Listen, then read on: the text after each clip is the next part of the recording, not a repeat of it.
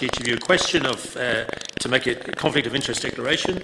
You may respond, I do, to the following question. Do you declare you've familiarised yourself with matters being presented to this meeting and that you do not have a conflict of interest? Councillor Davies? I do. Councillor Gomez? I do. Councillor Ho? I do. Councillor McKenzie? I do. Councillor Harrison? I do. Councillor Crossland? I do. Councillor Wade? I do. Councillor Aston? I do. Sorry.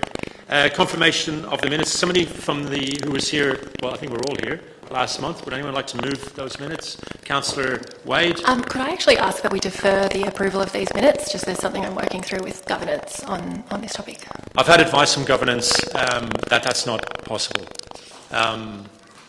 Phil, Mr. Delosa, do you want to speak to that, please? Thank you, Mr. Mayor. Deferral can happen. Deferral happens if Council thinks that there's a need to correct the minutes. The minutes are accurate from our point of view. We've double-checked them. I think there's an issue with a practice that we have in underlining and removing words, but the final form of the resolutions of the Council meeting are correct, so I can confirm that. Councillor Wade, what do you want to do? Yeah, I'd like to move a deferral, and I'm happy to explain why. Have you got a seconder for that? Councillor Crossland, Councillor Wade, please move your deferral. Yes, so there's been inconsistent practices in the past with what we notify in our minutes. Sorry, this is very boring, so I'll keep it punchy. Sometimes we underline and strike through changes from various amendments, and sometimes we don't. I think it would be good to firm up that practice, and I'd like the opportunity to just talk to my colleagues about what they think as well. I didn't want to do that today because I knew everybody was busy, but I think it's important that our minutes clearly reflect what happened, whatever happens for any item, and this is just the first time this has come to my attention. So I'm just asking that we do it next month and we can confirm them then, and if everybody thinks that they're fine, we can confirm them then. So I'm just trying to defer them so we can have that conversation next month. Councillor Crossland, do you want to add to that? Nothing further to add, thank you. Any speakers against? Okay, there's no right of reply. We'll move. All those in favour of deferral, please raise your hand. Councillor McKenzie, Councillor Wade, Councillor Crossland, all those opposed, please raise your hand. Davies, Gomez, Ho, Jolly, Harrison, Aston, that's lost. So I'll move the minutes of the last meeting as they're currently tabled for in the council papers. Would anyone like to second that? No? Councillor Davies, I don't want to speak to that. Do you want to speak to that? Okay, I'll move. Does anyone want to speak against that? Councillor Wade. I will. There was funding removed from an organisation last month. I think it was important that the minutes clearly reflect that funding was removed. I think in the past our minutes have reflected when things have changed from the officer recommendation. I don't think this is a big deal. I think what's important is that the minutes reflect what happened and that the community can read our minutes and understand what is different from what was proposed. And currently there is underlying showing what happened, what was added, but there's no strike through showing what was removed. To me, that means a community member will read the minutes and they will see what was added and they will assume nothing was removed, and that's not actually what occurred. I don't think community members should be expected to go through the minutes line by line against the officer recommendations, which are often quite long, to see what was removed. If something was removed, I think it should be clear to the community that something was removed. So that's why I think these minutes are not correct for the purposes of the community's understanding, and I'll be voting against. Thanks to you, Councillor. Would anyone else like to speak in favour of the motion? Okay, I'll just exercise my right of reply. It was very, very clear at the meeting last month exactly what we were doing. We were supporting 4 organisations to get multi-year funding, and we were refusing another organisation. One of the questions in question time tonight is from a representative of that organisation, the Yarra Drug and Alcohol Forum, and they will no doubt ask their question, they'll get their answer, and that will be in the minutes of the next meeting. So even if there was a deferral, my motion will ensure that this is actually going to be in tonight's minutes. So it's actually quicker than what would happen if we were to defer it and wait another 4 weeks. So that was my right of reply. So we'll now go to a vote. All those in favour of the minutes as tabled in tonight's agenda, please raise your hand. Okay, we've got Davies, Gomez, Ho, McKenzie, Jolly, Harrison, Aston opposed. We've got Wade and Crossland. That their minutes are carried. We move right along to public question time. Those of you... Sorry, Mayor, if I may interrupt yes, for 1 second. Of course. Apologies again, my computer froze earlier on. Of course, go back. Yeah, please do. Yeah. Thank you. Sorry, I was just wanting to add that as part of myself giving notice that I'd be taking leave, it will be for the period of the 24th of April to the 24th of October 2025 for parental leave, noting the provisions of Section 35 of the Local Government Act 2020. Just wanted that to be accurate for the record. Thank you. Thank you. Okay, question time. So question time is for questions to be asked on items that are not on the agenda. We've got a few people that have submitted. So the first person is Christine Maynard. Are you here tonight? Please come to the front. You know, you've been here many times. So just press that button and ask your question. Welcome, Christine.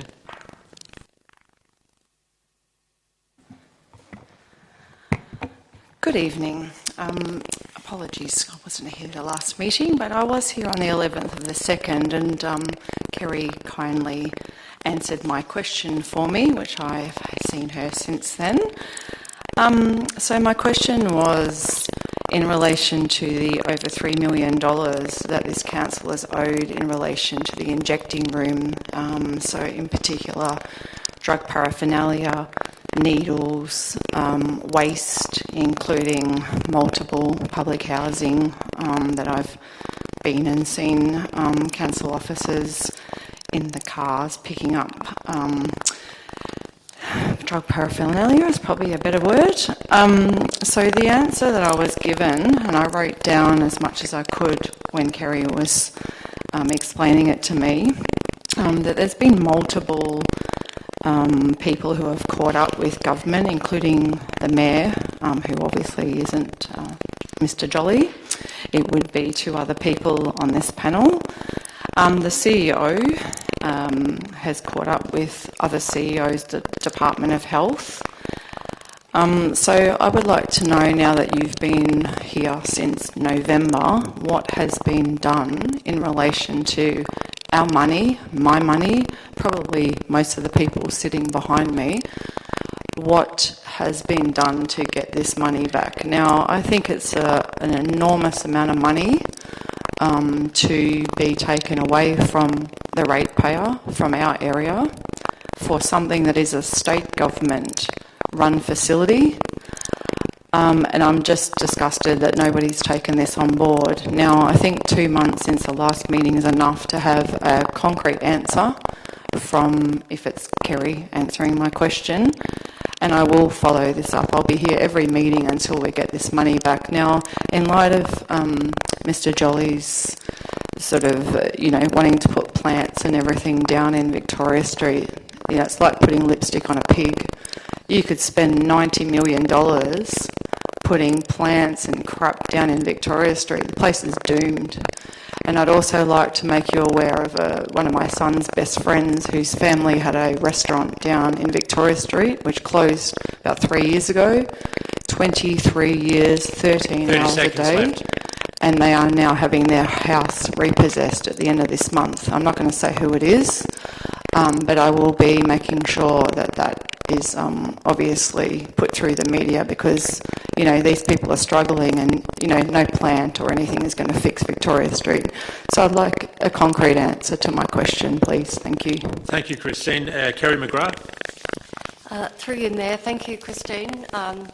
So as we talked about at the February meeting, Council continues to advocate to the state government to either directly commission a relevant agency to deliver syringe management and waste services, or to provide full cost recovery to Council. Just to let you know, since November, and in fact since the last time you were here, these efforts have continued at pace with repeated and formal approaches and meetings, including those involving the Mayor, with the Minister for Mental Health and the CEO, the senior officers from the Department of Health and the Department of Families, Fairness and Housing. Yesterday and again today, myself and other senior managers, again, in 2 days, we've been raising these issues directly, yesterday and again today, particularly with the Interdepartmental Committee and also with the Department of Health. So it's on almost a daily basis that this issue is being raised. Thank you, Christine. The next one is Hayden Oberon. While we're waiting for Hayden to come to the front, Hayden, are you here? Yep, please come. I would just say to all those people who are asking questions in public question time, Hayden and all the others, because we've got a lot of people here for, in particular, 11.1, which we're all really, really excited about, try and just stick to the question rather than a preamble, if at all possible. Hayden, your 3 minutes. Sorry, now. Mayor. Can I just ask a quick question? Of course. I've been told that there's some weird reverb going on the live stream. Is that something officers could look at? Yeah, they're just saying they're all over it, yeah. Yeah, thanks for letting us know. There's a lot of people watching. Hayden, sorry, carry on. Thank you. My name's Hayden Oberon, and while I support all of the local cyclists here today, my question relates to the Petamontes IGA supermarket development in North Fitzroy. As a local resident and active community member of almost 20 years, I value Yarra's rich heritage, including our laneways, which I regularly use and maintain, weeding and cleaning dumped rubbish. Like many, specifically, I use these laneways between St George's Road and Egremont Street daily, walking my daughter to and from school, walking my dogs at night, etc. Given the context, and also acknowledging this topic is not on the agenda for discussion, but will be in future, my question is, will the Council be considering the community benefit of selling this public asset, especially considering the previous Council's rejection of the same? Thank you, Hayden. Sam Hewitt. Thank you, Mayor. Through you, thanks for your question, Hayden. Any proposal to discontinue and potentially sell a laneway is initially assessed for its current community benefit, that is traffic flow, pedestrian and cycle movement, drainage, underground assets and so on, and against any future community benefit. The laneway you refer to will be considered by the Council in the coming month or two, and a community consultation period may be called for depending upon how the Council votes. Council will then consider the community sentiment, including in relation to the asset's community benefit, prior to making a decision on the future of the laneway. Thank you, Mayor. Thank you, Hayden. Glenn Morrison, please.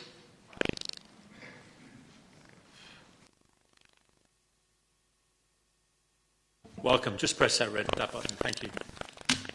Okay, at the last council meeting I asked the question, why did council design and build a treatment at the corner of Brunswick Street North and Park Street to accommodate the turning of semi-trailers from Brunswick Street North into Park Street? Now maybe there was insufficient context to the question last month, but the response given was so general that I'd classify it as a non-response. Just a very, very quick recap. The Petamontes semi-trailers, which are capable of using major roads and the major intersection at the corner of St George's Road and Scotcham Street to access their loading bay, which is only 80 metres away. The semi-trailers do, however, choose to work their way through the residential streets to access the loading bay, whilst ignoring the council's 6-tonne load limit signs on Park Street, and the semi-trailers illegally park in Birkenhead Street while waiting to access the loading bay. So my question tonight is the same as last month. Why, in 2022, did Council design and build the treatment at the corner of Brunswick Street North and Park Street to accommodate and hence enable semi-trailers to turn from Brunswick Street North into Park Street? Sam Hewitt. Thanks. Thank you, Mayor, through you, and thanks, Glenn, for your question. Good to talk to you yesterday. Yep. We had a long conversation. As we discussed, and I wasn't here, so I'm going from what I've been told, it seems that attempts to improve safety and soften traffic volumes and speeds motivated the treatment of this intersection. There was significant consultation at the time, and there were various options canvassed, and each attracted various levels of support and opposition. But to get to the crux of the matter, the Council has some options available to it that it may consider over the next little while that could influence traffic flows in streets around this area, including the streets used by large trucks that you're referring to. These may include outcomes of the Linear Park Master Plan, which the Council may consider in the next month or two, and also possible road safety studies for Ray Street and Brunswick Street North, two of the streets we talked about yesterday. If you'd like to have your say on particular those three, Council's budget will be released in the next few weeks, and that would be a good place to start. Thank you, Mayor. Thank you. Paul Jackson. Welcome, Paul. I think you know, just press that button. Thank you. Good evening, all. Thank you for the opportunity. My question is about the last question, and that is not getting answers in public question time, talking around the question, avoiding the question, obfuscating, and what protections are in place in order to ensure that questions are asked properly in accordance with the democratic process, the transparency policy, and later on tonight you're going to talk about offering or voting on questions without notice. But there's little point in having questions without notice. There's little point in having any questions if there's no answers to the questions. So my question is, and councillors, many of you have been on my side of the microphone. You know what I'm talking about. Hopefully you haven't drunk so much of the Kool-Aid that you've forgotten how it works, because you really do need to stamp this out. My question is, what protections are in place, and I'm talking about policies and procedures, to ensure that questions asked during question time, as per the previous person, at a council meeting are answered directly, honestly and without obfuscation by council officers? Because my reading of the policies and the procedures is that there are no protections. So we're relying on you councillors to do something about it, because at the moment nothing's happening. Thank you. Paul, thank you. Brooke Colbert. Thank you for the question, Paul. In terms of the protections that you spoke to in the substance of your question, under section 53.3 of Council's governance rules, it states that the chair or the person nominated by the chair must provide a succinct response to the question asked. This protection is in place to ensure that all answers provided are clearly expressed to residents coming in for public question time. Thank you. I just want to add to that as Mayor, just to try to have a crack at Paul's question. The councillors up here rely on residents turning up to tell us what they like and what they don't like of what we do. That's the lifeblood of democracy. Tonight is an amazing town hall democracy meeting. A lot of you are here for Elizabeth Street, some of you are here for Coppin Street, some of you are here for question time, some of you are here just because you like to watch what the council does. And the public question time is absolutely vital. The previous person, Glenn, his question didn't go unnoticed. It's led to an avalanche of work behind the scenes, led by Councillor Gomez, backed in by myself, on the issue of if we get this money from the federal government for the Linear Park Master Plan, and the amazing thing that would be for the people of Princess Hill North, Carlton North and Fitzroy North, we can't have a situation where all the traffic is going down Brunswick Street North or all the traffic is going down Ray Street. We have to lock those streets up at the top to ensure that anyone who wants to rat run, anyone who wants to go from the CBD to the northern suburbs, needs to do it on Huddle Street, needs to do it on St George's Road, needs to do it on Nicholson Street. The days of going through our back streets are going to be finished, are going to be over, and we're going to make sure that happens. And it wouldn't have happened if it wasn't for people like Glenn and for people like Paul and people like Christine. Even though they sometimes give us a whack around the head, it's a good thing. We need that. And I have to tell Glenn that a lot of stuff has happened because of your work and people like Miss Courtney on your street as well, and many other people, and led obviously by Councillor Gomez. So please keep coming. And if you think that you've been shortchanged or obfuscated, keep doing what Paul did. Call it out, because we can take it. The next person is Susan Mayer. Susan Mayer. If I've mispronounced your surname, I do apologise. The thing's still on, so.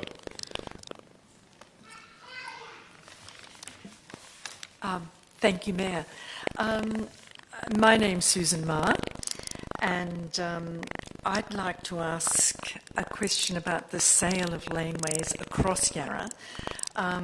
There are many reasons to worry about the sale of Yarra's public laneways to developers as we prepare for the impacts of climate change, but a major concern relates to Yarra's recently released change in stormwater overlays. So what evidence is there that blocked laneways will not compound the issue of flooding, given what we know about increased flood risks in Yarra? Thank you, Susan. Sam Hewitt. Thank you, Mayor. Through you. Thanks for your question, Susan. Most laneways play a role in the city's stormwater management, either through hosting a legal point of discharge, through overland flow, or by housing a drainage pipe underneath them. Some laneways will never be discontinued and sold because they, amongst other things, play a major role in stormwater management. In the event that Council elects to consider the discontinuance of a laneway that may then facilitate development, Council's engineers will assess the laneway for its drainage role and may require an easement to be applied in Council's favour to protect this stormwater management role in the future. Thank you, Mayor. Thank you, Sam. Thank you, Susan. The Yarra Drug and Health Forum's Peter Wyrne, you're next. Sorry for mispronouncing or misnaming your organisation a few minutes ago. The Yarra Drug and Health Forum, you're very welcome. The button's on, so far away with your question. Do I press it? No, it's already on, Peter. It's all good, yeah. No, you're allowed to. Thanks for taking my question, councillors. Firstly, very briefly, I'd like to say that the Yarra Drug and Health Forum for over 2.5 decades has enjoyed a really productive and fruitful relationship with the City of Yarra, with both officers and councillors from all political parties and all political persuasions. It came as a great shock to us last month, on the 11th of March, that our ongoing funding from the City of Yarra was voted down, despite a recommendation from council officers that it be continued for 12 more months. During that meeting, a number of statements were made about the forum's funding, acquittals, and about its strategic direction, which did not align with the acquittals and the information previously provided to Yarra Council. In other words, we believe it was incorrect. This has been outlined to the councillors in a letter that I sent to all of you yesterday. Given the reputational harm which can be done when inaccurate statements are made in a public forum, will councillors now correct the public record? Thank you.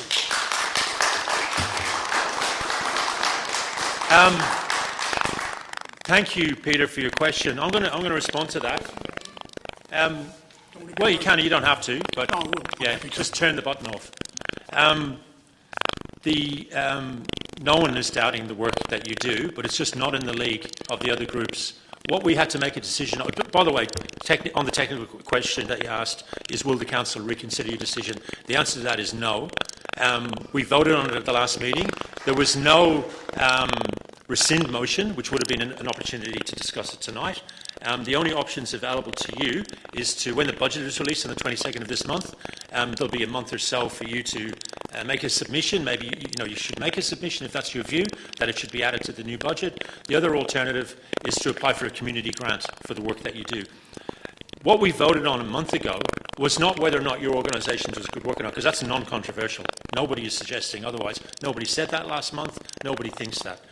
But we give multi-year grants to top-tier organisations. So what I'm talking about is the Toy Library, which is based in Fitzroy, or at least they've got an annex of the Collingwood Toy Library, and obviously the Richmond Toy Library. 6,000 toys, games, and puzzles for some of the poorest kids in our community, mainly on the public housing estates. The Fitzroy Legal Service, probably throughout this whole continent, the most progressive, community-orientated legal service, right back to Richmond Secondary College. They led the fight there against the Kennett government on the legal challenge. So much, every night of the week you go down there, there's people from the housing estate. The Princess Hill Community Centre in Councillor Crosland's ward, amazing, top-of-the-range work that they do. The Collingwood Children's Farm Young Farmers Programme, the Aboriginal Torres Strait Islander Access and Engagement Programme. These are top-tier organisations that we felt should get multi-year awards, grants. Your organisation facilitates community dialogue. That's really, really important, but it's not, in our opinion, at the same level as FLS or the Toy Library, and that's what we did. If you think that we were slighting your organisation, I apologise on behalf of the Council. That's not what we intended to do. So there are some options available to you. I strongly encourage you to exercise those options, and thanks for your question tonight. Thank you, Peter. The next person is Joe Gagliano. Joe, you're welcome. Up the front.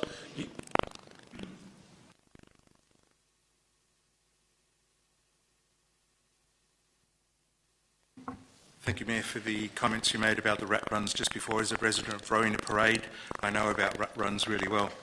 Our manager stated in a reply to questions about illegal parking, as you would have heard at Tuesday's council meeting last month, parking is a high priority for our councillors and officers.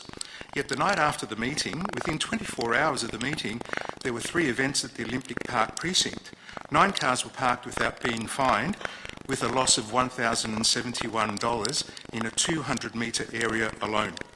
Last year, on the 9th of April meeting, the manager at the council meeting stated clearly, as a prepared response, which is something we have to raise in governance, council prioritises parking enforcement resources strategically throughout the city. Our parking enforcement team approaches major events is increased patrols in high demand areas around major events like those at the MCG and the Olympic Park precinct, and target patrols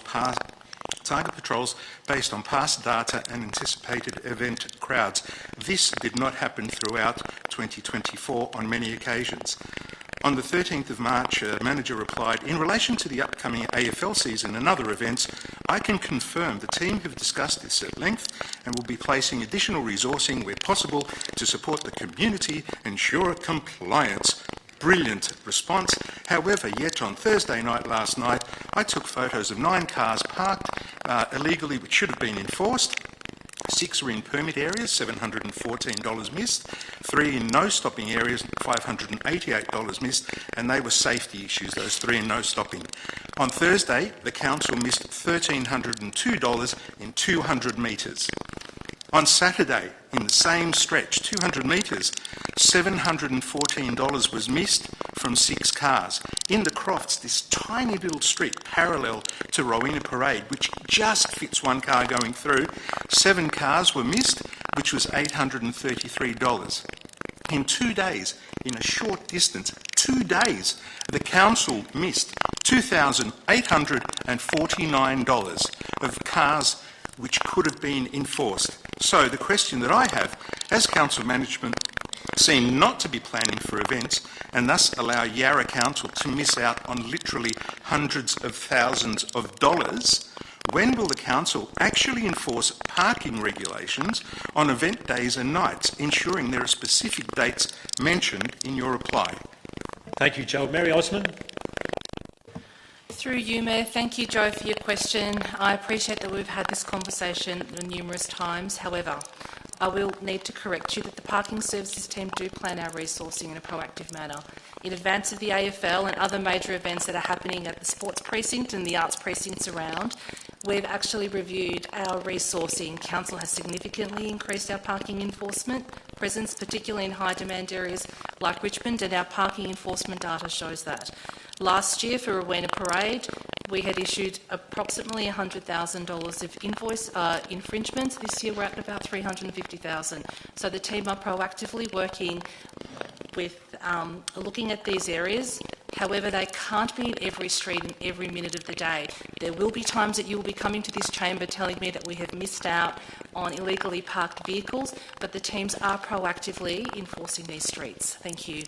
Thanks, Joe. The next person is actually unwell tonight, so we'll move along to Karen Havanga. Welcome, Karen. Please press the button when you get here.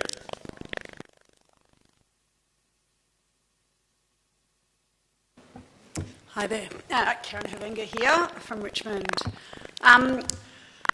Riding a bike can be a really stressful experience, and I think it's really important that we provide refuges of sanity, where small places where people on bikes don't need to worry about which car is the next one to kill them. And so intersection treatments are particularly important, and I really notice the impacts of the new intersection treatment at the corner of Nicholson and Victoria Street. It's made a huge difference to my life, makes it much more comfortable to be riding with 2 grandkids on the back with my bike, and not having to worry about cars turning into me. I'm a member of the Yarra Active Transport Advisory Committee, and I've been watching keenly the list of intersections that are expected to have similar treatments, and especially on Lennox Street. I ride up and down Lennox Street reasonably often, and frequently have interactions with cars that are not the most positive. I also know, I know one of the projects is Swan Street, and I know how long a project can take to get from an approval stage at council through the Department of Transport and all the rest of it. I also know that the Swan Street intersection is one of the intersections that's on that list that has capital works associated with it, that has a budget for this year. And so my question is, when will the Lennox and Swan Street intersection be installed? Thank you, Karen. Mary Osman. Thank you, Karen, for your question. Officers in council are currently focused on Elizabeth Street and Coppin Street bike treatments. Lennox and Swan intersection will be considered post this. Thank you. Thank you. Virginia Noonan.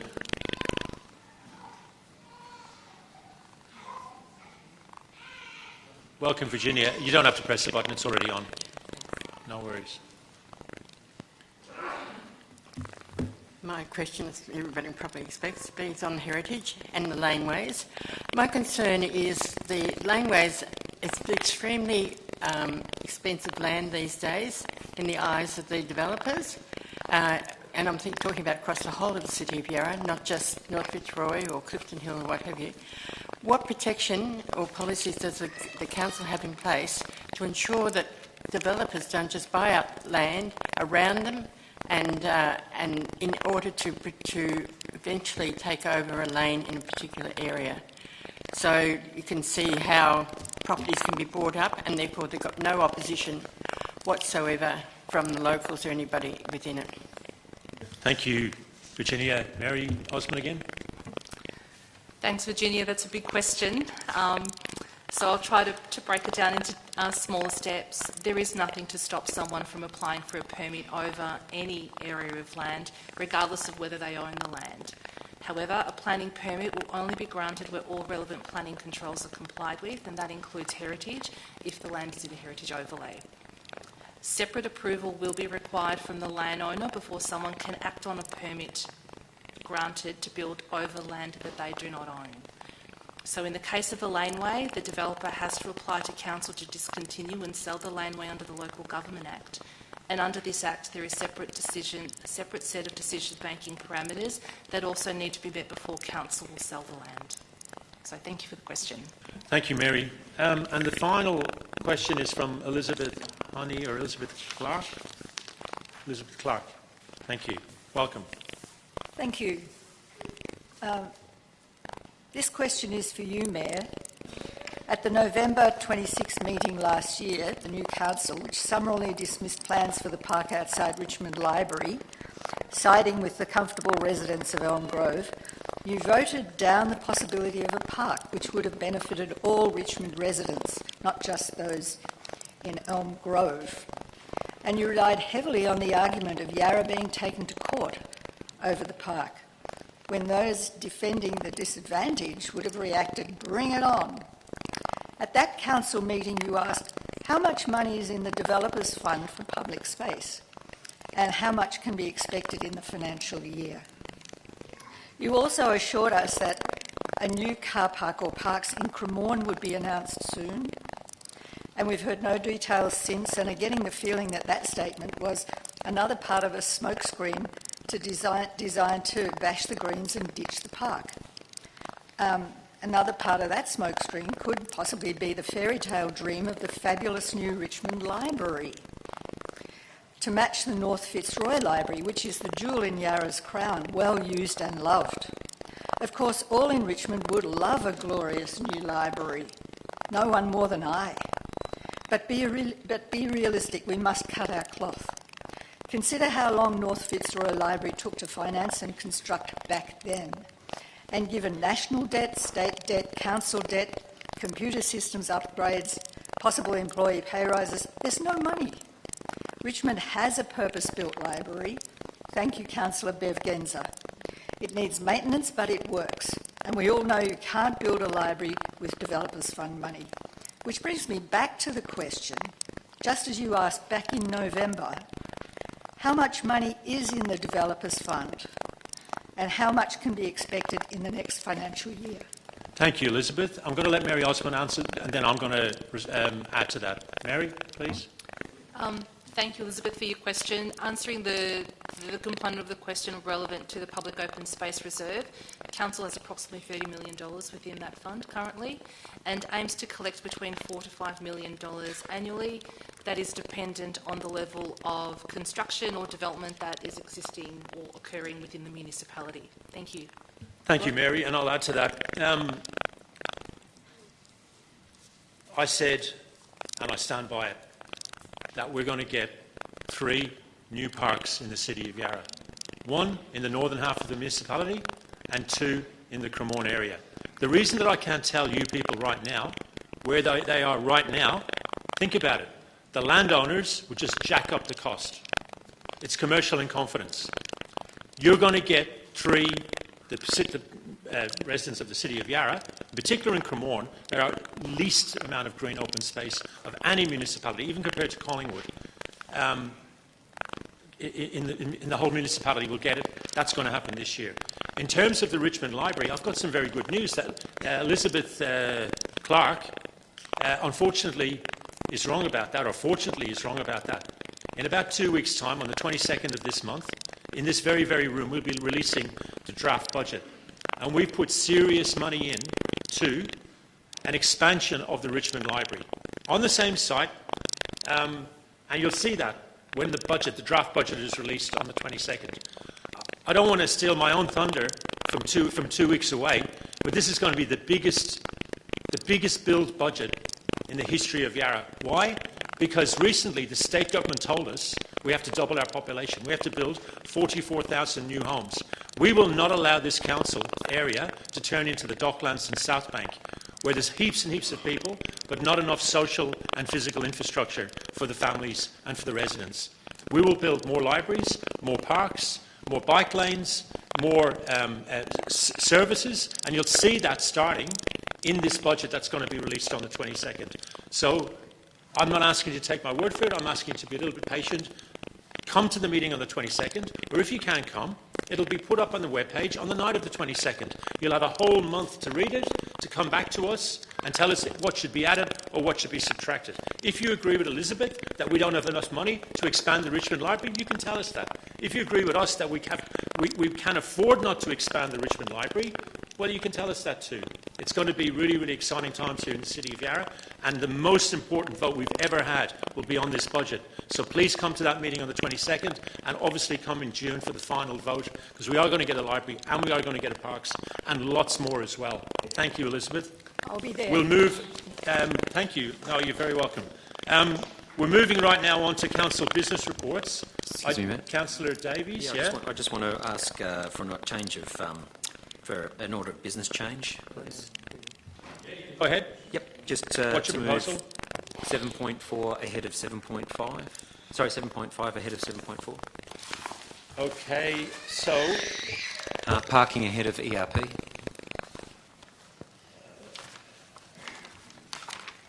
Okay, so Councillor Davies wants to move the 5th agenda item to 4th and 4th to 5th. Have you got a seconder for that? Councillor Harrison, would you like to speak to that briefly? I think we've got a lot of people here to hear about the parking tonight, and I just want to make sure we give them a chance to speak. Okay, do you want to say anything? No, okay. Anyone speak against? Councillor Wade? Sorry, can I just clarify, because it's not on screen and I just wasn't sure if I heard it right. 7.5, so that's parking before 7.4, which is ERP. Correct. Yeah, that's right. It's just that small change, yeah. The first 3 agenda items are as per the tab. Okay, so we'll move that. All those in favour? Okay, Okay, we'll have to count them. Davies, Gomez, Ho, Mackenzie, Jolly, Harrison, Wade, Aston against, Crossland, that's carried. Okay, we'll move along to the business reports. Now, the first one is the most exciting one. I think we're all pumped for this one. We can't wait. It's great that we're having a democratic and massive meeting tonight. In fact, there's been more discussion and democracy about it now than when it was actually introduced through the iterative trial. So that already is a victory for everybody, especially the locals in Richmond. A couple of ground rules. Because there's more than 10 people that have registered to speak, under section 54.3.2 of the governance rules, the speaking time for everybody will be 2 minutes. I'm going to ask everybody who speaks not to repeat what other people say. We've got a lot of people speaking tonight. The final point I want to make before I hand over to the first speaker is that there's 3 rules in the Local Government Act when you're talking and when you're listening to somebody. Because somebody's going to come up and say something that you really agree with, it's really easy to zip it and clap them at the end. But when somebody's saying something that you don't agree with, please, that's when you've got to show a bit of form here and show some respect. So the 3 things we're not allowed to do is be disruptive, be defamatory, or be unruly. And I've got the ability to close the meeting or ask you to leave or actually get you to leave. We've never had that problem in the past, except a few years ago the neo-Nazis gate-crashed the meeting, but there's no neo-Nazis in the room, I believe, here tonight. So let's just keep it civil. And what I'll do is I'll read out the next three people. So if you're the second or third, you'll have a little bit of warning. You won't be jumped, and your name's just going to be called out. So the first 3 people, by the way, just for your information, there's 69 speakers. 1 or 2 of them are sick, so we might get down to 67. Be 1 second, Councillor Wade. So the first 3 that I've got, and then I'll go over to hear what Councillor Wade has to say. It's on that topic. Go ahead. I'm just conscious we've got quite a lot of people with children in the room. Could those people be bumped up the list? Absolutely. If you're here with kids, could you just put your hand in the air, please? Sir, would you like to give us your name? Would you like to go first? Yeah, absolutely. I think that's a great idea from Councillor Wade. Yeah, come on up to the front. Sir, what's your name, please? Oh, you're actually first anyway. Yeah. And is there somebody at the back who's got kids? Yeah. Can you go second, please? What's your name, sir? What did he say? Lucas, all right. Zil, please, your 2 minutes starts now. Mr Mayor, thank you for the opportunity to speak today. My name is Zilhavane Walcope and I live in Abbotsford with my family. As a parent of 4 young children under 6, including a 1-month-old baby, a 2-year-old, a nearly 4-year-old and my eldest who turned 6 in June, our presence here reflects how deeply this issue matters to us. My eldest daughter recently started prep at Collingwood College and has just mastered riding her bike, an achievement that brings her immense joy. She constantly asks to cycle to school, the playground and her Alma's house. However, our daily route via Murray Street, Victoria Crescent and Gipps Street leaves her feeling vulnerable despite the existing narrow on-street bike paths. Cars regularly cut us off, pass dangerously close, and drivers sometimes even shout at us when we follow street signage directing us to ride in the middle of the lane. For this route, she prefers to ride on the footpath. The contrast is striking when we ride to her Alma's house or her sister's childcare centre via the Elizabeth Street bike path. There, with its wide separated bike lane, she finally feels safe. No cars cutting her off, no near misses with opening doors, just the freedom to enjoy cycling. She can just be a kid enjoying her bike without constantly worrying about her safety. That's the difference good bike lanes make. As a working parent, I rely on a special cargo bike to transport 3 children to different locations each morning. Childcare, kinder and school before continuing with my job in the city. This choice saves me 45 minutes compared to driving and searching for parking in peak hour traffic. Yet even as an experienced cyclist, I regularly face frightening near misses and verbal abuse from impatient drivers on poorly separated roads, including being called a slur just last week while following road markings. Sorry, everyone. To ride in the middle of the lane. My partner's somewhere. Thank you. I'm not alone in this choice. Many other parents at my children's school and childcare use the same transport solutions for identical reasons. With Yarra's projected population growth, these issues will only become more urgent, not less. I urge this council not to remove or degrade our excellent cycling infrastructure, but instead to strengthen and expand it. Safe cycling paths are not merely recreational amenities, they're essential transport routes that protect our most vulnerable road users and are time efficient. Thank you very much. Thank you, Sil.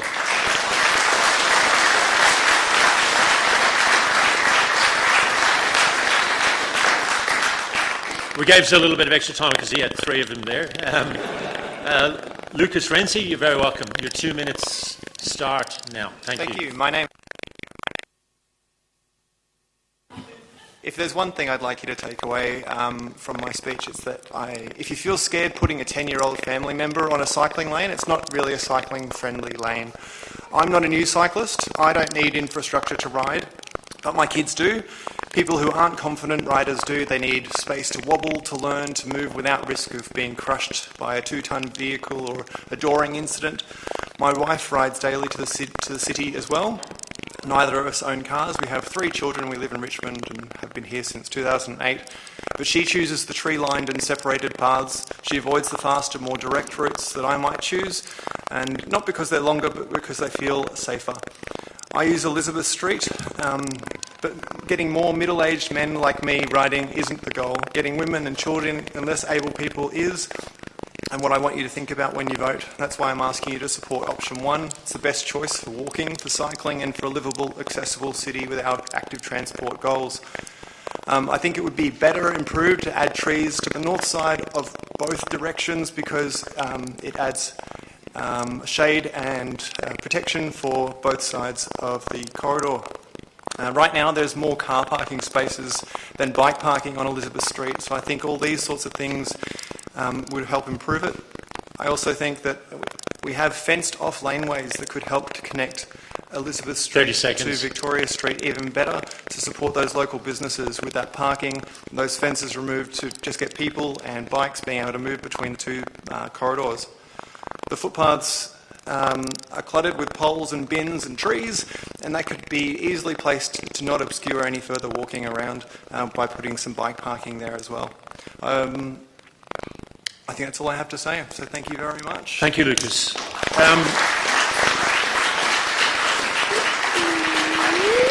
The next person is Karen Hovenga, followed by Val Flynn, and then Herschel Landis.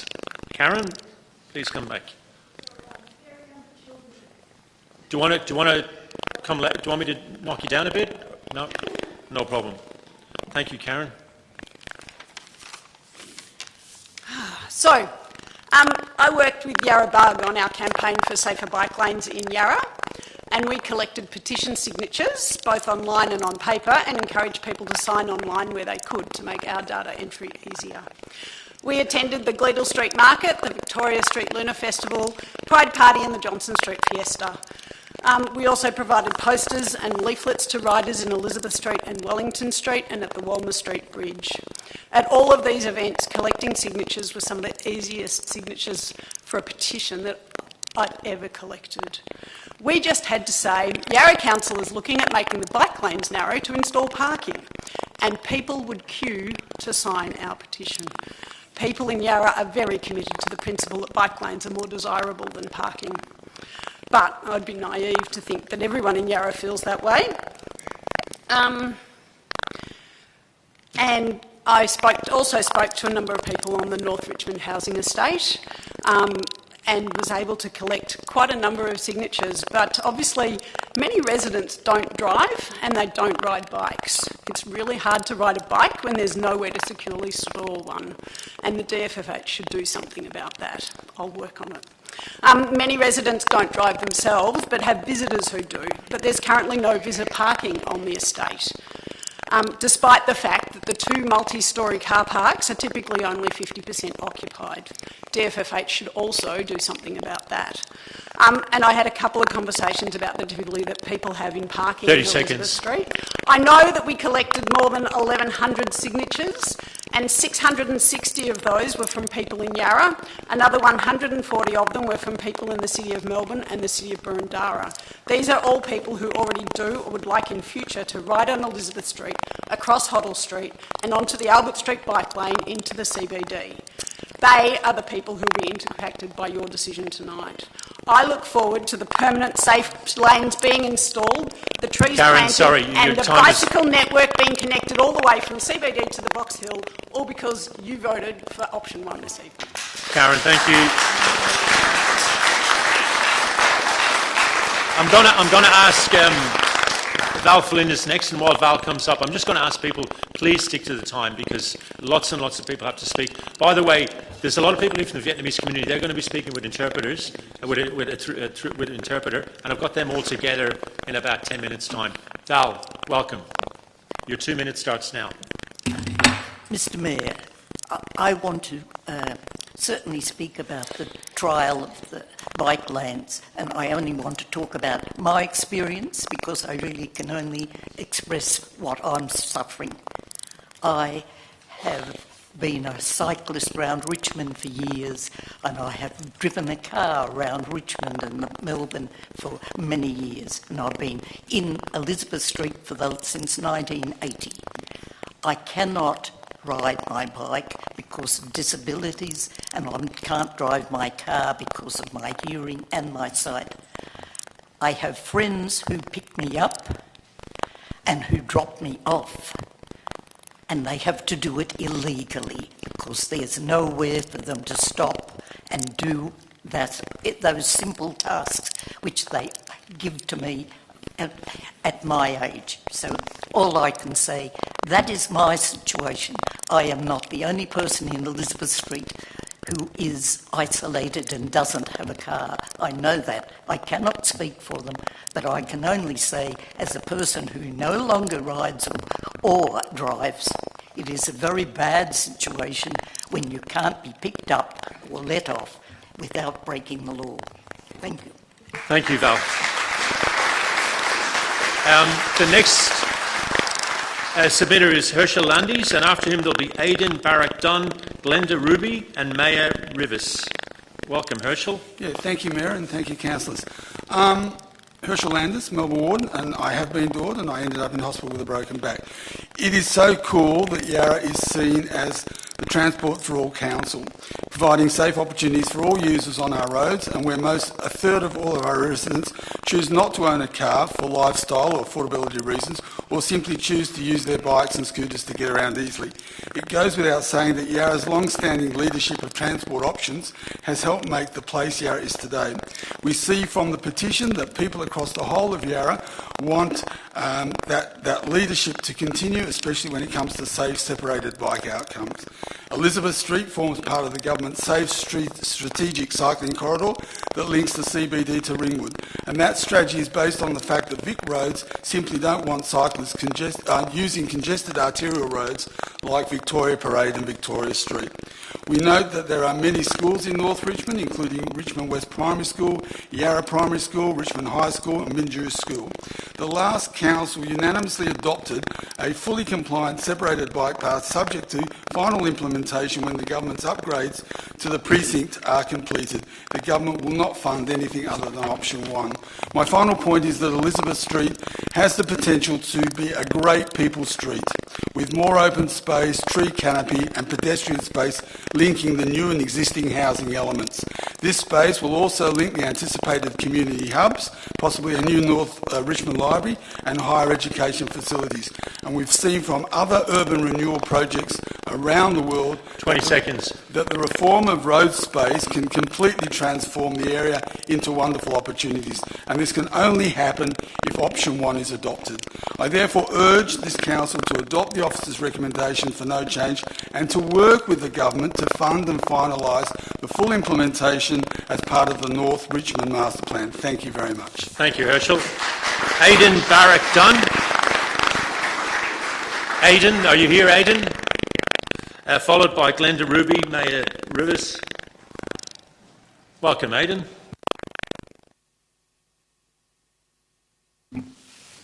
My name is Aidan Barrack-Dunn and I direct my statement to the Mayor.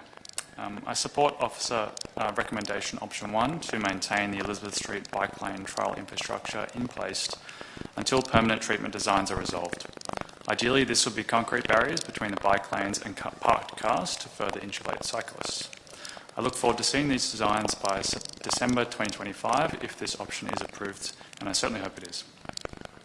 Parking has been raised as an issue now that the separated bike lane exists on Elizabeth Street, but there are plenty of parking bays nearby, including 100 spaces in a parking garage accessible via Shelley Street, which is not far off Elizabeth Street. It's not a matter of inadequate parking options that is forcing Council's hand. It's a matter of priorities. There's only so much street space.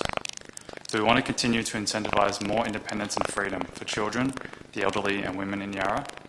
If yes, then providing adequate space for cyclists of all abilities is important and can be achieved while improving safety for drivers too.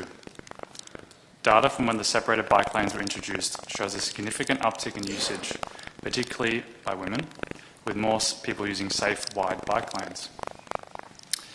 Wide lanes encourage more people cycling, which means less people driving for those that choose or must to, which creates less traffic congestion for those that choose to drive or must, and even for emergency services who face less delays. This could be material given the close proximity of Elizabeth Street to the Richmond Fire Station number 10 on Church Street. I've spoken to numerous people who, when the narrowing or removal of Elizabeth Street bike lanes were mentioned, have expressed comments like, quote, "Why would they do that?"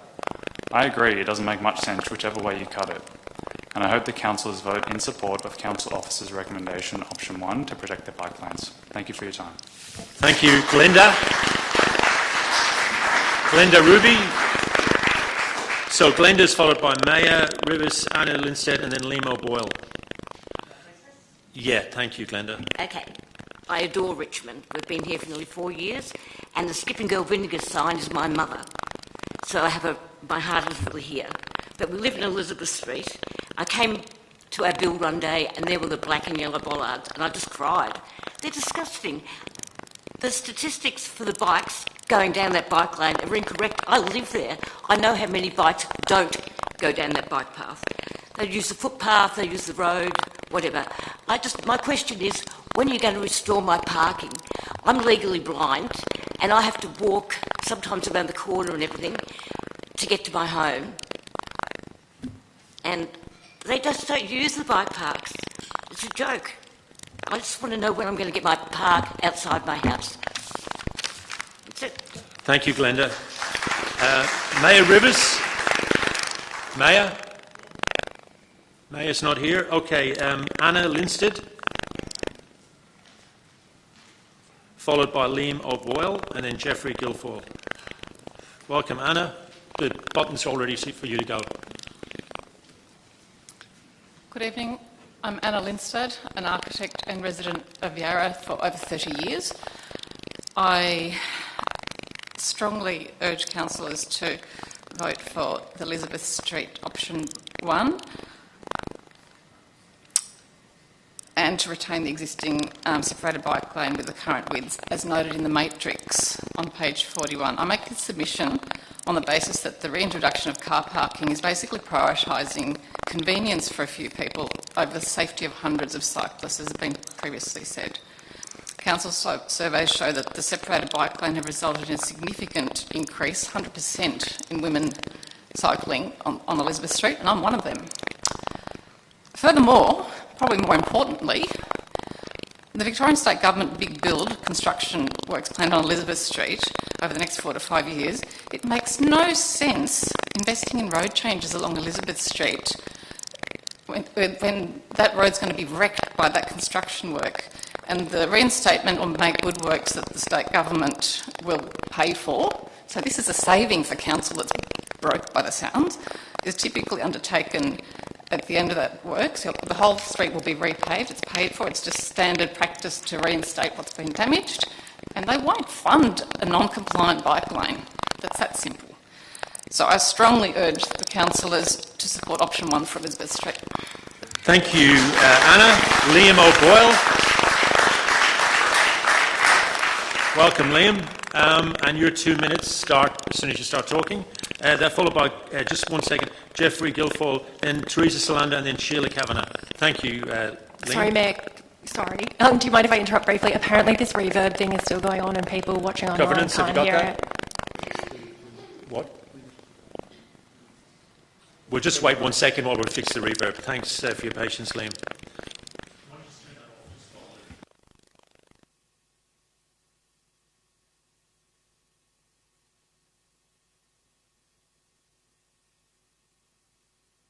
Okay, we're going to carry on. The reverb... Sorry, Councillor Wade.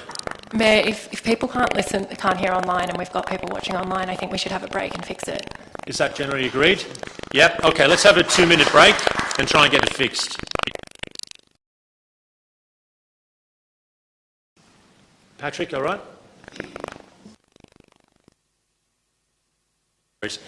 Thank you, Liam. Just press that button. Your 2 minutes start now. Thank you. My name is Liam Boyle. I'm a Yarra resident. Before residing in Yarra, I lived next door in the city of Melbourne, and I have been biking through the city of Yarra to work, for commuting, recreationally, for domestic duties, shopping, that kind of thing, for many, many years now. Like Herschel before, I've also been doored by a car by my high school teacher at school. I was more that's a lot better. Hopefully you could hear me before. I was more fortunate than him and got away with a minor scar, but now I cycle regularly with my 10-year-old daughter as well, and there's a real difference in a separated bike lane versus one where she's sitting in that door zone next to the cars all the time as well. So cycling is really important to me personally as well. I have arthritis, I can't walk for long distances, but cycling is fine for me. It's much better than being car dependent and taking up space, taking up parking and lane space from those that actually need to drive. So I'd like to encourage the council to support the council recommendation of option 1, making these lanes permanent, because that's by far the best option here. If they are unable to do that, then option 5 I think is the next most appropriate. If motorists consider that the parking is that important, they can sacrifice a lane and then they can have that parking back. I don't mind either way, as long as you keep the lanes as they are. Thank you. Thank you, Liam. Alex?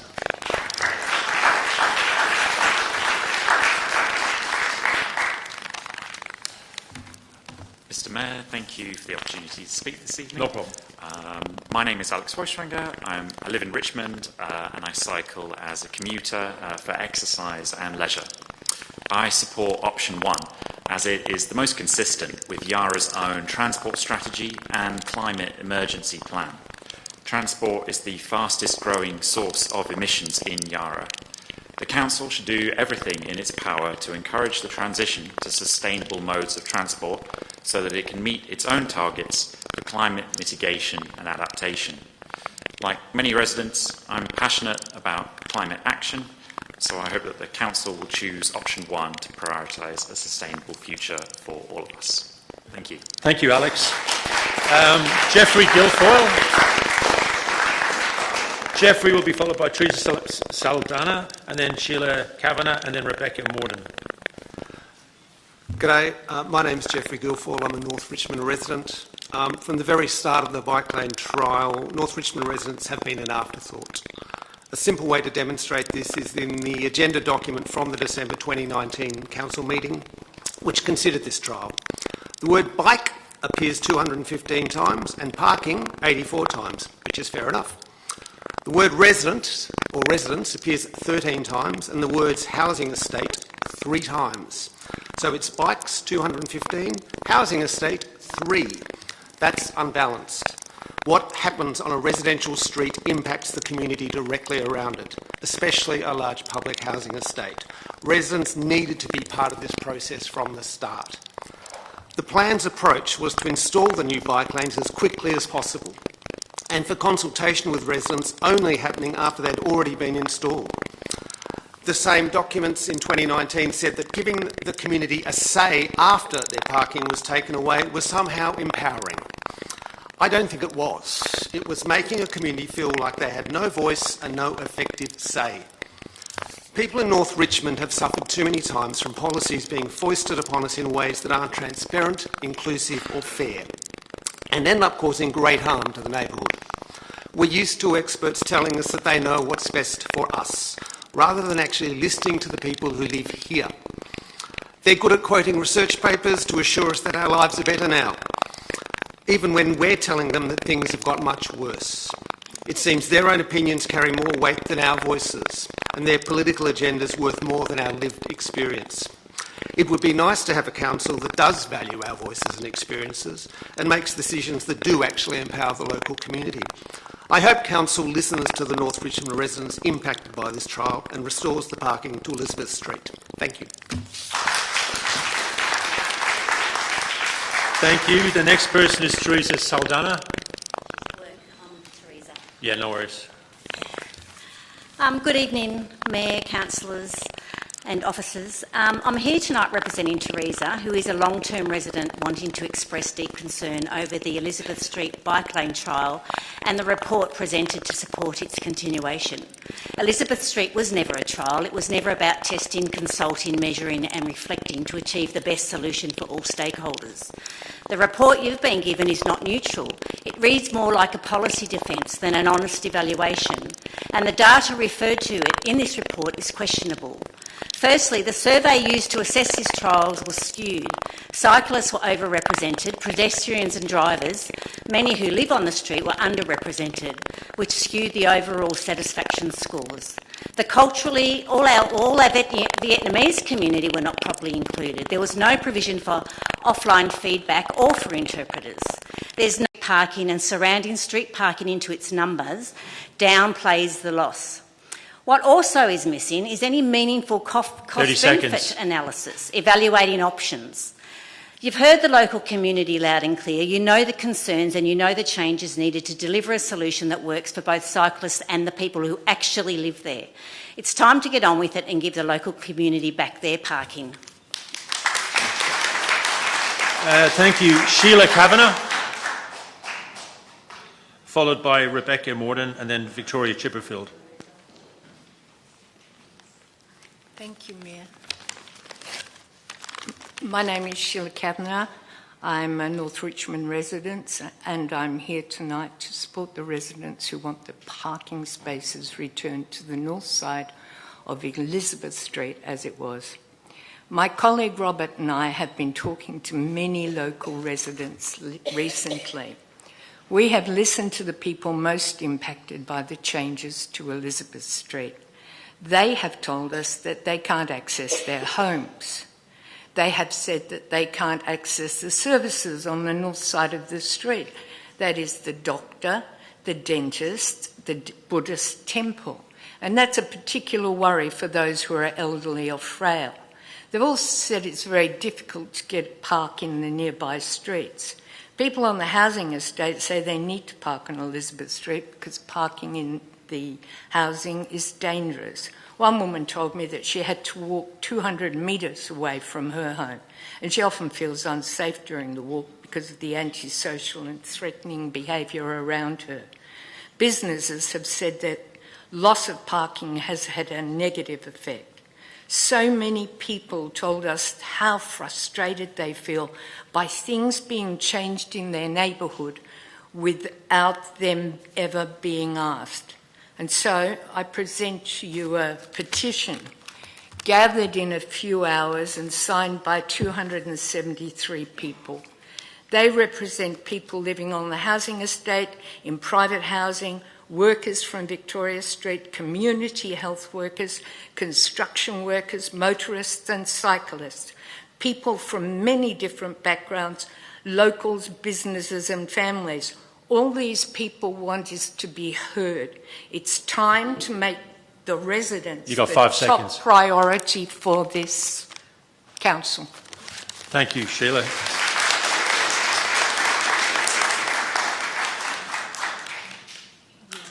Thank you. Yeah, cheers.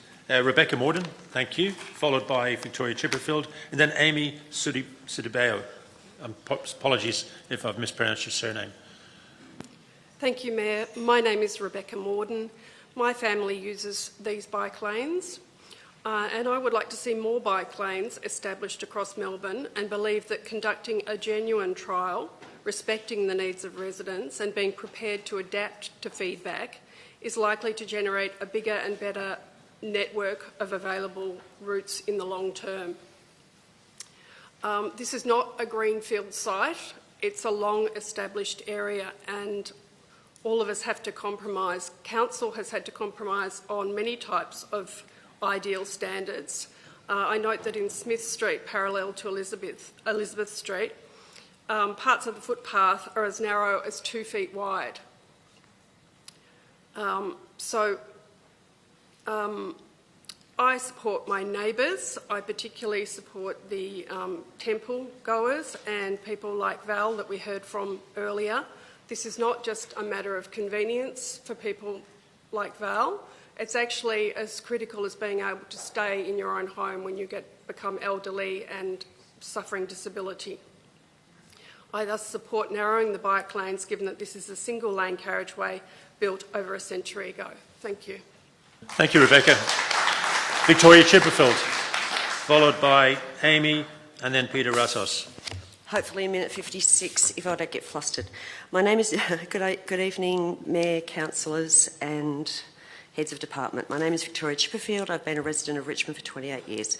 The bike lane trial was implemented in July 2020 at the beginning of a global pandemic and multiple strict lockdowns that disproportionately impacted people who live with a disability, are aged, have chronic health issues, are people from culturally and linguistically diverse backgrounds, and the poor.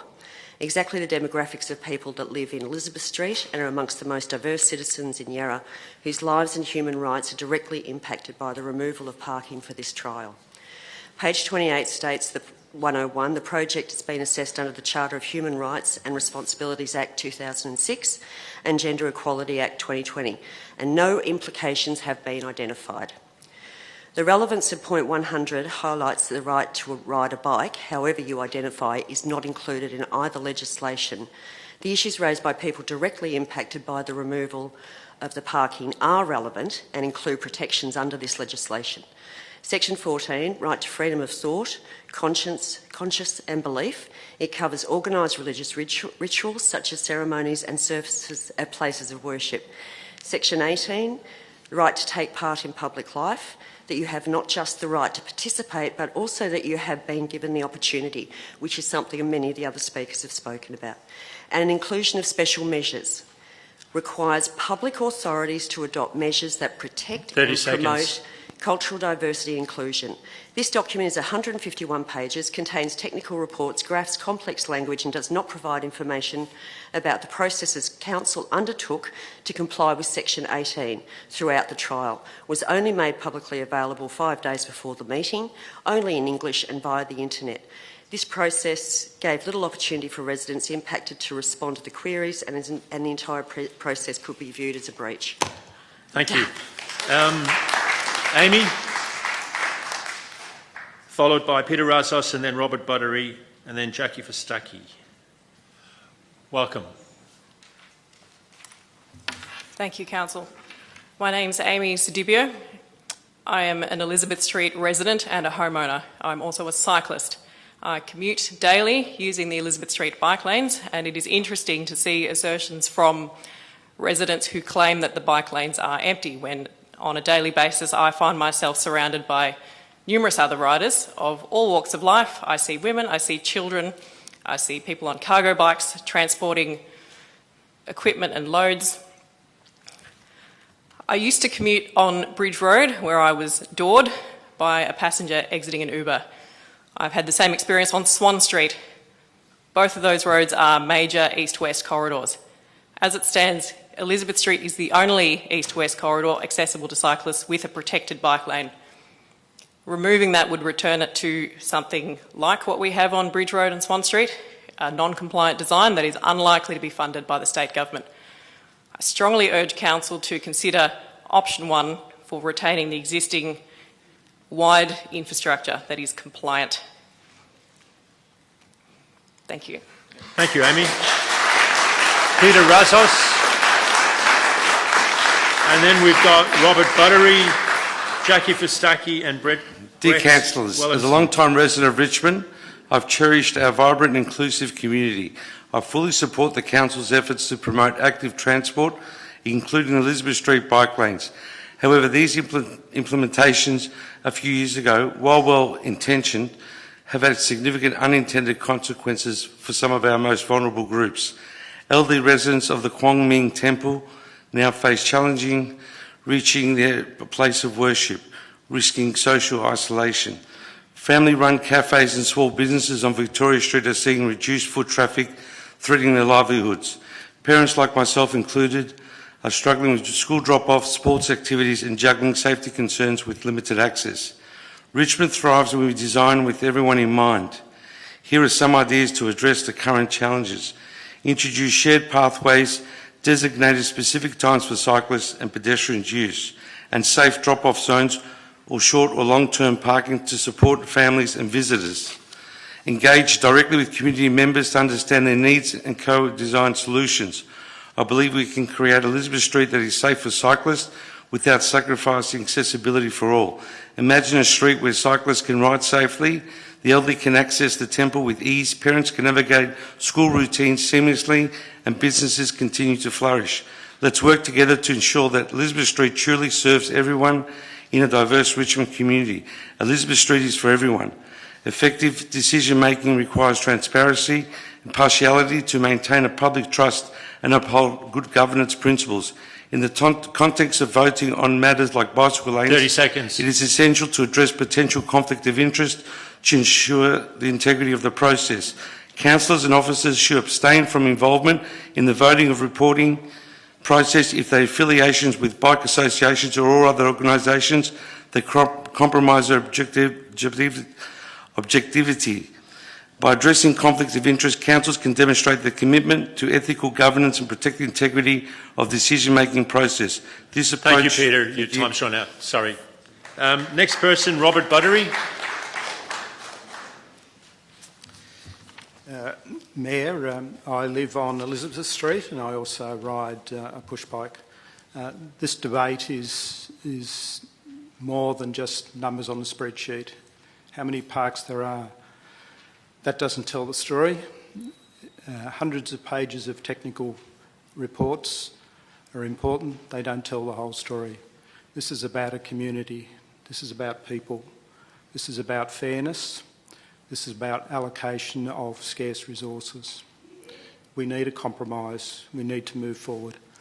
The community needs to be heard. It hasn't heard. It's been a problem.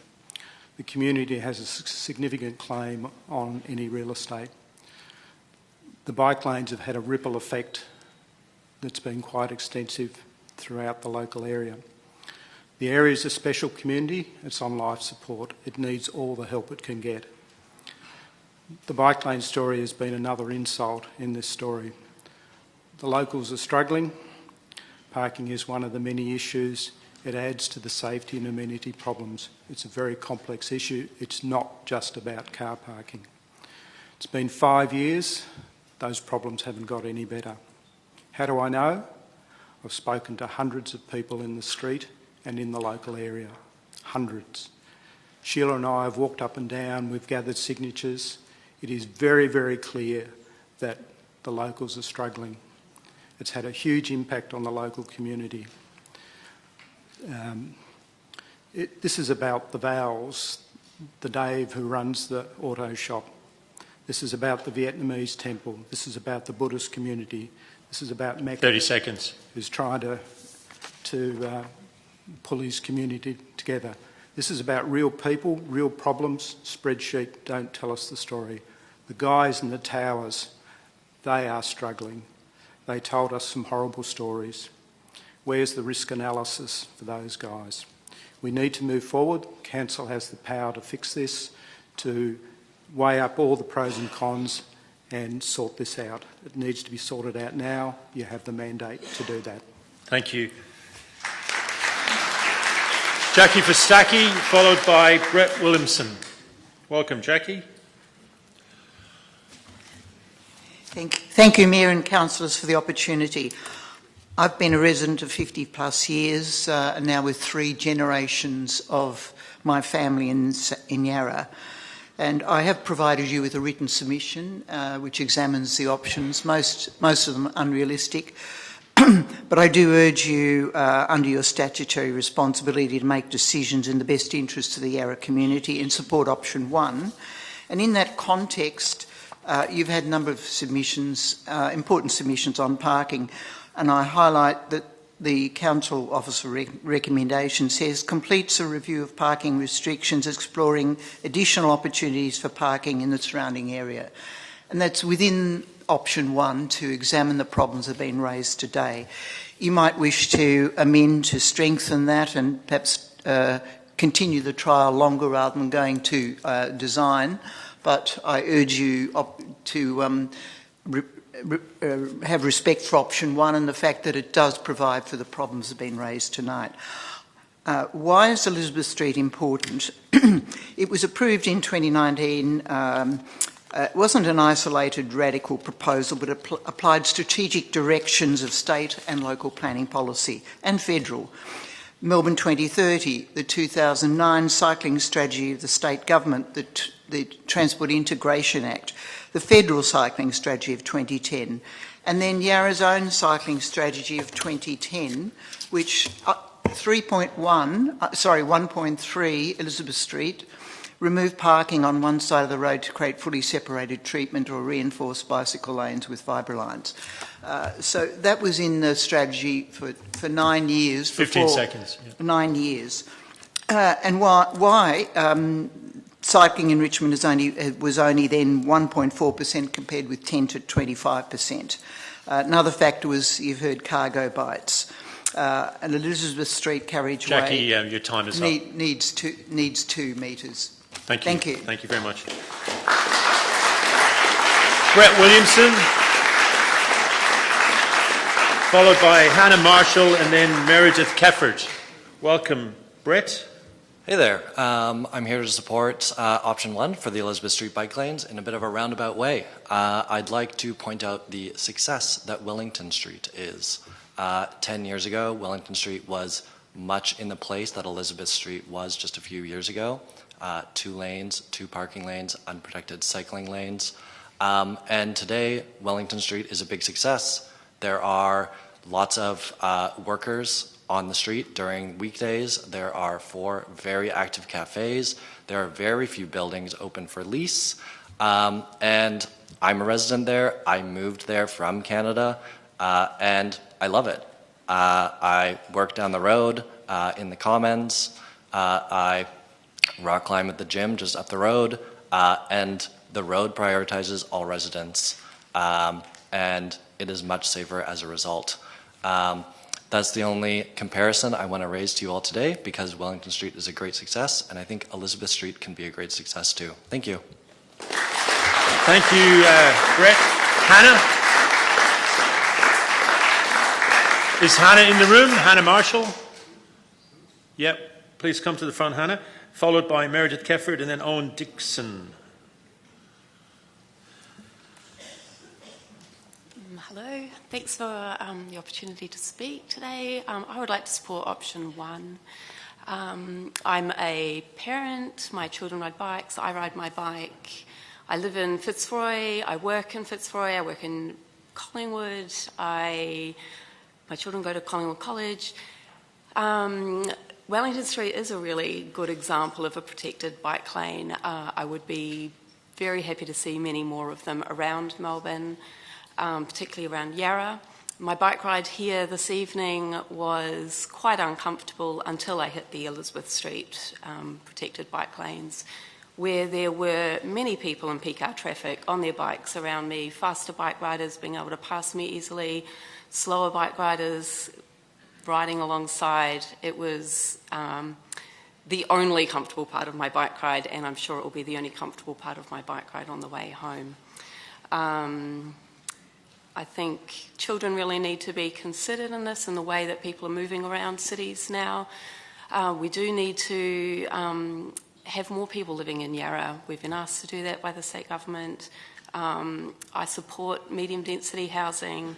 That's going to need more resources. The simple fact is my building that I live in Yarra, the car park is 50% full, the bike room's bursting at the seams. People are on their bikes every day. Car affordability is out of the realm of some people. Lots of people are making decisions based on climate. This is part of Yarra's climate strategy. I think you really need to consider that. 30 seconds. That's all I've got to say. Thanks, Hannah.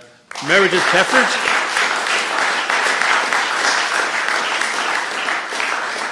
Followed by Owen Dixon and then Lindy Urin. Hi, I'm speaking on behalf of YCAN, Yarra Climate Action Now, and most of councillors are familiar with us. I was impressed by the detailed report, and I hadn't understood the long history of this issue, but now I do. YCAN lobbied for many years and is very proud that Yarra has acknowledged that we are in a climate emergency because of global heating, and that Yarra has adopted ambitious strategies to address it. Transport is 15% of emissions in Yarra, and almost all of that is related to vehicles on the road. Yarra's got some great policies already that have committed to increase the number of journeys by active transport, bikes, walking, public transport, rather than private cars. The Climate Emergency Plan includes this, the Transport Plan includes this, and it set targets for 20% increase in cycling or scooters by 2027 and 40% by 2035. We all should be really proud of that. Research shows clearly that more and safer bike lanes result in more cyclists. So we really need to, and Elizabeth Street needs to be supported. Myself, I ride an e-bike. I rode it here tonight. It's great, but it's heavy, and e-bikes tend to be a bit unstable when you're starting off and stopping. The narrow bike lanes aren't sufficient for that. I have a rear vision mirror, which makes it a bit safer, but it sticks out a bit on the right-hand side, and the bike lanes that conform to proper standards are really necessary. So I appeal, please, keep the bike lanes that meet standards and guidelines that are set by the state government. Plan for the future. Don't risk our safety. Thank you. Thank you, Meredith. Owen Dixon, followed by Lindy and then Jonathan Lowe. Welcome, Lowen. Thank you. Hi, everyone. I'm here to support option 1. Someone earlier mentioned spreadsheets, not including all the data about something about cars. I'd just like to say that those spreadsheets also don't include the majority of the information about crashes, about near misses that happen to cyclists on our roads. Most people don't report if they have a crash or a near miss. It's happened to me on Gibbs Street. Someone opened their door into the cycle lane that I was on, the unprotected cycle lane there. I crashed into their door. It was no good for me, it was no good for them. I broke my bike, I broke part of their door. Luckily, neither of us were injured. But these are the kinds of things that aren't represented in spreadsheets as well. Maybe the most difficult part about this street is the people with disabilities who I empathise with. I really hope we can find a solution that includes them while also maintaining the separated wide bike lanes. I don't believe any of the other options are actually good for these people either. If you try and cram more car lanes, more parking spaces in, what you end up with is a situation where people are opening their car doors into the paths of cyclists. And you'd effectively have disabled people trying to cross a bike path, get into their car, get out of their car. People might crash into them. I think it's a bad idea. I support option 1. Thank you. Thank you, Owen. Lindy, you're in, followed by John O'Lowe and then Oliver Palmer. Hello again. Welcome, Lindy. I just want to speak about trust, because the decision today isn't just about infrastructure, it's a relationship between council and community. The public was asked to engage in a trial. What we see is that the decision was already made, and now we have to fight for any type of consultation. This is not a complaint about change, it's a call for democratic integrity. We live in a community that prides itself on progressive values, on being inclusive and community-led, but for that to mean anything, it must show up how decisions are made. The community needs to be invited to the room before the plan is written. It means treating residents as co-creators of the future, not obstacles to be managed or bypassed. The local community needs a council to listen actively, not selectively. Because here's what the community sees. When hundreds of local residents raises concerns and the final report summarises their feedback as support for the officer's recommendations, it doesn't feel like transparency. When key groups are underrepresented or overlooked, that's not equality. And when engagement tools are overly complex, digital only or hard to access, they end up amplifying the loudest voices with ulterior motives, not the people who are directly impacted by these decisions. This isn't about being anti-cycling, it's about making sure those goals are pursued in ways that are just, inclusive and built on real consent. I ask the new councillors to continue to rebuild this community trust. Thank you. Thank you, Lindy. John O'Lough, followed by Oliver Palmer, and then after Oliver we've got Lachlan McKenna. Thank you, councillors. I'm Jonathan Lowe from North Richmond. I'm a bike rider, but I'm also a car owner. But I'm going to go a different tack to a lot of people who have talked today. And I'm going to talk about the 2024 Annual Customer Satisfaction Survey, which is a survey that every year asks questions to the people of the City of Yarra and what their major concerns are and what they want councillors to do for them. The second biggest issue in the City of Yarra behind building is parking. And that has been the issue for the last 3 to 4 years. And out of all the microburbs of Yarra, the area that has the highest score of council for being very poor in regards to parking is Richmond. The people of Richmond don't think that that parking in Richmond has been very good. Parking is also first on the list of suggested improvements to be delivered by council over the next 2 years. That is what the people of Yarra want.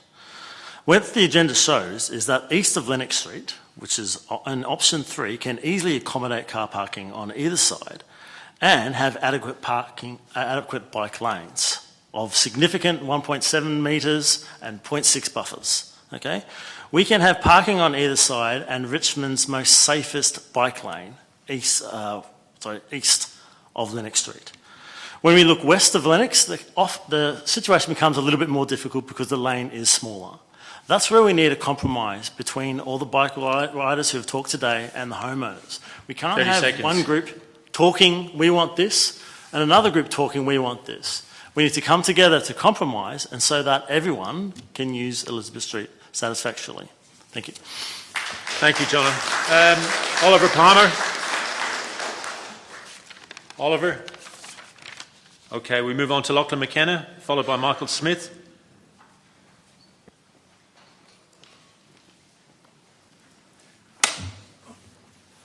Good evening, Mayor, councillors, everyone in attendance. My name is Lachlan McKenna.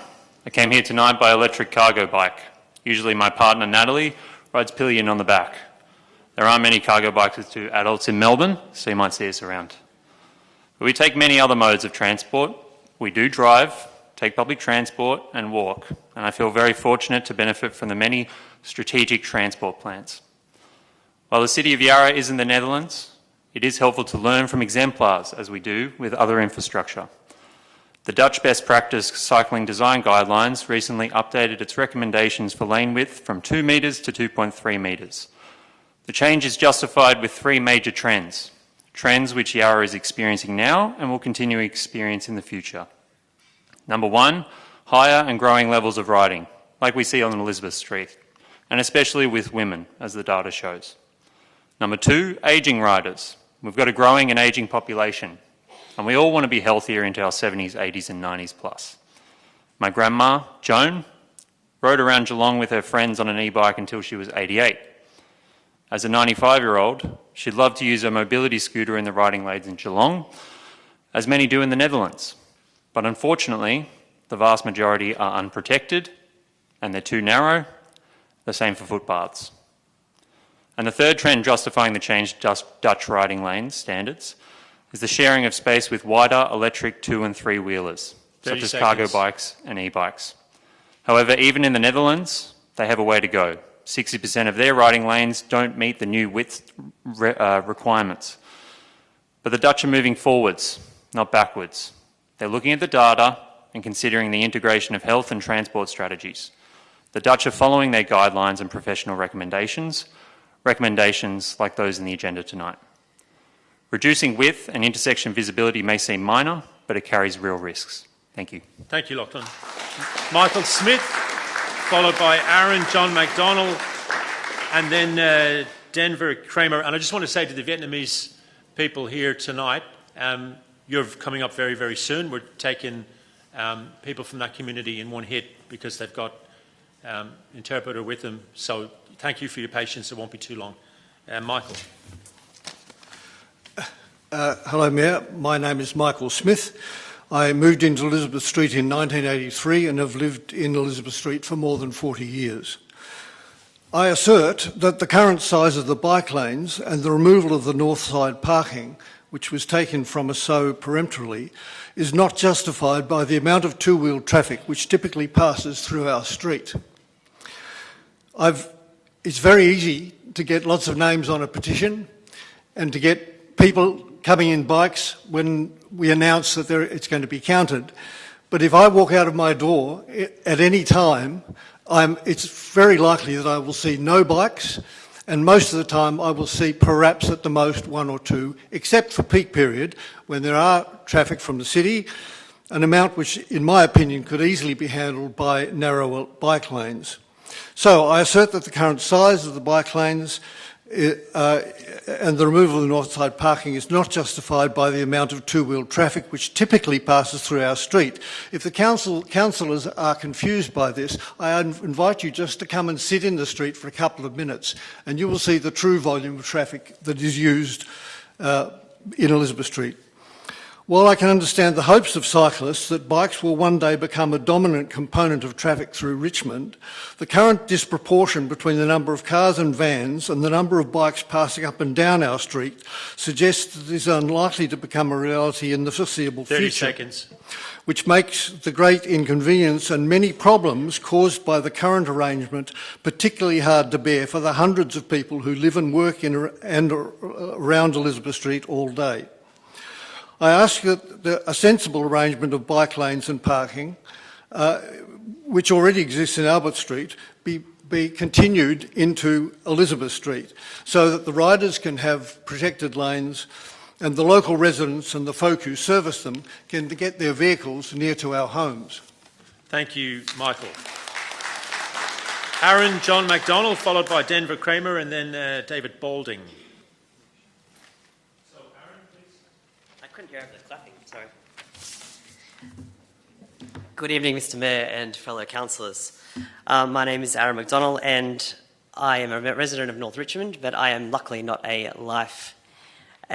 statistic of a life-changing injury as a result of a bike accident. Some of you may have remembered me from previous meeting when I presented the outcomes of the Community Consultation Committee to you, and as a result of my participation in that activity, the community's perspective that you were made aware of through my presentation at that time was the general consensus was that we need better and more safer ways to get around Yarra, and that included bicycle paths and pedestrian-friendly access routes. Additionally, there was a strong focus on fiscal responsibility and sustainable financial decisions. I note that $100,000 has been allocated for this project, with 20% of that allocation having already been spent. I question whether it is being fiscally responsible to continue to delay, extend and mull over this issue, and I wish you well in making a decision this evening. Noting that the existing funding allocation and the likelihood of more money not being allocated to this project if it is not compliant, it would be advisable, at least from the community's perspective, in the interest of fiscal responsibility, that the council makes a decision that is in line with making good and proper use of the money available from state government if we were to access it. With regard to the injuries and the statistics involved with safe use of bike lanes, every year leading up to the installation of the bike lanes, someone received a serious life-changing injury, and in the 4 years following, not one single person did. At the same time as the serious injuries dropped from 1 a year to 0, 30 seconds. Usage of those bike lanes increased. Option 2 put to council to consider mirrors Bridge Road, and as others have said, limits protection for cyclists. I had an incident last night which others have had as well. The benefits of the existing bike paths on Elizabeth Street are many, and in writing in tonight's council paper, the lanes are compliant with state government regulations and the benefits are many. I encourage the council to vote for option 1. Thanks. Thank you, Aaron. Denver Kramer, and then David Balding, and then John Luberink. Denver. Please. Welcome. Hi. Sorry, can't hear you at the back when you're calling out the names. My name's John Lubrink. I live close to the corner of Lennox and Bridge Road, and I ride probably 4 to 5 days a week, so I'm on the road a fair bit. And I'm totally in favour of the protected bike lanes purely because on the roads it's dangerous in amongst the cars, okay? I just want to go through a few incidents that have occurred just last week. I was riding down Bridge Road, okay, and is wanting to turn right into a side street. Car comes out, young girl in the car, in a hurry, obviously late for a Pilates session or something like that, and I nearly slammed into the side of the car. Okay, 2 or 3 weeks earlier, I was riding down Church Street towards Swan. It was peak hour. Cars are all banked up.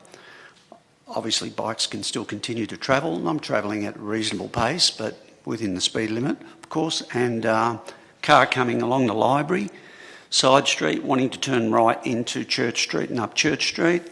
I'm watching the car. I'm going down the street, and of course, as soon as I'm there, the car decides to turn right. I nearly slam into the side of the car. Okay, it's dangerous on the roads, so protected bike lanes are extremely important for us. Okay, and you've got the growth of electric bikes, you've got the growth of scooters. We're trying to encourage more and more people to cycle, so it's really important that the focus should be on protecting the cyclists. Okay, I've been doored 30 before. seconds. Doored before, and constantly on the roads, cars still ride too close to us, you know, sometimes up to a half a metre from us, okay, and they're supposed to be 1.5 metres. So we have to put up with a lot of dangerous situations on the roads. So protected bike lanes are obviously a fantastic way to protect people. Thank you. Thank you, John. David Balding.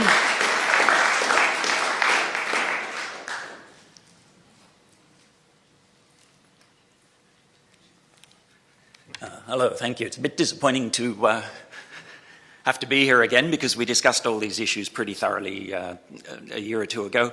I don't think there's much new. One of the new things, of course, is the state government's plan for much more housing.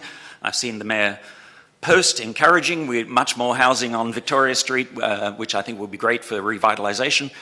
So I support that too, but it puts even more pressure on efficient land use. And we have in Richmond a lot of east-west streets. Elizabeth Street's the only one that's safe for cyclists. We need the lanes to be reasonably wide because people walk across without looking, getting out of cars and so on. We need to be able to swerve and also to overtake mobility vehicles that use them. Another point that hasn't been raised is this is one of the best connected areas transport-wise with 2 tram routes, a train. It's really well placed to be part of the transition to more active and sustainable transport. I understand it's not going to please everyone, and we've heard from people with special needs, and I hope that arrangements can be made. But there's always busy streets where parking is taken away for traffic reasons, this happens in many busy streets, and there has to be ways found to deal with it. At the moment, access to the temple has been raised. We'll probably hear more about that. But just around the corner, I counted 25 angle parking. There's usually several spaces available there, and the parking garage across the street. If you provide more parking in a congested area, it will just be filled up. It will attract more people to drive rather than other forms of transport and fill up the parking. So I hope we'll come to the conclusion that we did last time and support option 1. Thank you. Thank you, David.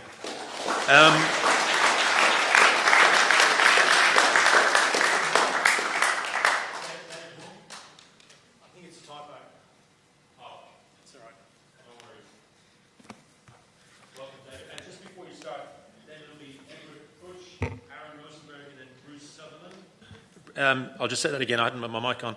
Edward, Aaron, Bruce, and then we'll take the Vietnamese residents who are here tonight.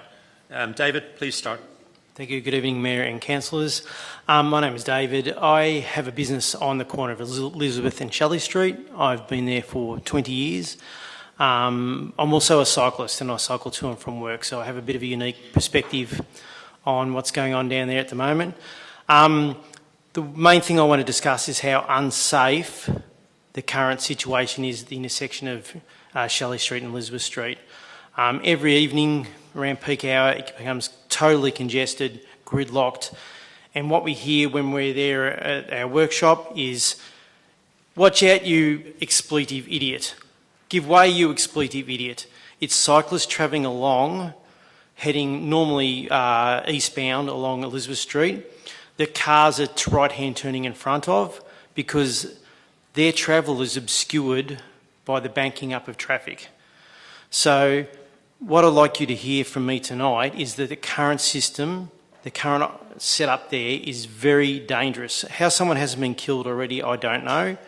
You cannot leave it the way it is. Somehow parking needs to be reinstated for those poor residents that have missed out. I'm in favour of separated bike lanes. I'm a cyclist myself. I cycle to work. But the current situation is extremely dangerous. I don't understand why somebody hasn't been killed there, but there is quite often, at least once a month, an incident that will be going unreported where we're helping a cyclist off the road. So in 30 seconds. In your consideration, please try and come up with some other alternative that is not the current situation. It is extremely dangerous. I'm happy to speak to any councillors that are welcome to come to my business and I will show them at peak hour exactly how dangerous it is. Thank you. Thank you. Edward Crush. Edward, are you here? Okay. Sorry, he wasn't able to come. Oh, no worries. The next person is Aaron Rosenberg, followed by Bruce Sutherland.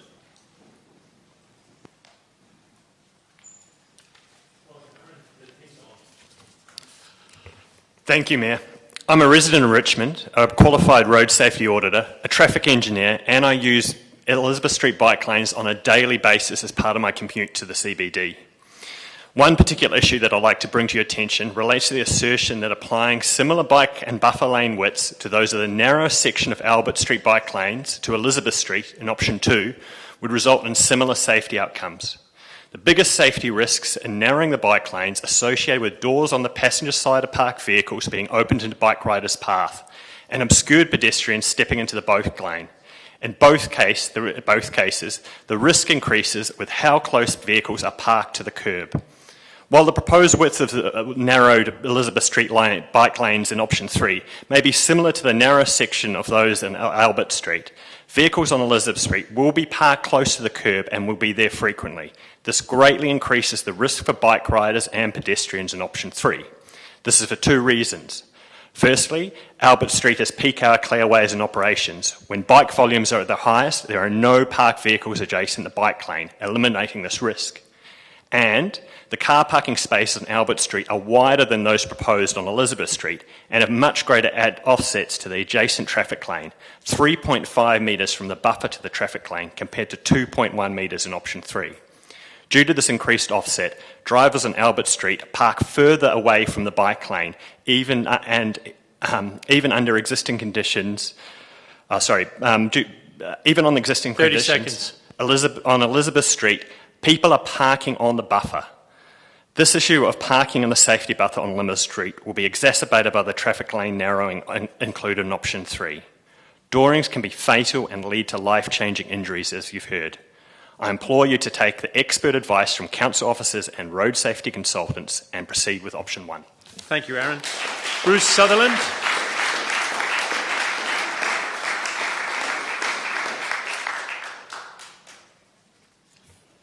Good evening. My name is Bruce Sutherland. I've had a long lifetime interest in transport.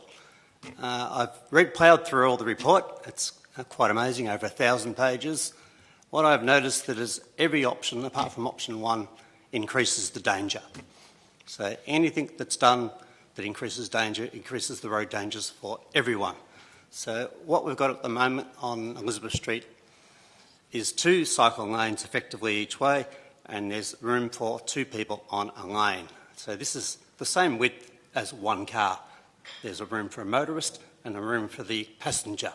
So because the road is narrower for the cyclist, it's actually far more efficient at moving far more people than actually what a vehicle lane does, because there's 2 lots of people moving in the same direction in a much smaller space. So anything that narrows that lane will increase danger. It's only now up to current Victorian standards, and as has been pointed out, Victorian standards are not world standard. The width is actually wider these days. And the other part is what we're offering, the plan is attempting to do, is to remove part of the cycle lane, because it's generous apparently, to add a vehicle that isn't moving. It's parking. Parking takes up more space than a moving car, which at least has one driver in it. So what's happening is you need to allow for a door on one side and a door on the other side. A car parked 30 seconds. not moving is taking more than a metre extra than the width of a car. So then the other part is that I've ploughed through all the reports. There's hundreds of pages on parking. The average parking on the street is 60%, so there's 40% vacant everywhere. So the safety aspect from your car is you've got to walk slightly further, just like a person on foot or on a bike. So I go for option 1 on both cases. Thank you very Bruce. Can we get the Vietnamese interpreter up the front? Mecca, can you help out with this a bit? So we've got a series of Vietnamese residents who want to address the meeting. Hung Tro is first. We're just getting the interpreter.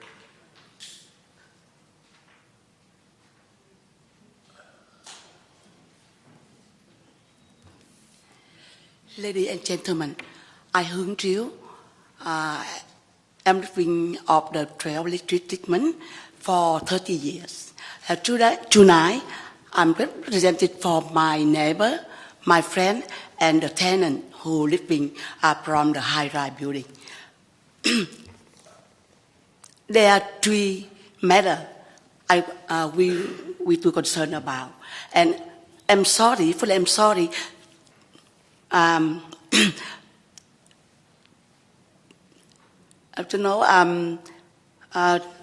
My concern, is not really. Other two, our concern is not really sub to the point, to the core issue today. But we need to say up our voice, and hopefully our voice will come up to whom it may concern to help us. Yeah. Firstly, my neighbor and especially the tenant who living from the high-rise building, they heard that some of the high-rise building will be destroyed one day, and they so concerned about that they so worried that they don't have the good accommodation for their life, and like that, and please, they said, please remain the high-rise building. Just, renovate them, renovation, and not destroy them, because we are the poor people, poor citizens. We need the public housing for the accommodation. The second thing, we also concerned about. You've got to finish up soon. Okay. I'm going to talk very quick. And the second concern is about the safety area. Especially on the street, we dare not going out by ourselves, even in the daytime. Please consider about the area safety. And now, that we try to the short topic now. From the Elizabeth Street, my neighbor, my You're going to have to finish it. I've given you like a lot of time extra. Under Section 74 of the governance rules, those people who are getting having interpreters get longer, but you're speaking in English, so I really can't let you go much longer. Just few words, please. Okay. My neighbor, my friend they say they need the government, the council, who in charge, give back to their parking spaces on the Elizabeth Street. They building it. Thank you. Thank you. Thank you for attention, and thank sorry you for your for patience. talk a lot. Thank you. Thank you. Thank you. Good night. Hoa Nguyen. Okay, Hoa Nguyen. Yep.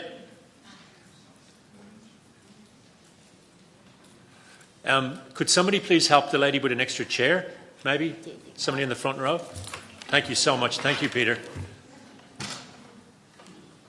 Mayor and Council. She wrote the thing she wanted to read it, but I just read it for her. No problem. Yeah. Have a seat. Sit down. Sit down. Yeah. Dear Mayor and Council, ladies and gentlemen, in 1920, there is no discussion about Elizabeth Street resident issue on the bike lane. Why in 2019, in Wellington Street, Collingwood, there are many discussions with residents. We feel it's not fair for our treatment in Richmond. I have lived in Elizabeth Street for 40 years. I live with my son, but now he moved away. His duty of care and visit me whenever he come to me, he has no parking spot. Please put our street back to where it is.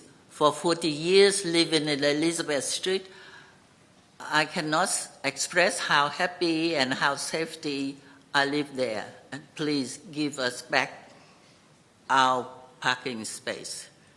Thank you. Thank you. And when you install the yellow barrier in the front my door, from there to now, too many problems in my street. And in my car, parking in the front my house, in some car hit my car.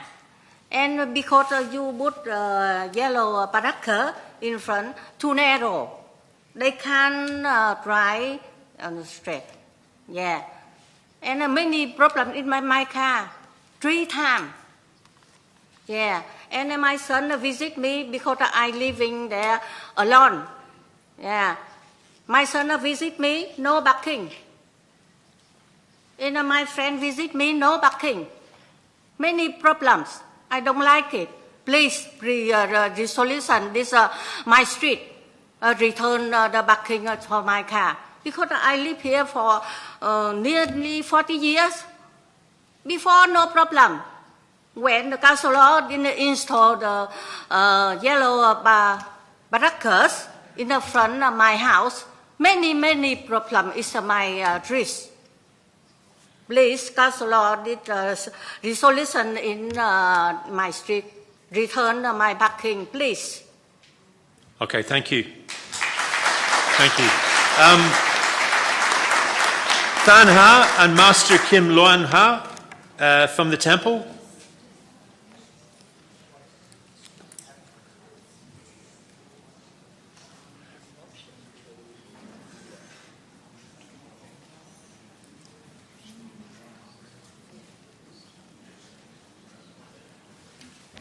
Welcome.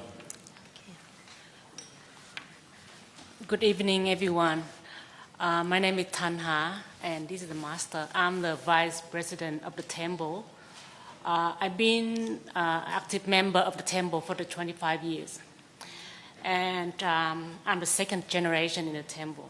I can see a lot of people from the start when I first started as a member.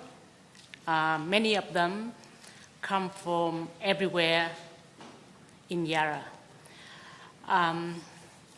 They come to do the praying every night and then in the weekends. And our temple is fully funded by our Buddhist community members. So we have a lot of people that working with us. Now they become much older. And when council put in the bike lane, we could not park at the front, so many of them will come to the temple by public transport or they walk. But with times, now many of them living in a nursing home or they need a ride to come to the temple. For the last 4 or 5 years, we used to get people to come and pick them up, but not anymore. We have no parking, and 30 we seconds. feel really guilty by illegal part because we are member of the Buddhist temple. So we now feeling that we exclude those people. We will tell them that, okay, you no longer can come because you're on the wheelchair. We have no parking for you. You no longer can come because there's no parking for us to come and help you to mobile you into the temple. So I want our community to be inclusive. Thank you. Thank you. Master Kim, thank you. The next person is Tan Liam Hung, if that person is here. Big Cam Nguyen, OIM, President, Founder, Australian Vietnamese Women's Association. Welcome.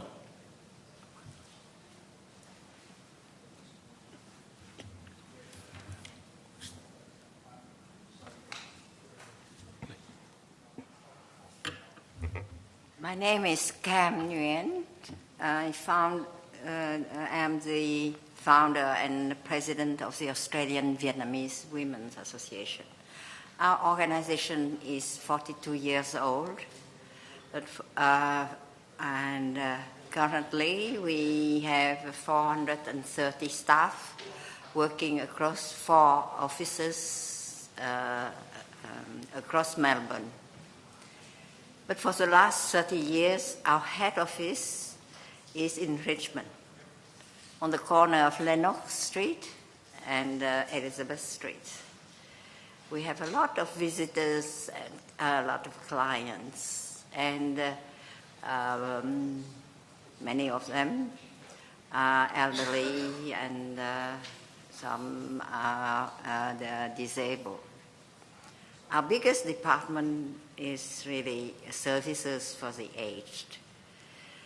So while we are concerned about the environment and we support cycling and bike lanes, but there is a great need for parking spots. Looking at the options offered, we cannot support any of the options. We hope that there will be a new option that would 20 seconds. That would look at the needs of both elderly clients and the environment. We need the parking spots, so we need to compromise. Thank you. Thank you. Thank you very much. The next person is Eddie Nguyen. Eddie, welcome, Eddie.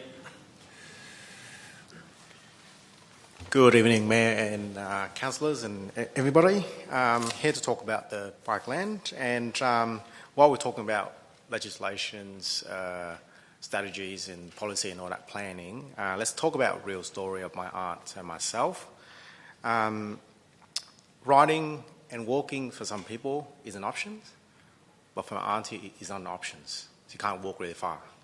And I particularly find it's very hard to find parking to go to the temple, Phu Tung Temple, and my aunt has the same issue. So I've been working in Richmond for the last 10 years. I love the city here.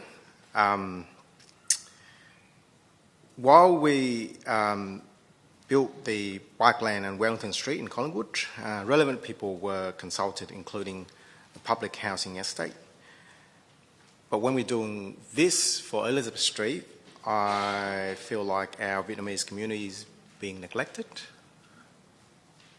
And what about our religion practice? You know, without having parking, it's really hard for me to drive her to the temple on Sunday. So, you know, we already have bike lanes, so sharing is caring. I'm happy to keep bike lanes, but we also want to keep the parking spots for other people to use. Why don't we look at other safety measures that can make it safe for our cyclists and also accessible for people like my auntie. Thank you. Thanks, Eddie. The next person is Vin Nan Lee. Welcome, Vin.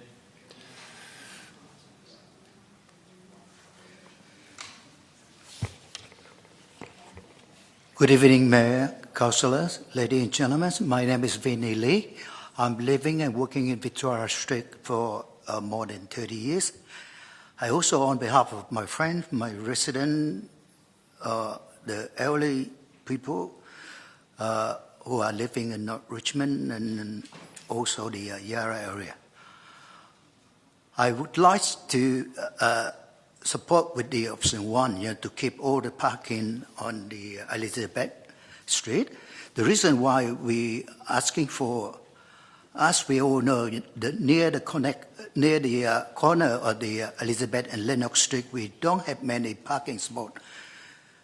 And as some of the ladies were mentioned before, but we also know, we got a lot of the quite many of the doctor, dentist, temple. Also, we got North Richmond Community Health, Australian Vietnamese Women Association, where all those places the service with the elderly people and the sickness people as well. So please concern about the safety of the sickness, also the elderly people. So they don't have to walking far away from their parking, to all those places. Thanks for listening and also concern and your concerns. Thank you. Thank you, sir. Tuan Pham. Tuan Pham. Thu Kim. Welcome.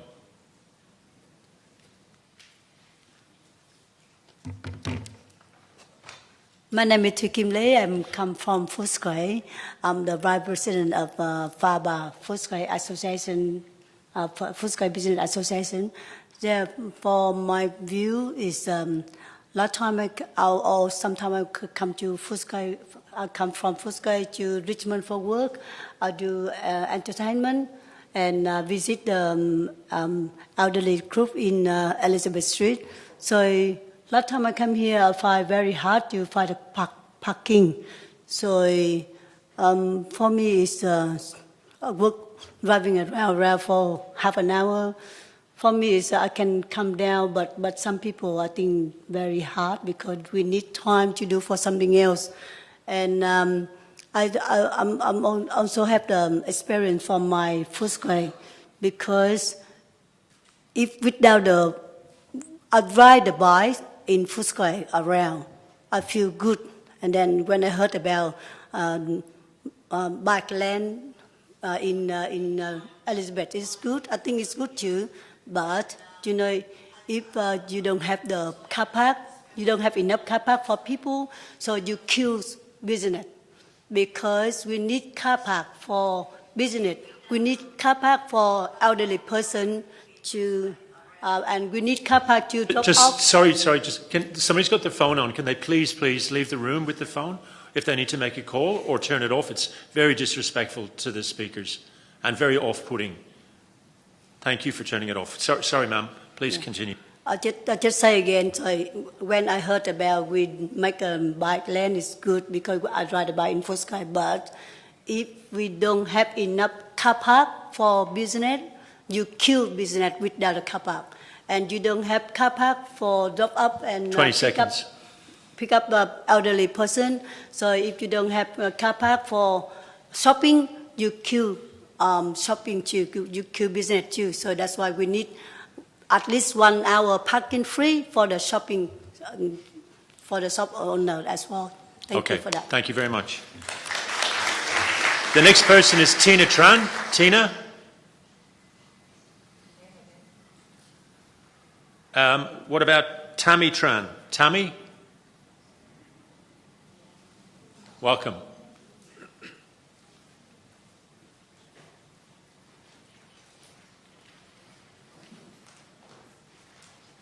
Sorry, I have to speak Vietnamese, so I need someone. Yeah, I need someone to translate. Is my, yeah, my name is Tammy Trans. I live in Docklands. So I've come here today. Can I speak Vietnamese? Yeah. Là tôi tới đây tôi muốn nói là tôi đi trên đường Elizabeth Street là mỗi ngày. Yeah. Oh, I would like to say that I travel on Elizabeth Street every day. Đưa con tôi đi học ở đây. Taking my child to school in this area. And tôi thấy là cái đường đó là buổi sáng á, là những cái chiếc xe đạp đi không thấy nhiều. Well, from my observation, I have not seen many bikers using the bike lane on that road. And tôi có con của tôi, bạn học ở những cái building đó rất là nhiều, mà con tôi muốn tới thăm bạn hoặc là những cái ngày nghỉ học như vậy thì tôi không có tìm được cái car park cho con tôi. My child has a lot of friends living in those buildings in that area, and if my child wants to go and visit his friend, I find it difficult to find parking when bringing my child to this area. Thì tôi nghĩ là quý vị cần làm lại những cái car park mà hồi xưa tôi đã từng tới đó. I believe that the council should return those parking spots where I used to park in the past. Yeah, cảm ơn rất nhiều. Thank you very much. Thank you very much. Pham Thi Chan. Welcome.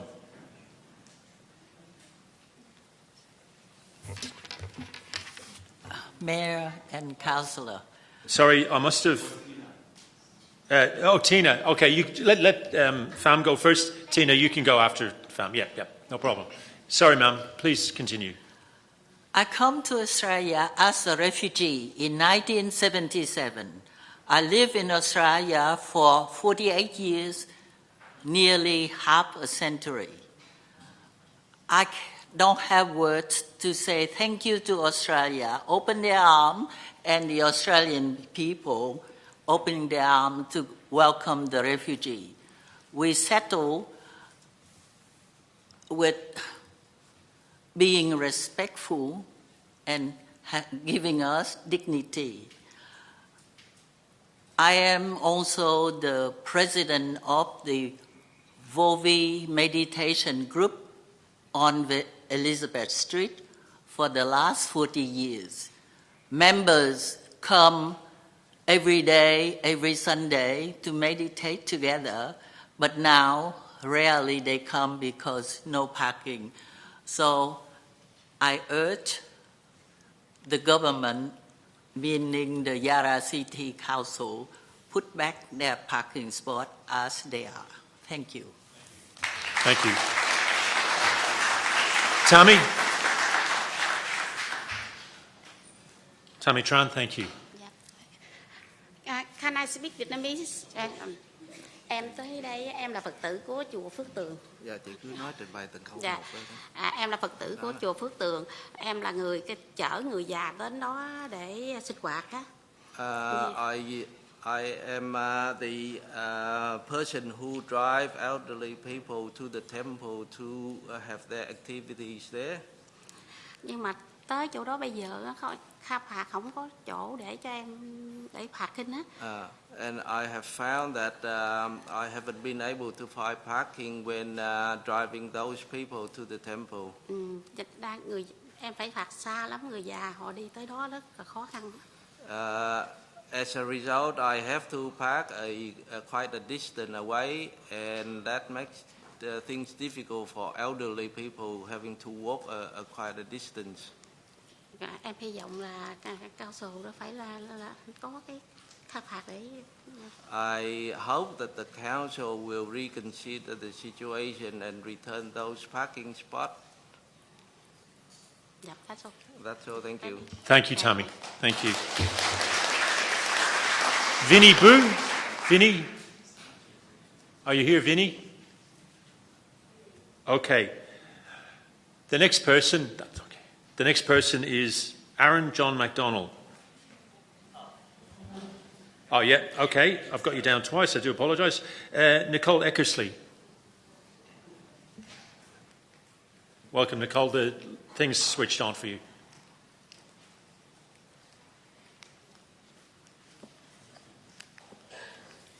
Hi everyone, sorry I'm a bit unprepared.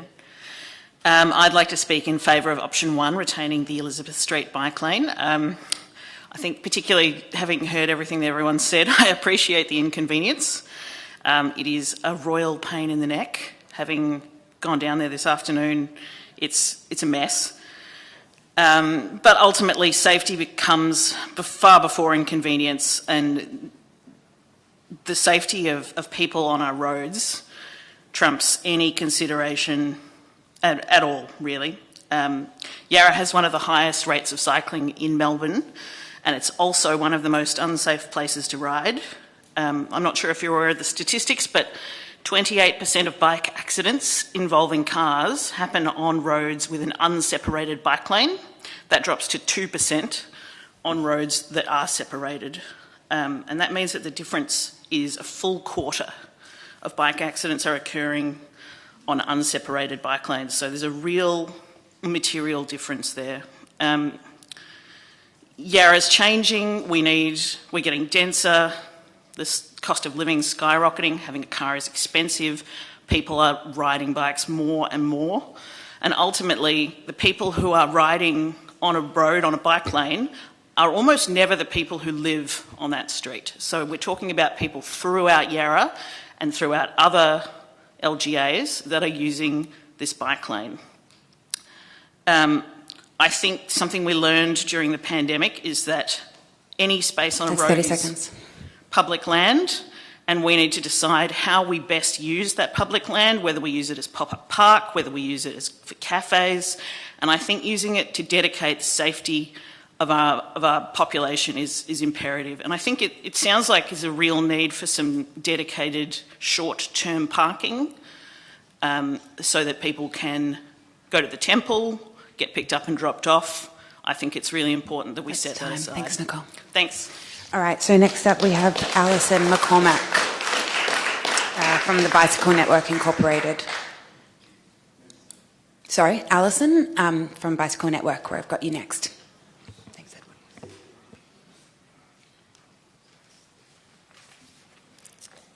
Go ahead. Thank you. Good evening, everybody.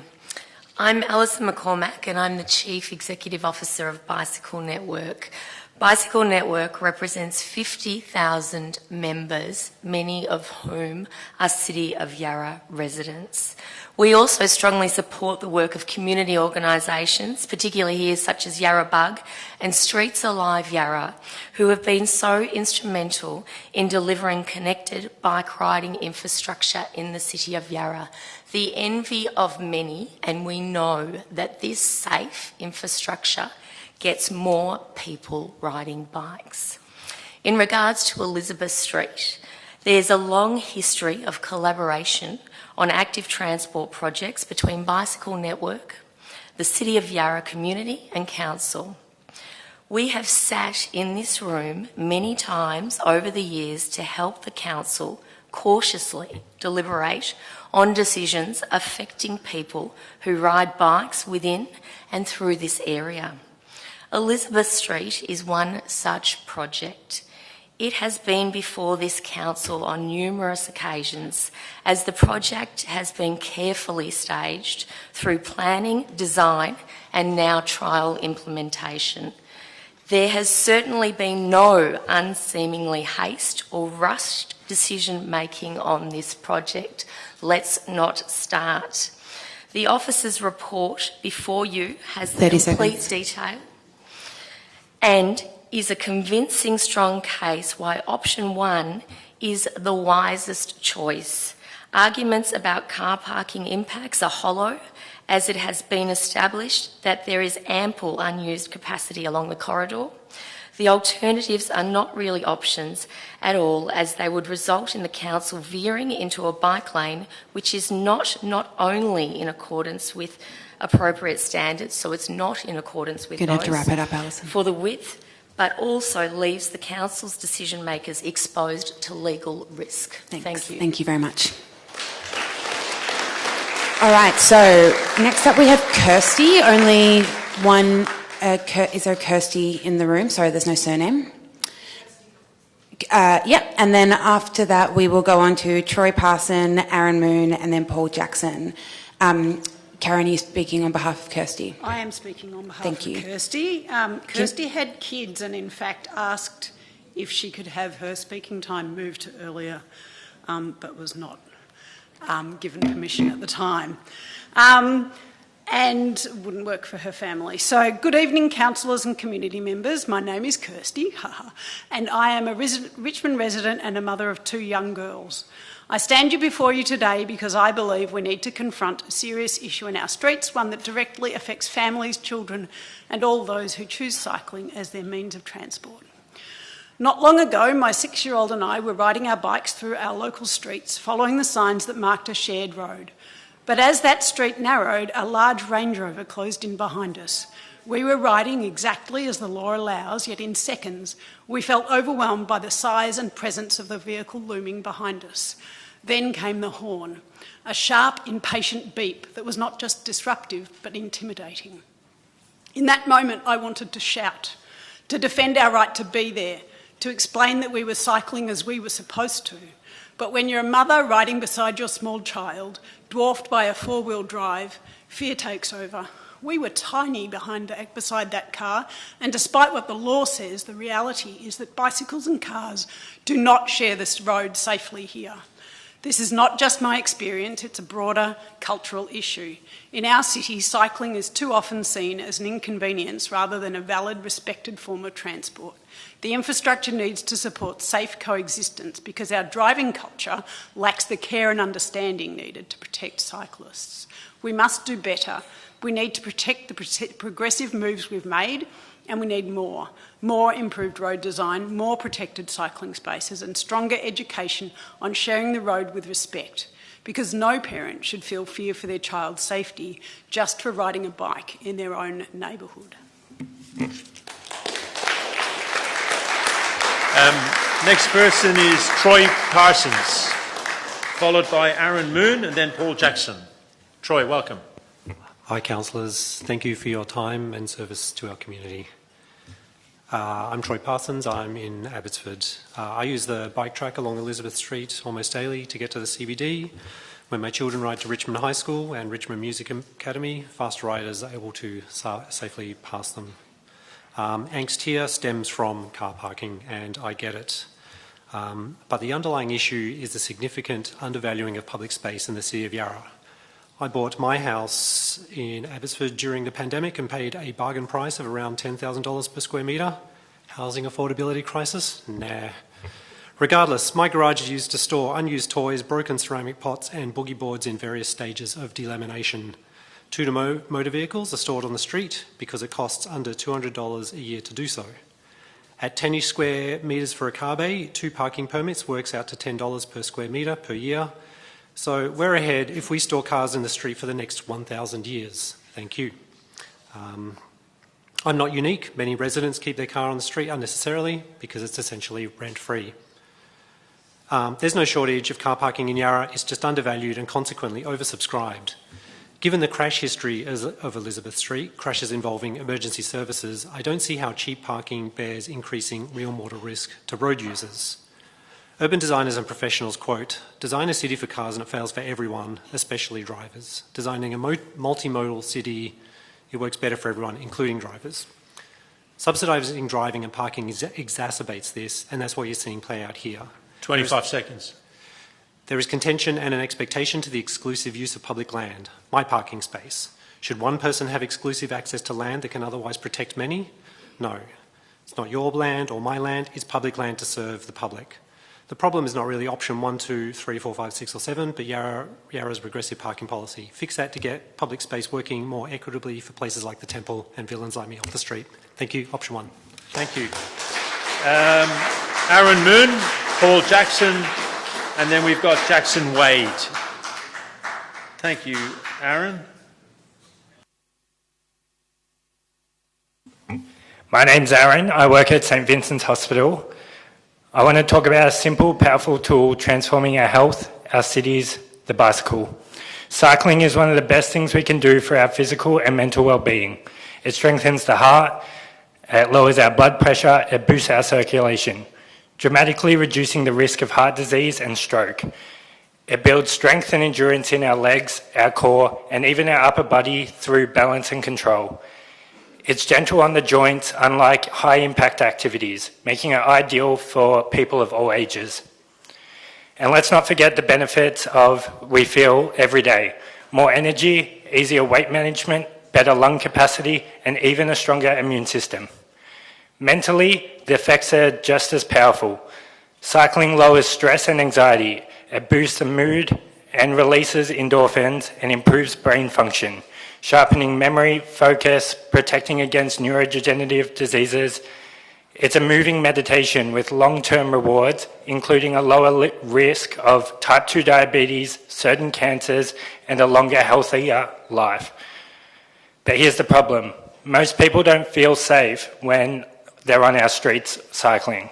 Fear keeps them off their bike, and they miss out on all these benefits I've just mentioned. That's where protected bike lanes come in.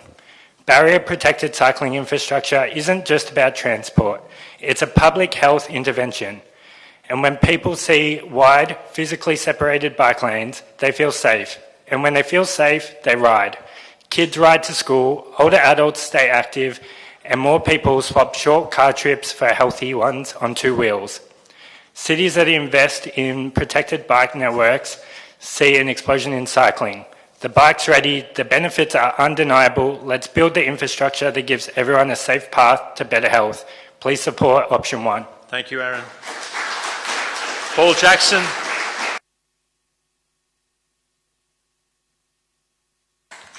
Welcome, Paul.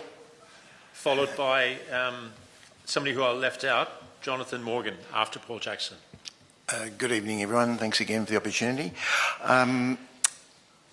First of all, I want to put myself in context. I'm an avid cyclist. I have cycled in many countries around the world. I spent the last 15 years of my career commuting to and from work via bicycle, other than the wettest days. Some people would call me a cycling nut. However, what I do want to emphasise is that as councillors, you are councillors not just for cyclists, you're for councillors for the whole community, and that includes the aged, those who can't move as well as they want, those who want to go to their services at their church or their temple. You have a wide responsibility here. I have had more near misses than probably most of the people who've spoken about cycling. Part of it is about being, as a cyclist, riding defensively. I'm not saying that petition bike lanes don't help, but we heard about standards, and they're fine. But that is a perfect world. You're starting from a green field. International standards. We don't have a perfect road there in Elizabeth Street. You've got interests from everyone.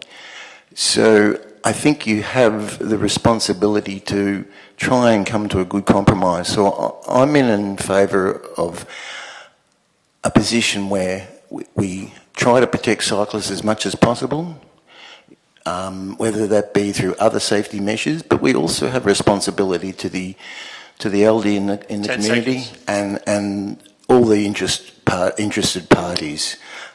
So I urge you to keep that in mind when you make your decision. Thank you. Thank you, Paul. Jonathan Morgan.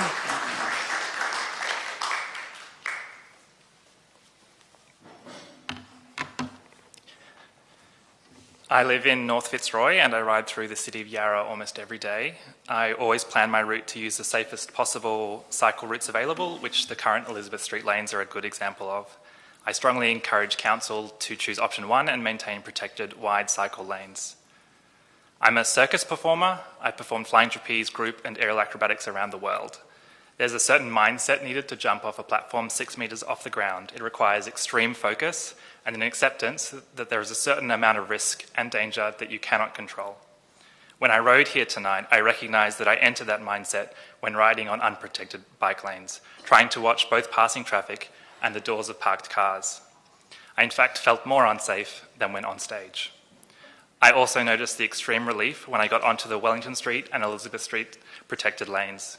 You shouldn't need the risk appetite of an acrobat to cycle in the city of Yarra.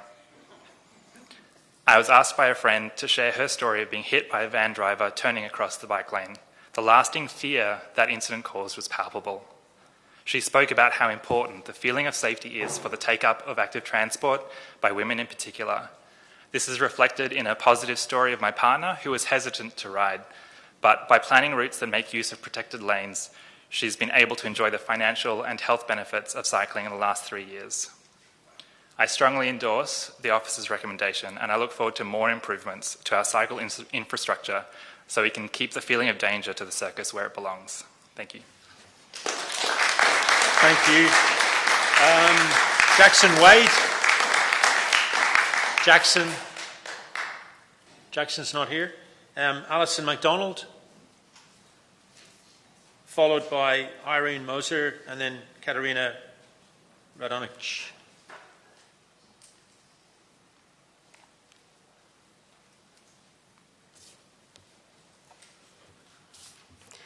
Good evening. I'm a Cremorne resident.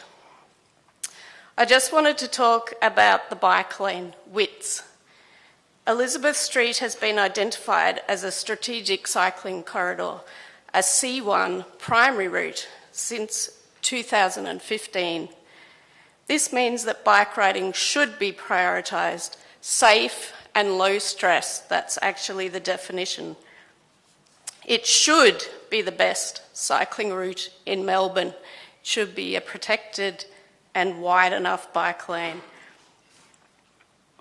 It should also be future-proof. That's what a strategic cycling corridor is for. In Richmond, the main Yarra Trail is a C1 route, and that's the only other one we've got. We can compare with Wellington Street in Collingwood, which is also a C1 route, and that's a slightly wider bike lane than what Elizabeth Street is currently. And we can also compare with the St Kilda Road protected bike lanes, which are much wider still. The current Elizabeth Street layout dedicates 4.2 metres of the road width to bike lanes and 8.1 metres to car lanes and parking, and then 1.8 metres to buffers separating the two. Even though 30 seconds. It is supposed to have cycling priority, almost twice the space is still allocated to cars. Rather than eating into the protected bike lanes or buffers, I am suggesting that we rearrange the remaining 8.1 metres of road space in the permanent design, such as moving parking from the south side of the road to the north side of the road or deprioritising through traffic.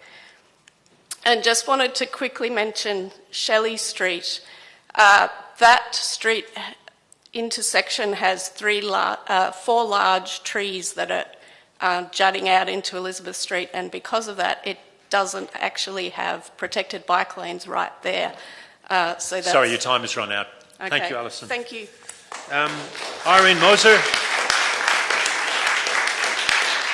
Welcome, Irene. And then you're followed by Katerina. Thank you.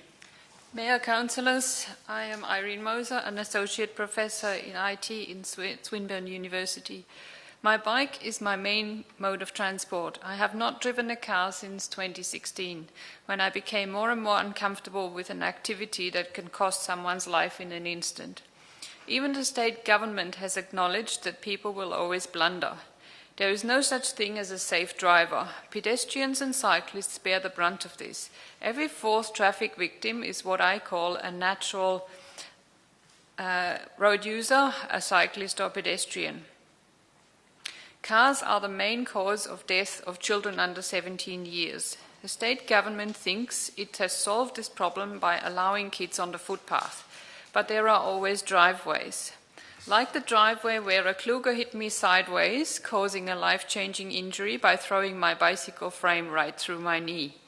Toyota Klugers are big monstrosities whose bonnets are higher than my bicycle's handlebar. Research has shown that every 10 centimeters of bonnet height increases the risk of pedestrian fatality by 22%. That doesn't stop the federal government from supporting their sale with tax perks, nor does the fact that big SUVs are 8 times more likely to kill a child. There is no space for cycling lanes, but the standard size of parking spaces has just been increased to accommodate vehicles the size of Second World War tanks. After my injury, it took me 30 seconds. surgeries and 8 months to walk unassisted.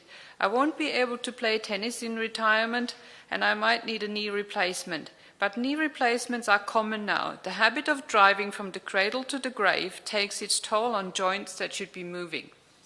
I wonder how the removal of cycling lanes could possibly help Richmond.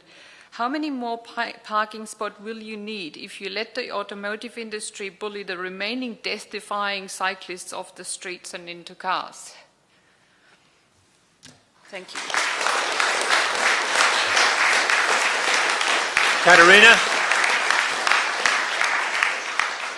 Katarina is followed by Christine Maynard and then Elizabeth Clark. Good evening, Mayor, councillors. My name's Katarina Radonic, Richmond resident. Elizabeth Street is a major thoroughfare where the safety of those residing there has been compromised due to the introduction of Copenhagen-style bike lanes. Richmond is not the Netherlands. Across most of Europe, cyclists, drivers and pedestrians share space in a way that fosters mutual awareness. Cycling is an integral part of traffic flow, yet the oversized bike lanes, barriers and loss of car parking spaces have fostered a sense of entitlement among certain road users while making life difficult for people living there. The situation is so precarious that when collecting or visiting those in need, we are forced to either park illegally, blocking traffic, or ask vulnerable individuals to walk long distances, risking their safety with walkers, canes or wheelchairs. Families have moved away due to the problems in Elizabeth Street. The assumption that everyone can and will ride a bike is fundamentally flawed. The reality is that public transport and driving are overwhelmingly the preferred choices. As a society, we must prioritise supporting the most vulnerable and disadvantaged. It is the fit and able who, without exception, should be inconvenienced, which is why I cannot support option 1. Data indicates that 80% of cyclists do feel safer in protected bike lanes. It is important to note that the word feel does not equate to actual safety. 30 seconds. And the report definitively does not state that safety is improved. The distress of the residents speaks for itself. To finish, this issue does not need to be one of winners and losers.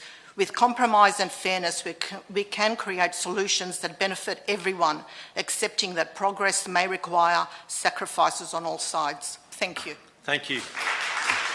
Christine Maynard, followed by Elizabeth Clark.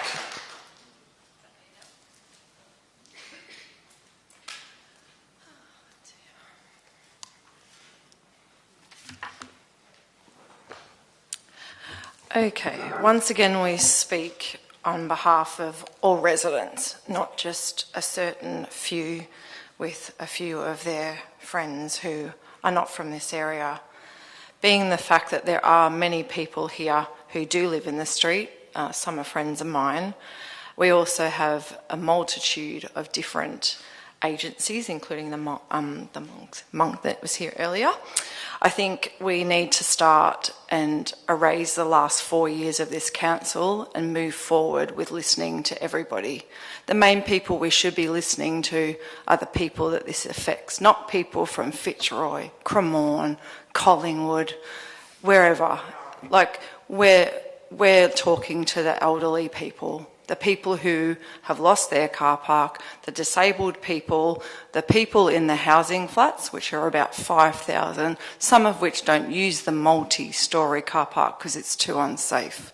So let's listen to the people that are actually affected. So we had the same scenario with the Charlotte Street Park. The same people that are here tonight didn't want that. So the same people who want the bike lanes left the way they are were the ones who wanted the Charlotte Street Park, who live nowhere near it, who were not affected by it. So let's go to the people that have spoken tonight. Obviously, Robert and other people have done an enormous amount of work respectfully. They haven't stood there and counted bicycles, conveniently dictating to how many bicycles are there. I mean, it's just ridiculous. Let's talk to these people that do live on the street that are affected by this. We've got 2 councillors here that this affects, obviously Mecca and Evangeline. So, you know, they're the people that should be dealing with this more than anybody else. But let's come together and look after everybody. I'm not against cycling. I don't care what you do, just let's all work together instead of what we've had the last 4 years. Thank you. Thank you. The next person is Elizabeth Clark, followed by Michael Kirkby. I'm struck by the different speakers tonight and the age group and the fitness levels. Local council is where the rubber hits the road. And that rubber can be thick car tyre, it can be thin bike tyre. And what you really don't want is the head hitting the road. I'm no spring chicken, and I often hear old people as the excuse about, you know, you've got to look after the old people. Well, I'll tell you what I want. I want young people to be given a fair go, a chance at life, the ability to get around cheaply, enjoyably, to be independent and raise kids the way they would like. They want their kids and grandkids to be happy and to ride in safety to our Butte New Library. We taught our kids never trust a car. A recent Ezra Klein podcast is Our Kids Are the Least Flourishing Generation We Know Of. This is horrifying. If you're a kid, would you rather be strapped into the back seat of a car or out on a bike in the world with your mum and dad, learning to be independent, talking freely and enjoying the ride and getting fit and learning how to live economically? This is a time of great change and statistics don't work. An Age article of the 2nd of the 2nd this February, in Paris, new cycling infrastructure has doubled bike use from 2023 to 2024. That's 1 year and it's doubled. I'm actually a statistic. I came off my bike, like so many people talking tonight, in Chapel Street in Paran. My head hit a car tyre, I was concussed, I broke my wrist, and I'm not going to ride there again. Who wants to ride where it's unsafe? If Yarra is to be progressive and make it life easier for its growing number of residents, it must change. And council mustn't be frightened of bold decisions. 5 seconds. 5? Yeah, you're actually over 2 minutes now. Oh, shivers. Yeah. Okay. Streets belong to us all. I'd like the state's planning cycle trunk corridors to be given priority for climate, equality, kids' sanity. Thanks. You're 20 seconds over, like so. Sorry, okay. Infrastructure. Option 1, please. Thank you, Elizabeth. Michael Kirkby. Is Michael Kirkby here? Okay, we're down to our last 3. Peter Long, Will Foster, Adam Prominence. Peter Long, please.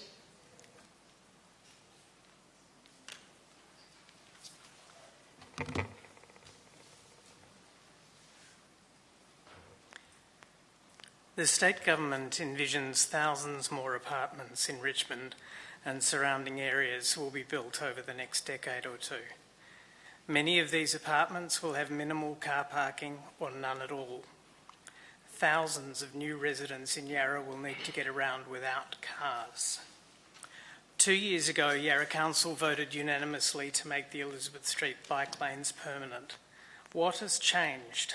Why has undoing this become such an important issue for this council?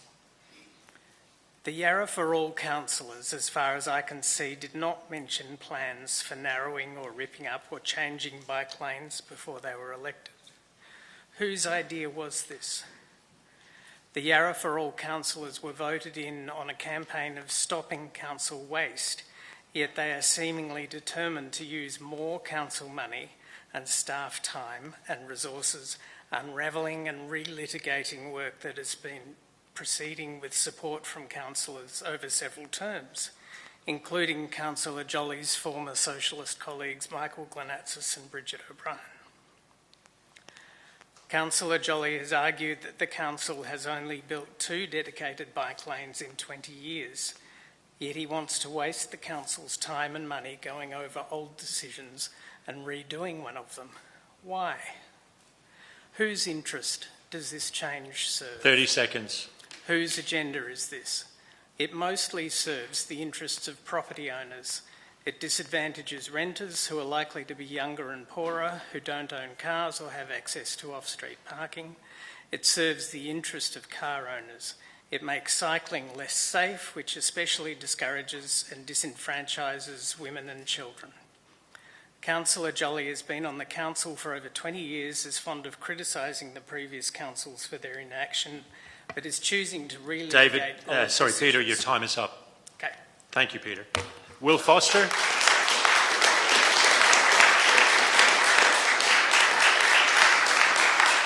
Is Will here?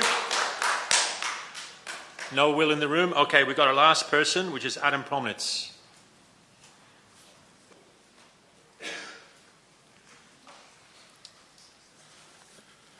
Thank you. My name is Adam Promnitz. I started the Yarra Residents Collective. This was a foundation issue for us. I want to thank the Vietnamese community and the local community of Elizabeth Street who you couldn't fault if they didn't turn up tonight after they have been routinely and regularly discriminated against by this council over the last 5 years. They've been discriminated against. Under the Local Government Act, there is a requirement for the council to be responsive to diversity of the local needs. Anyone who listened to the Vietnamese tonight and turns around and says from their place of privilege that they're not being discriminated against needs to have their heads read. This is an absolute disgrace. The last Labor councillor who sat in front of us and rejected this ended up having their political career destroyed. Labor spent 4 years in exile from Yarra because of this. By the way, anyone who wants to sit there and say, oh, this is just an anti-bike thing, I take my kids to school every single day, to daycare and school every single day on a bike. By the way, it's also on a C1 protected bike lane. On a C1 lane. It is not protected. There's no legal risk. That council, as many know, I live in Kew, but I've got my Abbotsford property and my neighbours. They don't have a legal risk. What we've heard tonight is so many arguments without any evidence. Risk this. Literally sky is falling arguments without a single skerrick of data. We want to talk about data. Oh, this near miss happened out here. On Elizabeth Street, we had no data. We had the exact same thing with Trinity Crescent. What we've seen is the politicisation. You saw 30 seconds. You saw Tim Reid, a Brunswick MP today, and Gabrielle DeVitri, who, by the way, was here earlier, who have politicised this, won't turn up in front of the Vietnamese community and have discriminated against them. I'm sorry, but she's a politician, she's a public figure. I have every right to make a comment about it. It was just a question of whether Gabrielle DeVitri was actually here or not. I believe that she was. I understand that she was. Well, she's very welcome at any time. If I'm wrong, then apologies. I'll finish up right now. What we need to do, when the recent council was voted in, Yarra voted for change. Richmond voted for change. We need to make that change tonight and support the local community.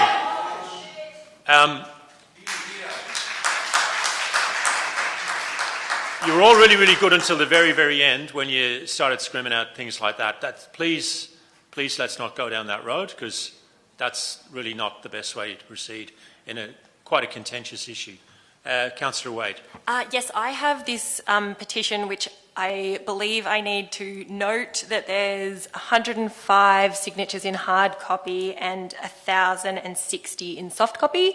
They all comply in terms of name, address, blah, blah, blah, with the governance rules. Thank you. I think that I'm noting them as a submission to this item, and then I'll formally table them at the end, just to... Yeah, understood. Now, thank you, Councillor Wade. That will no doubt be accepted at the end of the meeting. And I've got one here as tabled by one of the residents. I forget the person's name. I think it's 470 hard copy residents from North Richmond. We'll table both of those petitions in due course. Okay, officers. Can we get the officers here? Thank you to everyone who submitted. Thank you. So first up, councillors, do you have any questions for the officers? We got Simon Exon and Mary Osmond. This might be a quick gig for you two here tonight with the questions. Councillor Wade. I might just ask a quick question about Shelley Street, because that's come up a couple of times, and I've also noticed that it's not the most fun intersection for anybody on foot, on two wheels or on four. Is that the sort of thing that would be dealt with as part of a permanent design, no matter what option is chosen for the temporary lanes tonight? Through you, Mayor, yeah, that's the case. That's something we'll be looking at as part of the permanent design that will be coming back to Council in due course. Thank you. Any other questions?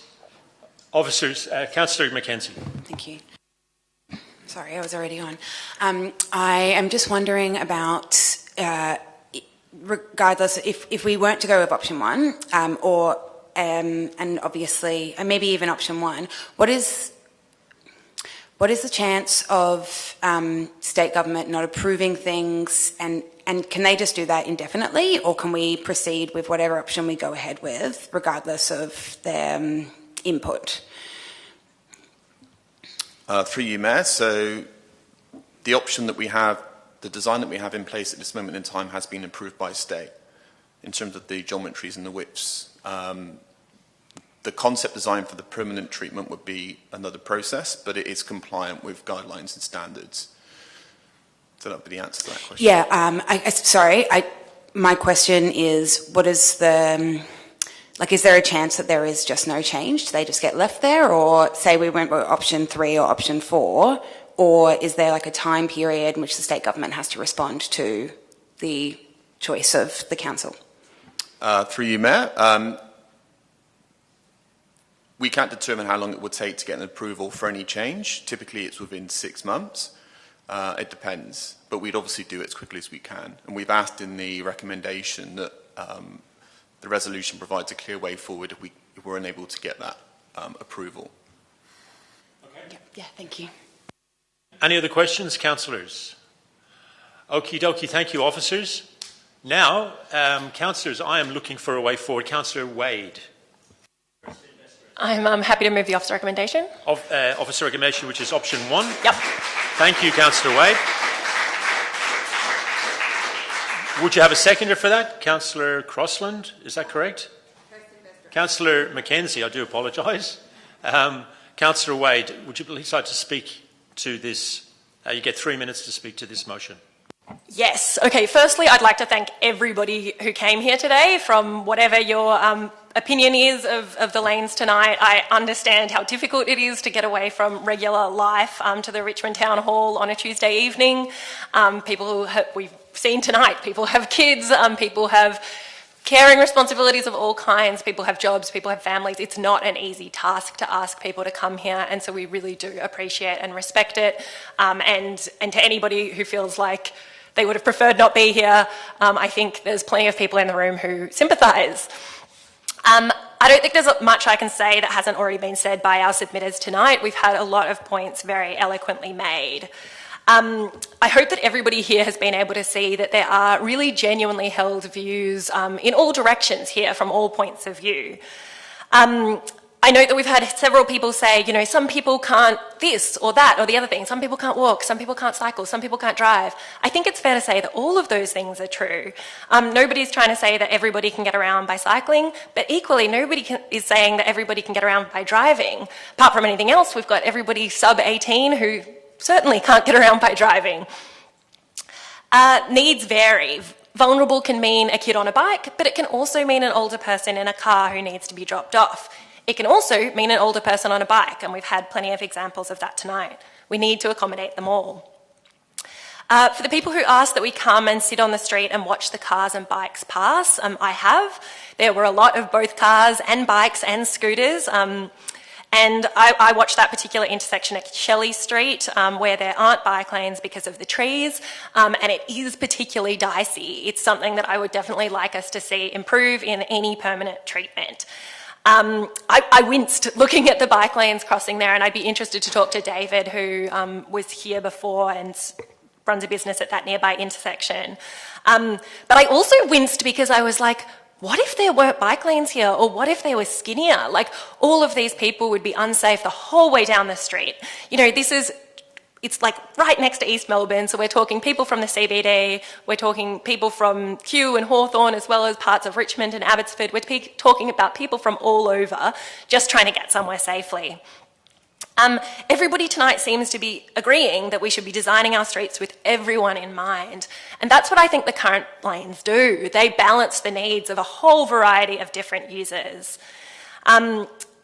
It's about trying to make sure that people of all needs and all ages can make choices, can get around how they want to. 30 seconds. We've seen that they doubled the number of women cycling down this street. Doubling! Like, that's an incredible statistic and something that I just would not want to jeopardise. I've got a million things to say, but I obviously don't have time. I think option 5, where we get rid of one lane of traffic, sounds like it would be a reasonable compromise. I think the idea of alternating, having one lane of parking, but having it alternate on different sides of the street sounds really sensible as part of a permanent design. But in terms of the current infrastructure, until we get to that permanent design, Thank you, Councillor Wade. I think it's good the way it is. Councillor Mackenzie. All right. Thank you for that. So we know our city is growing and the areas around us are growing, and with that growth comes a whole lot of opportunities, but also a whole lot of challenges. And we're going to have the same challenge we have now, which is around how we share our space. And this is our space. We know that these protected bike lanes, and we know that protected bike lanes in general reduce injuries, they calm traffic, and they make our streets safer for everybody. They give people, particularly women and children, an ability to move around the city without having to be brave. And the sad reality is, in a lot of the parts in our city, people still have to be brave to be on the road. Women tell us they'd ride more if they felt safer, and we know from this trial that that's exactly what started to happen. I think we need to stop asking people to be brave. We need to make riding a more simple and easy thing to do. Now, this is the options to narrow and the other ones on the table. They look and they sound simple and they sound fair and reasonable, but I believe in the details of them, that removing or narrowing these lanes, it doesn't just hurt cyclists, it hurts everybody. It could create more conflict, more danger on our roads for all users, including pedestrians. Now, of course, not everyone's going to be able to ride around the city, and I actually think that doing things like this future-focused planning, is what we need to do so that we can make it so that people who can't ride or can't take public transport or perhaps can't walk for long distances can still use the cars that they rely on.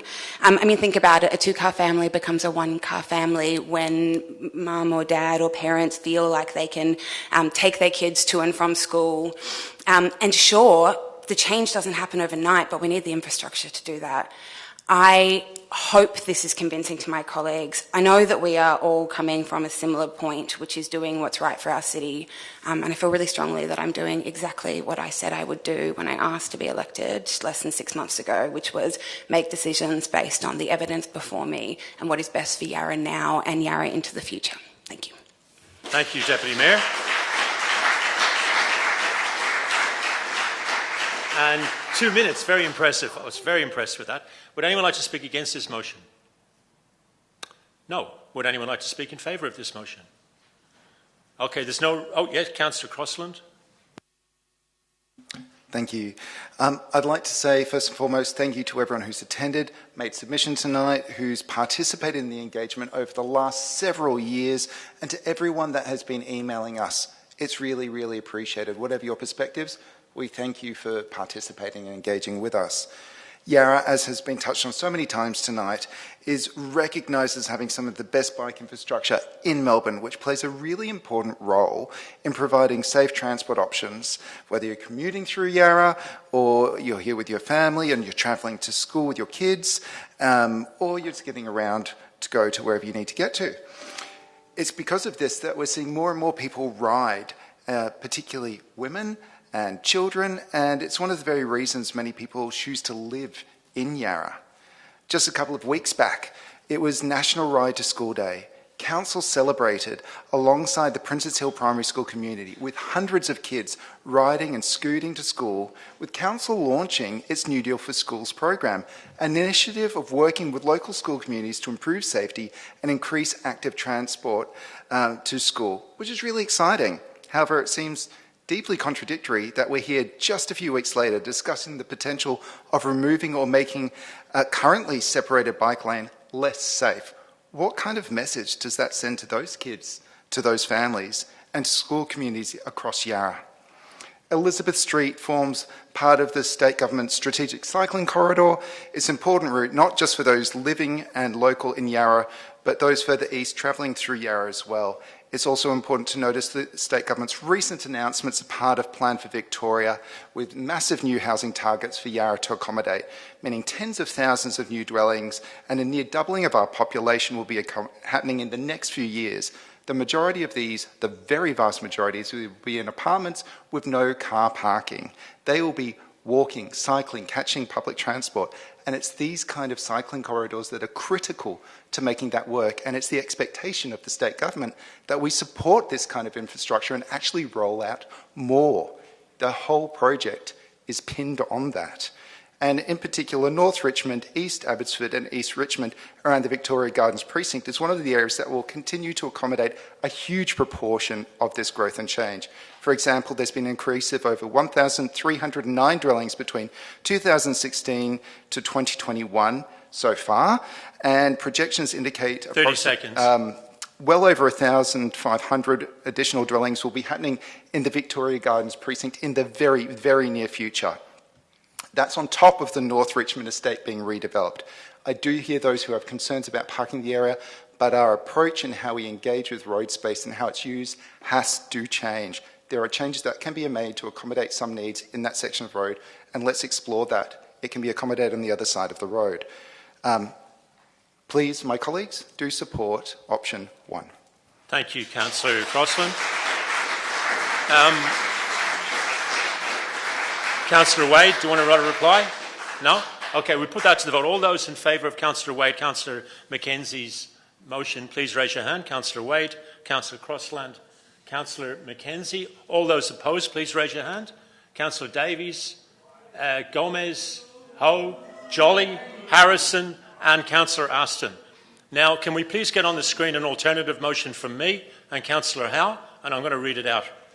Council believes that we should keep, and then I'll speak to it. Council believes that we should keep protected bike lanes on both sides of Elizabeth Street, North Richmond, and also meet the needs of local residents for some parking on the north side of the street. Our roads, like all our open spaces, need to be better shared, especially with a rapid population increase expected. That is why this council will increase capital works expenditure this year to prepare the area for the future. Council notes that this boost includes a doubling in bike infrastructure investment from $560,000 last year to $1.1 million in the upcoming budget to be released later this month. This will see action on bike lanes in Langridge Street, Gibbs Street, Coppin Street, Linear Park, Wellington Street, on the corner of Johnston and Victoria Streets, plus new bike parking facilities and bike repair stations. Between Lennox Street and Hoddle Street, the new widths will be as follows. Bike lane 1.5 metres, buffer 0.5, parking 2.1, traffic lane 2.85. Between Lennox and Church Street, the new widths will be as follows. Bike lane 1.7 metres, buffer 0.6 metres, parking 2.1 metres, traffic lane 3 metres. This will be implemented as soon as possible. Note that on all of Elizabeth Street, the bike lanes will be wider than at Albert Street, East Melbourne, where for years it has been 1.43 metres on the north side travelling east. Moved by myself, seconded by Councillor Ho. I'm going to speak to this, and my 3 minutes... Sorry, Councillor Jolly, can I ask a question? Yes. Is this substantively option 3, which is the narrower bike lanes in both bits? It's different in terms of timing. It's the implementation as soon as possible. It's different than option 3. But substantively, just so that we can follow the widths? The widths are the same as option 3. Option 3 widths? A little bit different, but basically the same. Slightly different, yeah. Okay, have you got my 3 minutes ready to go? Sorry, I would just really appreciate some clarity around what that point of difference is, because this literally came through while I was speaking before, so I didn't even know it was happening until you put it up there and I saw the email. Well, it is what it is. That's it up there. You can read it. It's all very clear. Councillor, sorry, Mayor, could you just give us a minute to decide if we want to ask officers questions or anything like that, given we've just seen it? Fine. Thank you.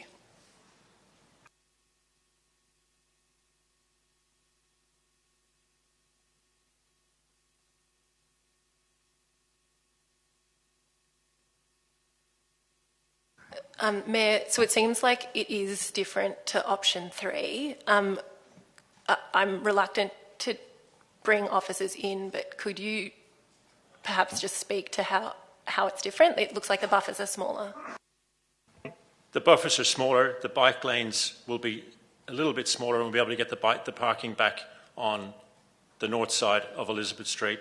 I've discussed it with the state government. I've also, by the way, discussed it with the Lord Mayor of Melbourne last night, and this will be our position in a few minutes' time. And if there's one more interruption, I'm going to ask you to have to leave. There'll be no heckling here. When you spoke, people didn't agree with you, but they kept their mouth shut. Okay? Sorry, I have a quick question, Mayor. Is there any change to the footpaths in this? No. Okay, thanks.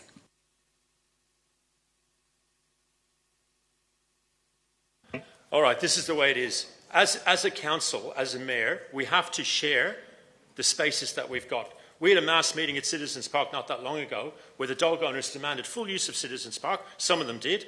And the footy clubs, no doubt, would like full use of Citizens Park. We came in over their heads and we said to the diehards on both sides, no, you have to share, especially with a growing population. It's exactly the same with our roads. It's exactly the same with Elizabeth Street. Nick Rees last night laughed when I said to him that some of the arguments that have been put up in the emails that we received.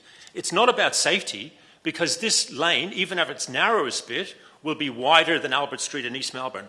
When I told him that people were suggesting that a dedicated bike lane wider than Albert Street was unsafe, it's ridiculous.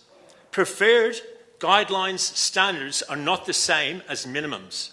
There is zero evidence that a 1.5 metre bike lane on Albert Street, East Melbourne, has any accidents, and the scare campaign is having no influence on us whatsoever. Some people talk about the sanctity of standards and guidelines, yet regularly we as a council have to ignore those guidelines when it comes to the widths of roads for emergency vehicles, building heights, permeability, parking waivers. If we'd adhered to standards religiously, we would have no buildings, no businesses, no cars, and no bike lanes.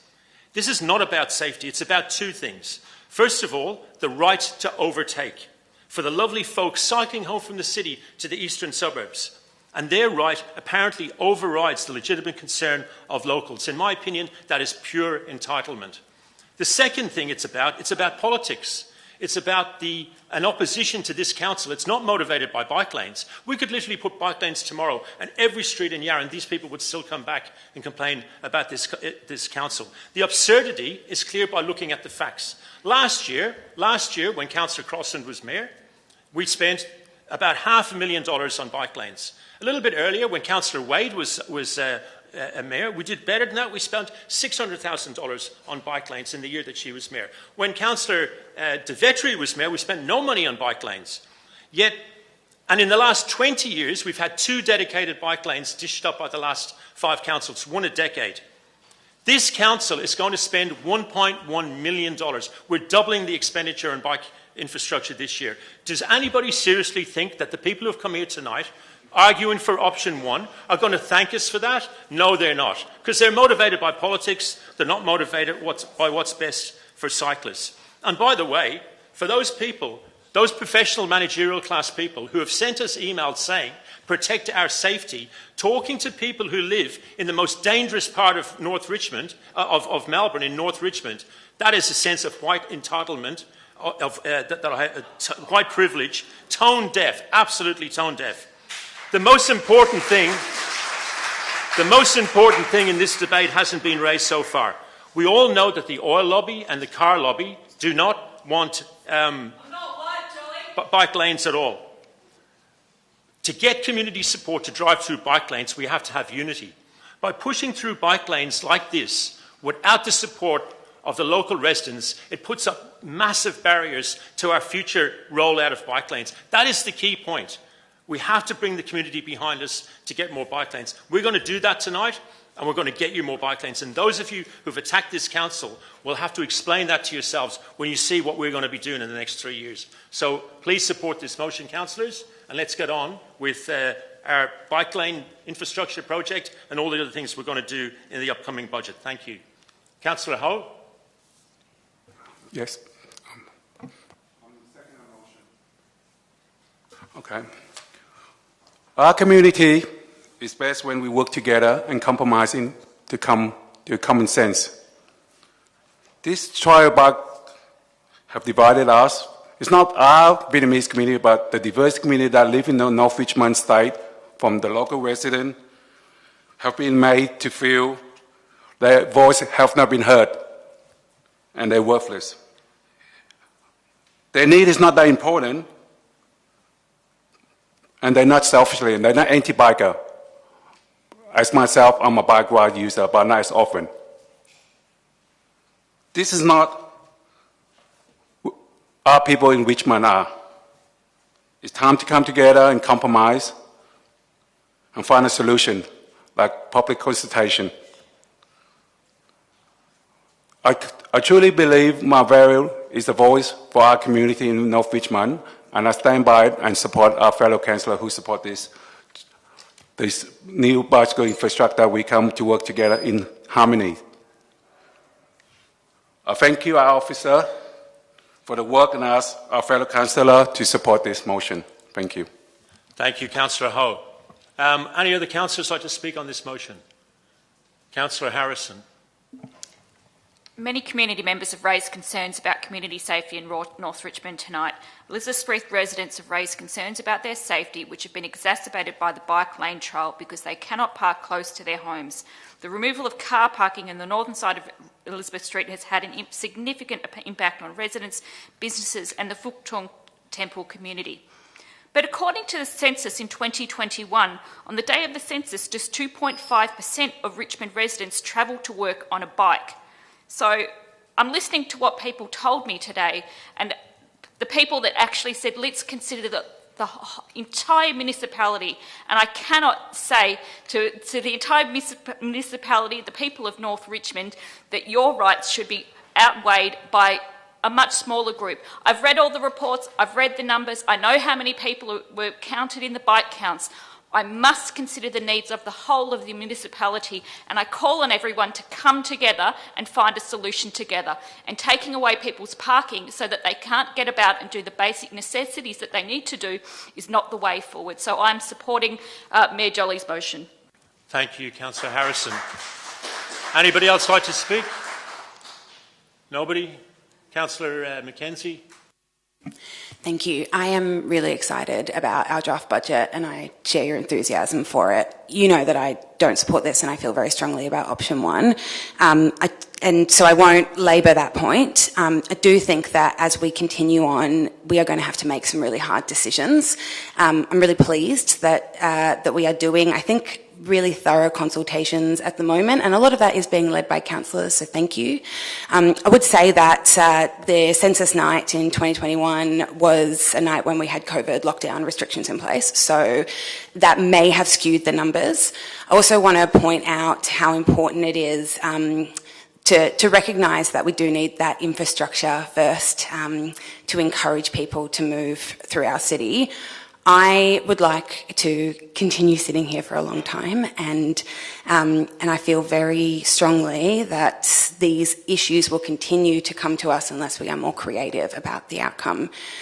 So I hear you, and I appreciate wherever this lands tonight. I wish some of you had have spoken against the motion that I seconded before, but yeah, I do really think that we can do better than this. Thanks.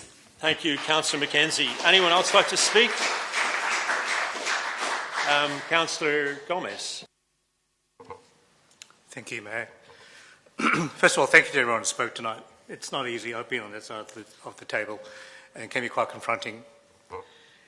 I must admit, I'm shocked by the lack of community consultation when the previous council in 2019 made the decision to implement the bike lane.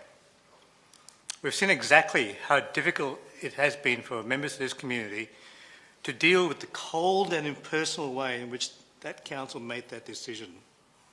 No consultation, no invitation to communicate in languages that we take for granted. I came here tonight with an open mind, looking for a solution that would be inclusive. I've spoken to many submitters on the phone over the last few days. I didn't hear one. I'm disappointed in many of the self-centred nature of the demands made by this community. It's shocking to hear on this side. Yarra is a community. We have to share. People who live here know that. Locals don't want to remove the bike lane. That was absolutely clear. They want a compromise. Compromise is something I didn't hear much from the pro-cyclist lobby here tonight. I've been riding for 40 years. I know and I live the good and the bad points about the bike lanes, like Elizabeth Street. I ride to Richmond Town Hall basically 4 times a week. I know exactly what risks I take and other people take. I also know the benefits of riding. After all that's been said and done, I endorse Mayor Jolly's motion as a compromise that provides a safe bike lane for most and returns some fairness to the local Richmond community. I endorse this, my fellow councillors. Thank you. Thank you, Councillor Gomez. Anyone like to speak against the motion? Councillor Crossland. We've had so many in favour, we need to get somebody against. Councillor Crossland. Thank you. As mentioned, I didn't know this was even on the table until it was literally came up on the screen. I hadn't seen the email because I was literally talking to the prior motion. I spoke to nearly every single councillor today. It was not shared that this was even going to be coming through. So it's not transparent. There is no working together, it would seem. There was the opportunity for that. It was not provided. In terms of commenting on the last term of council, as we all know, we were in the middle of a global pandemic. We spent the majority of the last term of council actively seeking to find new ways to rebuild council's budget after effectively being in a $50 million hole. We turned it around. We came up with some amazing work plans around what we could deliver going forward, and that is what is being talked about now. We set up the finance and the plans to deliver more. So suggesting that we didn't deliver much before is because we were setting things up for now. I have to say I was pretty darn disappointed just before in terms of conflating 2 very different, disparate issues, being that of the safety of a particular location and that of safety of cyclists. They are different things, and trying to conflate them in such a manner is incredibly disappointing. Also, in terms of trying to racially put people into different groups and referring to them as such, not on, not okay. I'm really disappointed about this process, and while I would like to see some good outcomes for here, I am deeply concerned about this and also the implications that this will have for Victoria Street. We have another item coming up later this evening, which I'm really excited about, but I know for the state government to get involved in that and also to help fund the upgrade of Elizabeth Street, we need to know that they're going to have buy-in, and at this time, I don't think they will. Thank you, Councillor Crossland. Who had their hand up before? Councillor Aston.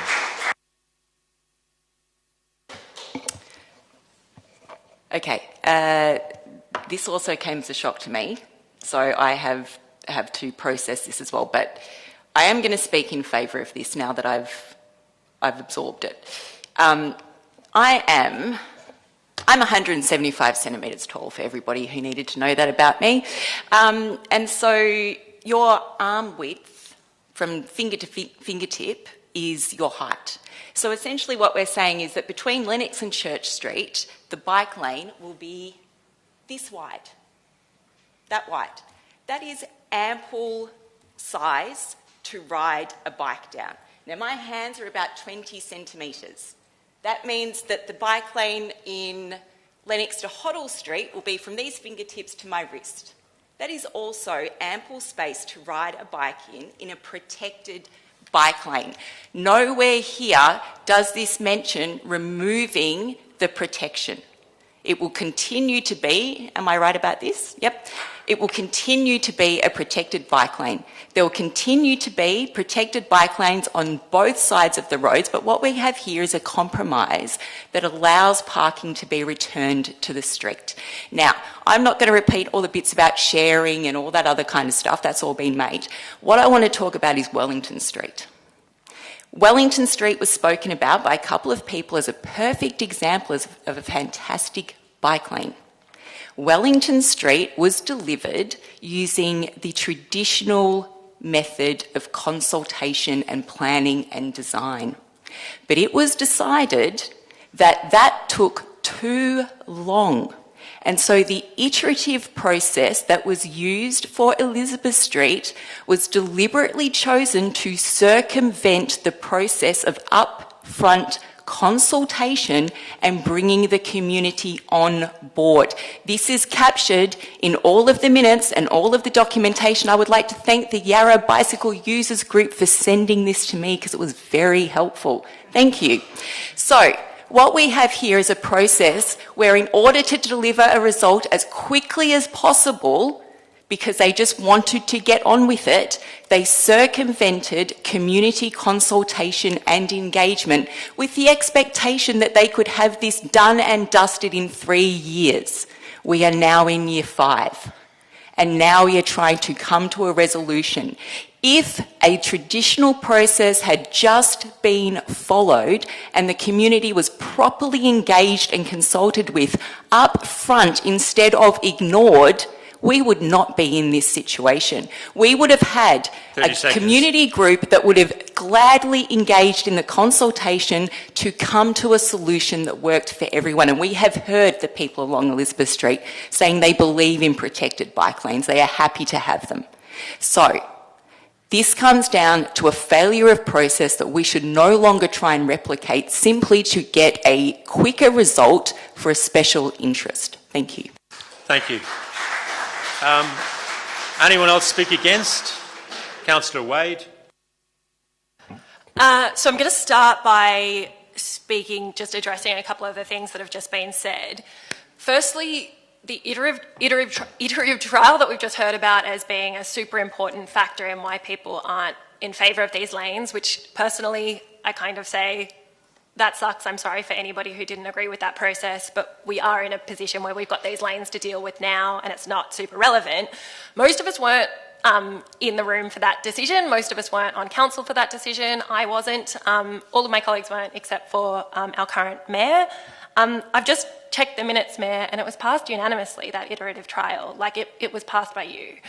And so I just want everybody to remember that, like, if we think that that's a mistake, everybody makes mistakes. Like, that's fine. But what we're talking about now is lanes that have been installed, that people have been using, that people have started cycling for the first time in their lives, using these lanes because they're good.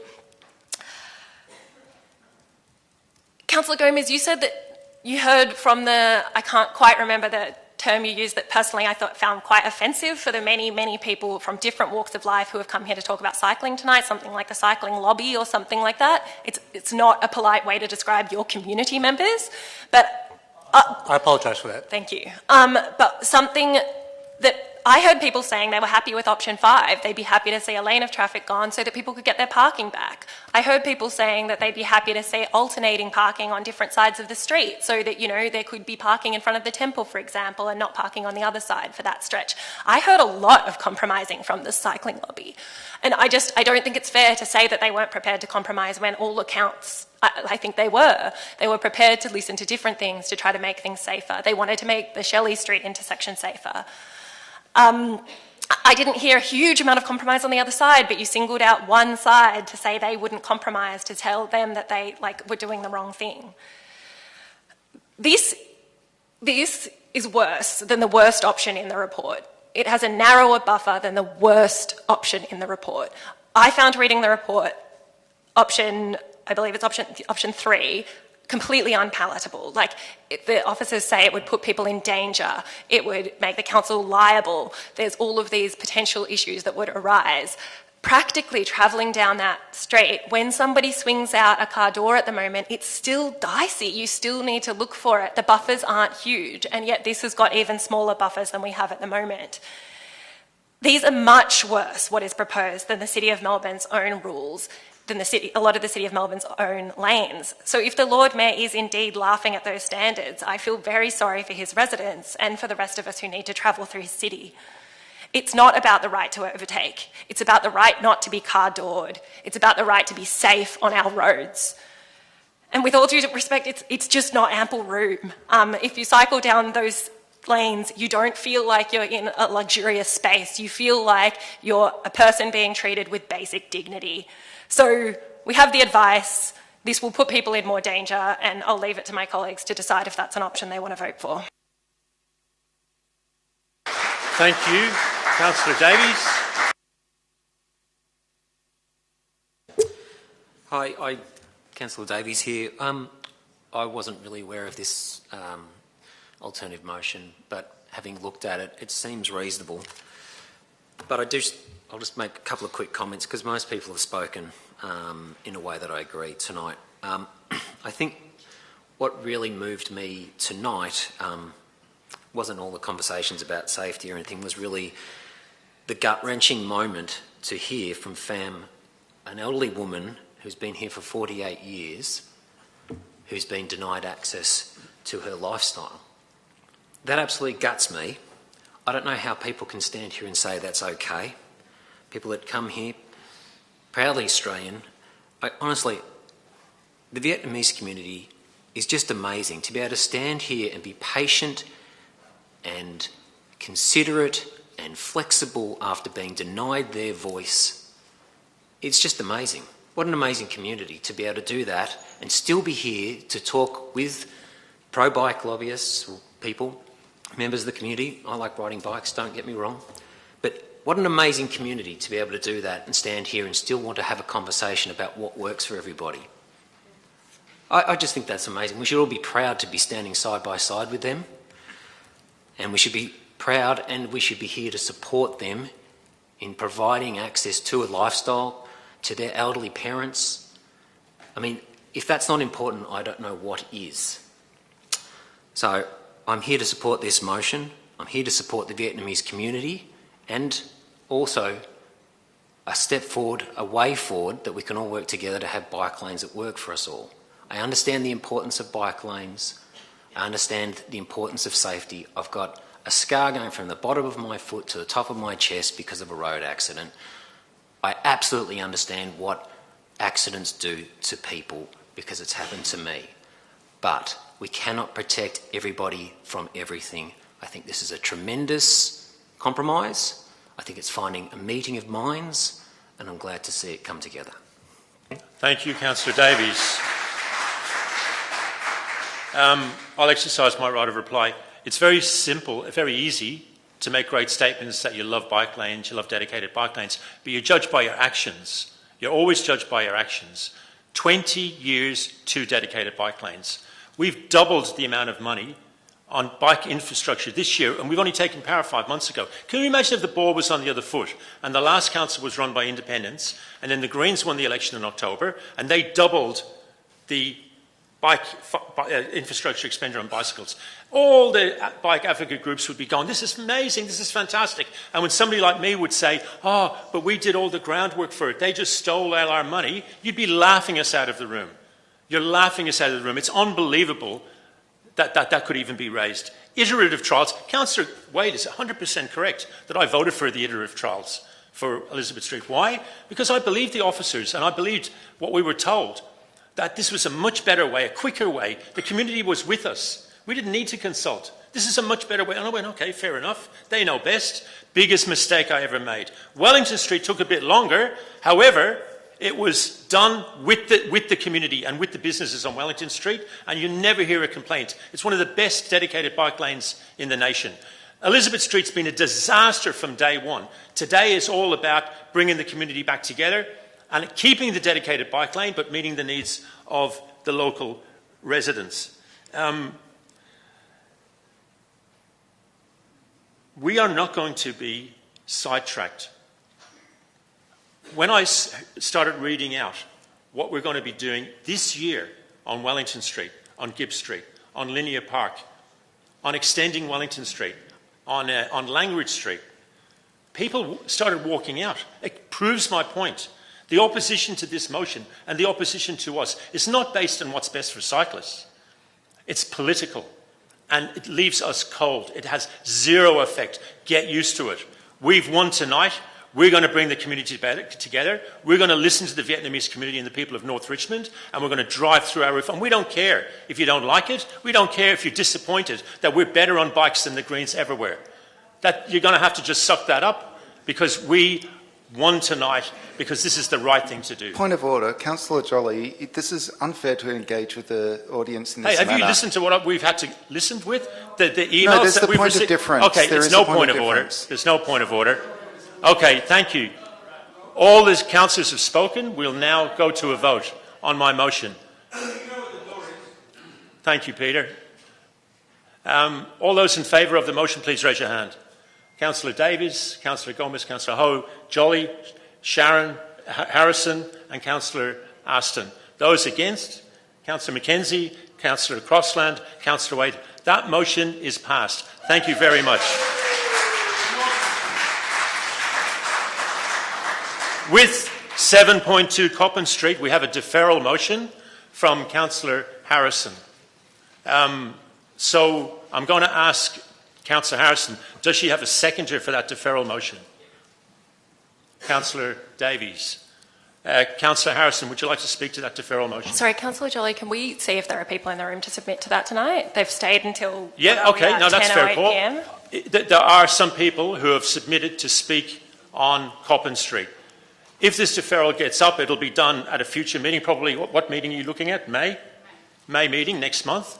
So you can just come back and speak then.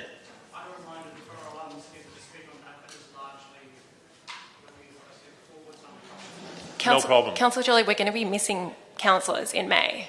Yes, I will not be here. That's really unfair. And we've also got people who have waited till 10 p.m. at night. There's always meetings when there's often meetings. We can't not have a motion deferred because one councillor is not going to be here. Councillor Crossland will not be here for 6 months.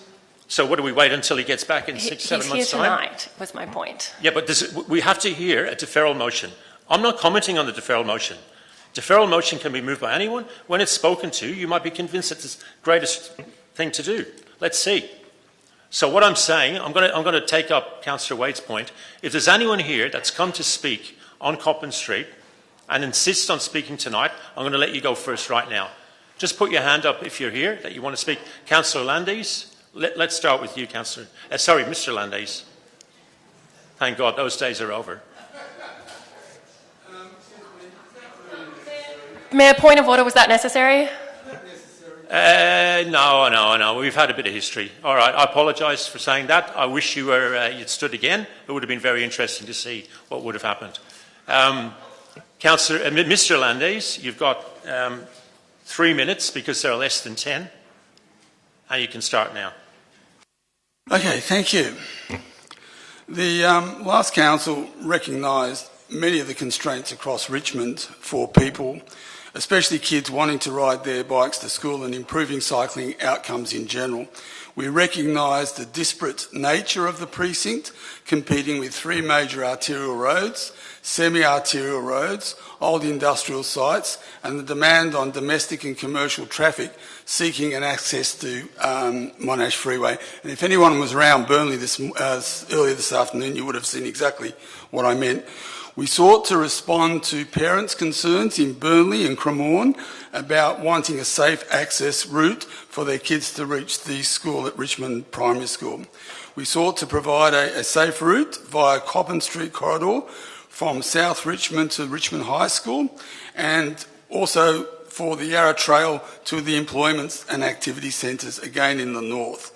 The redesign in the officer's report are all important interventions to ensure safe outcomes at busy key intersections to provide cyclists greater protection.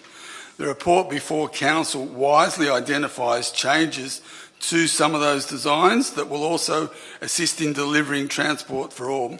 I look forward to the rapid implementation of a modified design, and in particular the removal of the centre island in Coppin Street and at Swan Street, and the return of a turning lane there. This will not only reduce driver frustration at this intersection, but will help take some of the traffic loads from the surrounding hinterland. And I might just point out that your deferral will actually delay that implementation yet again.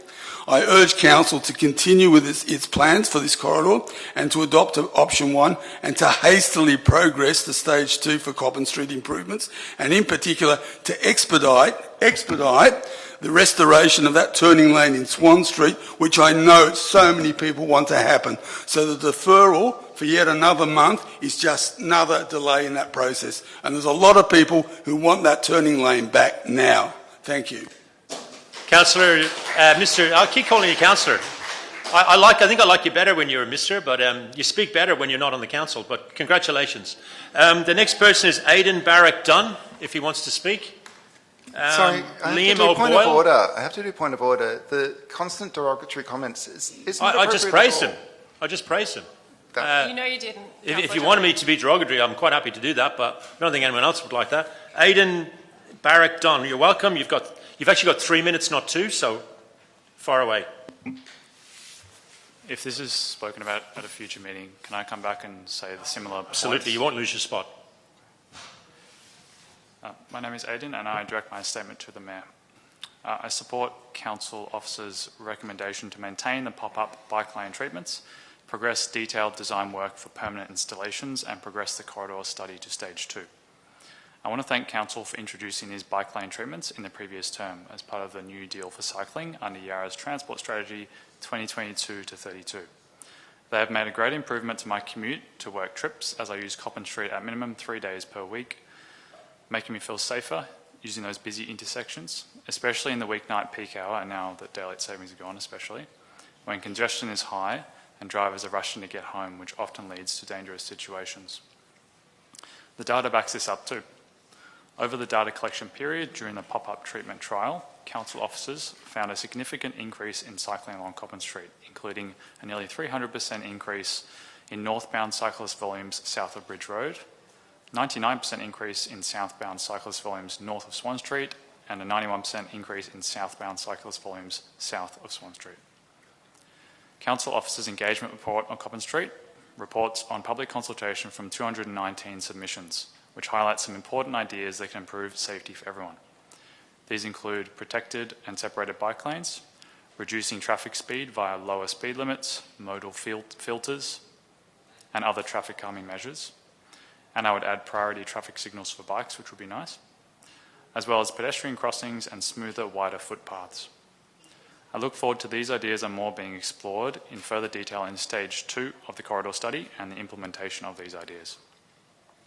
By voting to support the Council Officer recommendation option 1 to retain and then make these intersection treatments permanent, this will be another positive step to continue to grow ridership on Coppin Street and promote it as a corridor for cyclists to explore. I'm really looking forward to seeing how this Coppin Street corridor study continues, and there is a lot of potential for Coppin Street to be safer, more inviting, and a pedestrian corridor that links Bridge Road, Swan Street up to the Yarra Trail. Thank you. Thank you, Aidan. Liam O'Boyle. And you have got an extra minute, Liam. I don't think I'll need it. I think that the improvements on Coppin Street are significant. They are a big improvement over what was there beforehand. They don't go far enough, but they're a very good start. And I'd like to support the officer's recommendation that they proceed with further design work and make them permanent. That is going to address what appears to have been the biggest complaint, which is the loss of right turning lane. That's already accounted for. Seems like a win. Thank you. Thank you very much, Liam. Jackie Fistaki.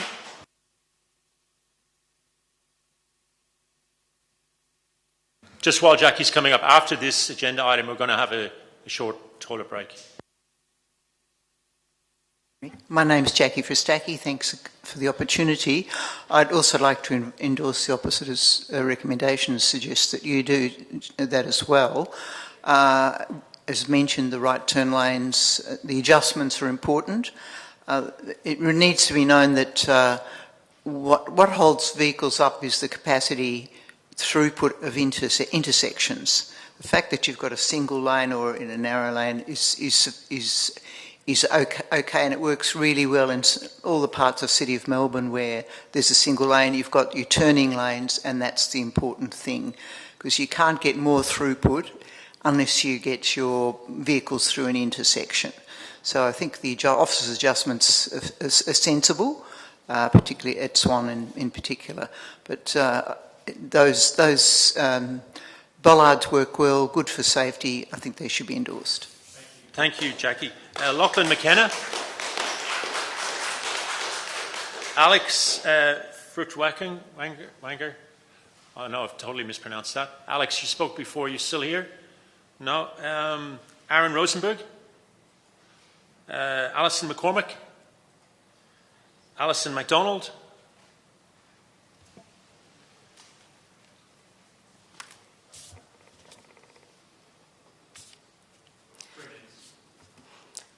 Hello again. I'm a Cremorne resident and a community member, as I stated before. Coppin Street is a local but still very important cycling route. We use it because it is the best north-south route through Richmond, because it has lights to cross at both Swan Street and Bridge Road. The intersection treatments have made it a lot safer for people who ride, and also for pedestrians, because it gives a bit of protection from cars that are cutting off the corners. I'm shocked that Council is contemplating removing them and may decide to cancel the next stage of the corridor study, which would have suggested further improvements for the rest of the street, including for all types of users. This is exactly what you were complaining about for Elizabeth Street, that it wasn't consulted on and studied, and that's what a corridor study is. My daughter rides on Coppin Street 10 times a week to and from school. I'm a much more irregular rider there. I rode along Coppin Street to get here tonight, yesterday to get to a meeting on Bridge Road. On Sunday, it was an IKEA run. I also use Coppin Street to ride to dance classes, parent-teacher interviews, my hairdressers. She moved to Burnley Street, High Vaughan, the pool, my favourite Japanese cafe, the one with the gluten-free matcha cake, school concerts, and of course the Gleadle Street Market. Most of the time my destination is in Yarra, and more often than not I'm spending money when I get there.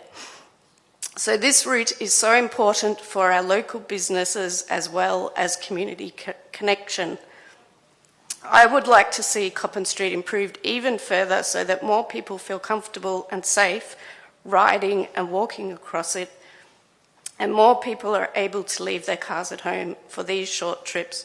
So I support option 1 or option 5. Thank you. Thank you. Irene Moser. Meredith Kefford. No worries. Okay, so we've now got could you just turn that thing off, please? The button there? Thank you. Councillor Harrison, you've got a deferral motion. Yes, I'm asking that the item 7.2 Coppin Street Cycling Corridor will be deferred into the May Council meeting. So can I go on to explain why I'm asking for that? Is there a seconder for that? Yes. Yeah, there is. Okay, you can move. Okay, so look, the report on the Coppin Street New Deal for Cycling Corridor study, as it is called, was first released to the public, including those who provided feedback via the Have Your Say consultation on 3 April 2025. So I'm moving a motion to defer this agenda item to ensure that more community members are provided sufficient time, opportunity to review the report and make public submissions to Council, and I'm seeking a delay till the next meeting. Thank you. Councillor Davies, do you want to speak to that, seconding? Can I just ask a question? Yes. I thought this was to put it out for consultation. Councillor Harrison, did you want to respond to that question? The report has only been released to the public on the 3rd of April, so it was included in the meeting papers, so it's out there, but people haven't had much of an opportunity to look at it. And that was the feedback I received from community members, is it was coming out of nowhere for them, and so they were keen to get more time to look at it. Thank you, Councillor Harris. Sorry, I've got a follow-up question, if that's okay. It's a genuine question. And I don't know if this is to Councillor Harrison or officers, but my understanding was we were just doing further consultation. I thought that was all we were approving tonight on the corridor study. So if the problem is the corridor study isn't putting it out to consultation what we want, then people can consult on it? I'll take that as a question, Councillor Harrison. Look, we're actually voting on options here, and I think that community members would actually want to be able to submit on this item. We've certainly had several people who were already submitting on other items submit here tonight, but the feedback I had is that community members have not had a chance to review it, and they were keen to have more time to review it before this came to council. I'll second it, but I think we just need more time for the community to review it. That's really, I just agree with Sharon, with Councillor Harrison. Thank you, Councillor Davies. Okay, would anyone like to speak against this deferral? Councillor Mackenzie. Yeah, it's, respectfully, it's very surprising to me that this is being deferred. Firstly, there's two parts of it. One of them, which has caused, I appreciate, a lot of problems, is the intersection. If we defer this, we don't move on with those changes that we want to make to the intersection, regardless of which option you take, whether it's to rip it out or to go ahead with the option one. That right lane is not coming back until we move this forward. I would think that surely, considering that was the main concern, which I do think is really well dealt with by this report and by the recommendations, wouldn't we want to continue with that? The other one is about continuing on consultation. So it's not about making it permanent at this point. I don't understand why we would want to defer this. In fact, I would think for both those two reasons, we would want to push it forward. And I don't support this. I think it's an incorrect understanding of what we're being asked to do tonight. Thank you, Councillor Mackenzie. Anyone else like to speak to this? Councillor Crossland. Yes, look, I appreciate the questions Councillor Wade was just asking, because I myself was unsure if it was a misunderstanding or a misreading of the report. The whole intent of this is to go out on consultation, further conversation. And if it's not a misunderstanding, then what has just been stated is completely contrary to what we've just heard about Elizabeth Street, which is incredibly disappointing and concerning, because it's suggesting that we don't want to undertake consultation. So I don't know what the point of deferring it is, other than to push it down the road and then try and kill it off at the next council meeting. Councillor Harrison, do you want to write a reply? So just hang on. Councillor Wade. Yes. 11 people is a lot of people. I know we just had 69 or something, and so maybe the threshold tonight is slightly off, but almost never do we have 11 people registered to speak on an item. Almost never. Almost never do we have 11 people in the room, frankly. So if 11 people have come tonight to speak to this, it seems like people have had the chance to consider the report. Also, as just has been said, if people want to consider the report, the best way to consider the corridor study is through a formal consultation process where we explain stuff in plain language and people don't have to dig through 1,300 pages to find the information. It is much easier for people to give us their feedback if we approve a consultation process and we can explain stuff in plain language to people and not bury it in a 1,300-page report. No offence to anybody, it needed to be 1,300 pages. So yeah, I'd really like us to progress tonight. I thought everybody was on the same page about the returning the turning lane, and yeah, if the corridor study wants to be deferred, that's in the draft budget. I'm just not sure what we're trying to address here. Okay, Councillor Gomez, you go first. Just very quickly, thank you, Mayor. I think we've just seen in the previous agenda item what happens when you don't have enough people aware of a situation. You tend to make rush decisions. You tend to annoy one group of people who feel like they're excluded. I don't particularly want to go forward knowing that Councillor Harrison and Councillor Davies, who are from Richmond, who are straddling both sides of the street, feel that their community aren't here tonight or whenever to talk about this. I'll just comment just before Councillor Harrison exercises the right of reply. we've just been through an horrendous experience in the last few years with Elizabeth Street that thank God this council has resolved tonight. Why would we repeat it with Coppin Street? I actually happen to think that the officer recommendations are really good and I'm sympathetic to them, and I'm sure we'll deal with that positively next week. But what we found is that those, to answer Councillor Wade's question about the 11 odd people who registered to vote, that's true and that's amazing, that's really good.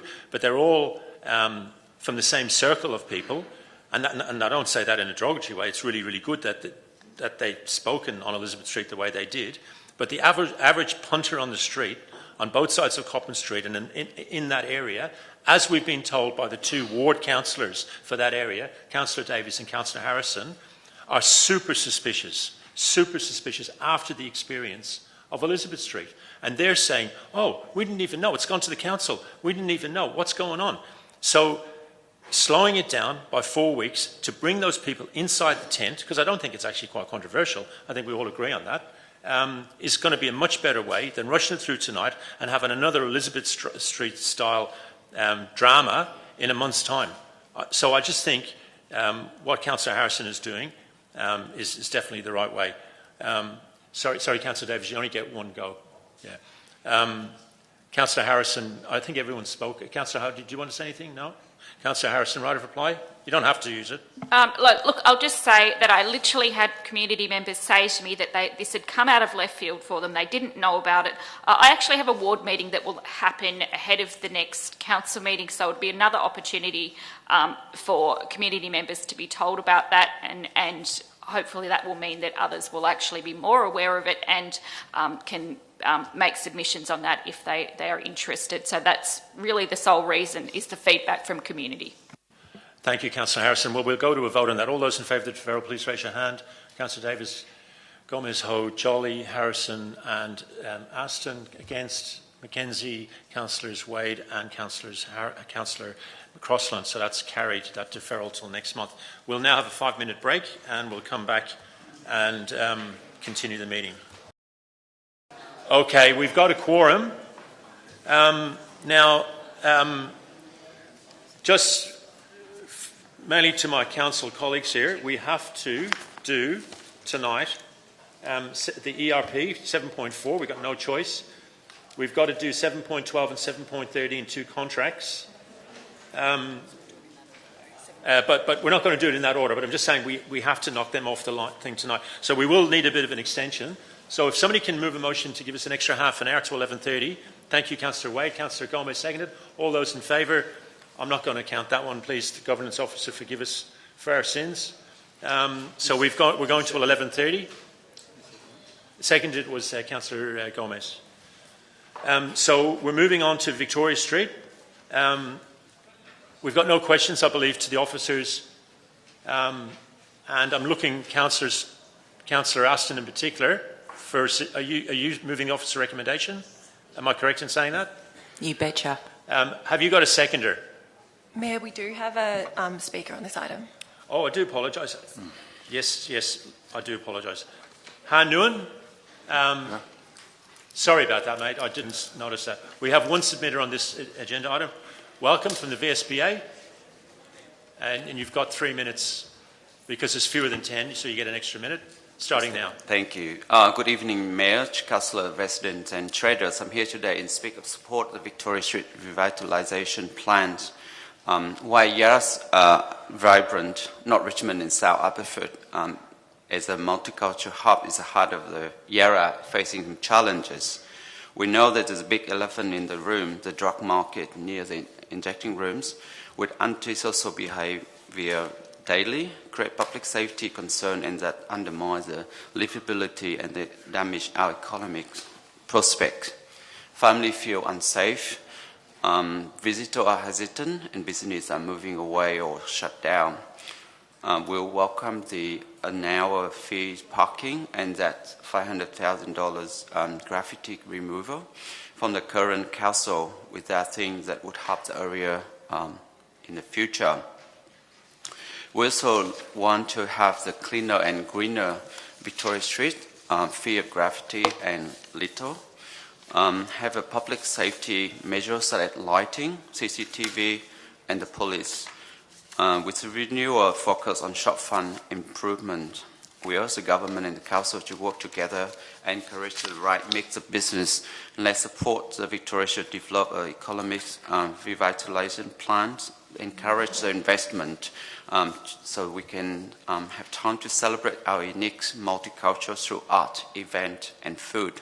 With the right support, we can transform this precinct into a safe, thriving, and proud place once again. Thank you. Thank you, Ha. Can you just turn that button off, please? Thank you so much. So, Councillor Aston, have you got a seconder? Councillor Ho. Okay, Councillor Aston, would you like to speak to the officer recommendation that you're moving, please? Firstly, I want to say a huge thank you to Malcolm and Sarah and the team. I really appreciate all of the work that you've put into this, and also too from the people from Mary's team as well. I know it's been a cross-council collaborative effort, which I'm really appreciative of. I won't go on for too much long about this. I'm not going to set the tone for why it's needed, because I think we all know that. I'm going to address the fact that there have been similar efforts and reports and things like this in the past, and people might go, what is the difference between this and attempts in the past? There's a couple of key points. The first is that this one is council-owned and initiated. It is clearly positioned around the areas that council can really take the lead on and push, instead of waiting for the state or federal government to rescue us. By all means, we are happy for them to get involved and provide us with funding. That's wonderful, but this is really about the council taking the lead on this, owning the issue and serving the community in the way that we are designed to do. It's also got a real focus on practical, tangible, on-the-ground action and commitments. This is typically been lacking from most other plans, where we are front-loading a commitment to real tangible capital works while we work on the other bigger ideas and longer-term ideas. So we will start to see real things happening in Vic Street that have not happened for a long time within the first year. But I think the biggest change, the biggest difference, and it goes along with this being council-owned, but this is sponsored by myself and Councillor Ho. We have been behind this 100% of the way. We have skin in the game. We've lived here for decades. This is our community. This isn't some theoretical event for us. These are our people. We walk these streets every day. We see the people here every day. If this works well, we're going to get a great big smile from them and it's going to be wonderful. If it doesn't work, we're going to know about it. This isn't, ward councillors, and no disrespect to the council structure of the past, but now when you live in the ward that you represent, you are there to drive improvements for that and be held accountable when these things don't work, and hopefully get some thanks when they do. So that to me is the biggest difference. Now, I know someone earlier, I think it was Christine, said that Vic Street is doomed. Well, I just don't accept that. There's a lot of good in this report. There's a lot of good that we are capable of doing in the short and in the long term, and I really commend the officers for their efforts in this. Thank you very much. Thank you, Councillor Aston. Councillor Ho. First of all, I'd like to thank you, the committee, Simon, and developed this tremendous report from bottom of my heart. This is something that I always happy to see, that it showed the initiative of the local City of Yarra Council have come with this report, and I've been part of this journey the last 30 years in this street. I haven't seen the last 10-year council show the support that what we have now, and I'm thankful fellow Councillor Aston, who have so passionate with me to drive this Victoria Street revitalisation. It now become an initiative by the City of Yarra, not funded by the state or the federal anymore, but by our local council. And thank you. That's all I need to tell. Thank you. Thank you, Councillor Ho. Would anyone like to speak against this? Okay. Anyone desperately want to speak in favour? Because we have a lot on tonight. Councillor Cosland? I'll just be brief. Thank you. I'd like to again say thank you to officers for what is a really great report with a lot of great initiatives that I think could make some really meaningful change for Victoria Street and the surrounding area. I'd especially like to thank my council colleagues, Councillor Aston and Councillor Ho, for this initiative, which I think provides a genuine beneficial opportunity to explore how we can revitalise Victoria Street and increase provision of affordable housing and a range of different other initiatives in this area. I think it's brilliant. It's the type of holistic approach that I believe will help deliver meaningful and tangible outcomes. And in turn, I hope that the likes of this initiative and its application could be replicated to other precincts throughout Yarra.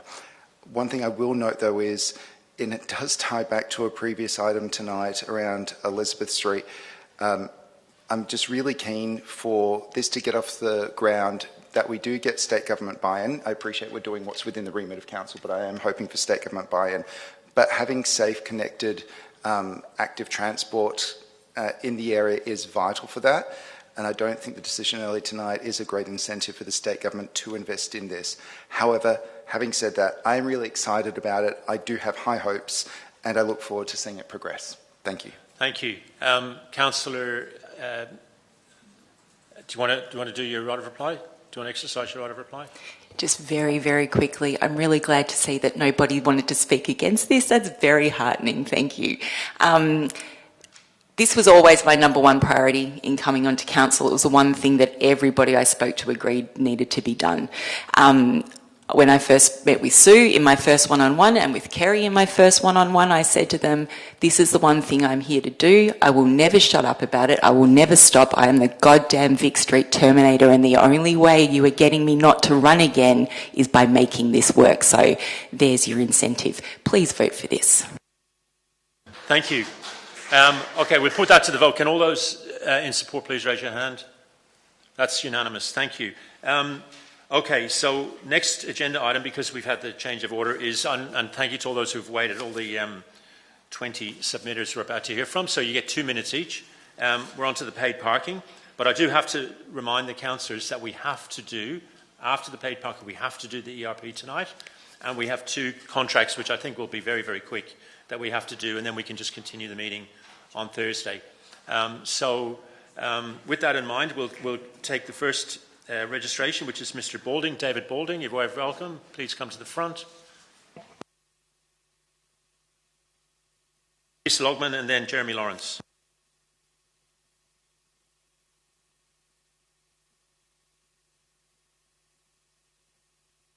Oh, there. So, thank you. Yes, I'd like to highlight that it was very interesting to see the occupancy on Bridge Road, which is relatively low, too low, and so I'm definitely in favour of strategies to make better use of Yarra's parking assets, and maybe the 1 hour free is the best way to go, but I just think there's so many other options and so many other things to consider that let's do this properly with a fully kind of considered report.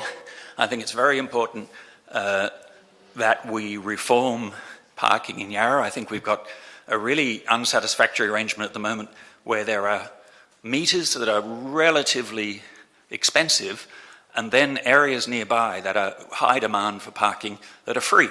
And there's no logic to that. The parking assets should be used for the best benefit of all the residents, and that means, in most cases, maximising the income to spend on good purposes like fixing our footpaths to make them safe for wheelchairs. And the way to do that is with a proper review of parking. I'd particularly like to highlight a comment made earlier about the expectation of free parking on public land. We're kind of used to it, but rationally it's absurd. 30 it's seconds. Not a good use of public, and it poisons the debate on so many issues, Elizabeth Street and many others. So let's have a proper review of parking. It's been on the agenda for a while. Let's do it. Maybe this 1 hour free parking is the right way to do it, but I think there are other options to consider. Thank you, David. Lisa Logman. And sorry for the long wait. Very patient.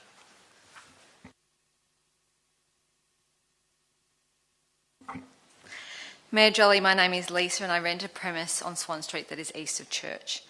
I believe putting paid parking on Swan Street in this environment a year ago was a massive mistake, and I'm disappointed businesses weren't consulted in support, and I'm in support of option 2. The cost is pushing shoppers away during the day. Car parks are often empty, customers are rushing in and out as they don't want to pay. It's ruining their experience within our business and robbing us of critical retail sales. 1 hour free parking is great for us, but is it the right solution for restaurants, bars and pubs? I'm not an expert, but don't you need to restrict the parking time to encourage turnover? I strongly believe 1 hour free with a 2 or 3 hour limit maximum is required. Long enough for a relaxing dinner, short enough so it's not a long-term car park.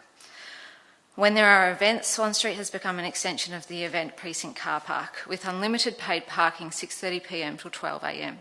People are parking, walking to an event, which prevents restaurant turnover. Some may dine in the current climate more so in the cheap and fast options, or there are many options at the G now. We should be pushing event goers to public transport so that car spots are kept for those who have spent I'm so tired. Who have kept those who will spend the most we should be pushing event goers to public transport so that the car spots are kept for those who will spend the most in our immediate local area. The last 2 Friday nights have seemed eventless. The street was dead, car parks available, many restaurants quiet. We have an economic ecosystem, and the downturn of night foot traffic reduces events, and we service and limits our exposure to potential clients. We've seen a large downturn in foot traffic, which we know is impacted by the economy and inflation, but it also aligns with the intro of paid parking. In the last year, a number of businesses 10 seconds, have also extended their hours, opened extra days, spend more on marketing. We're tired and we're working harder than ever.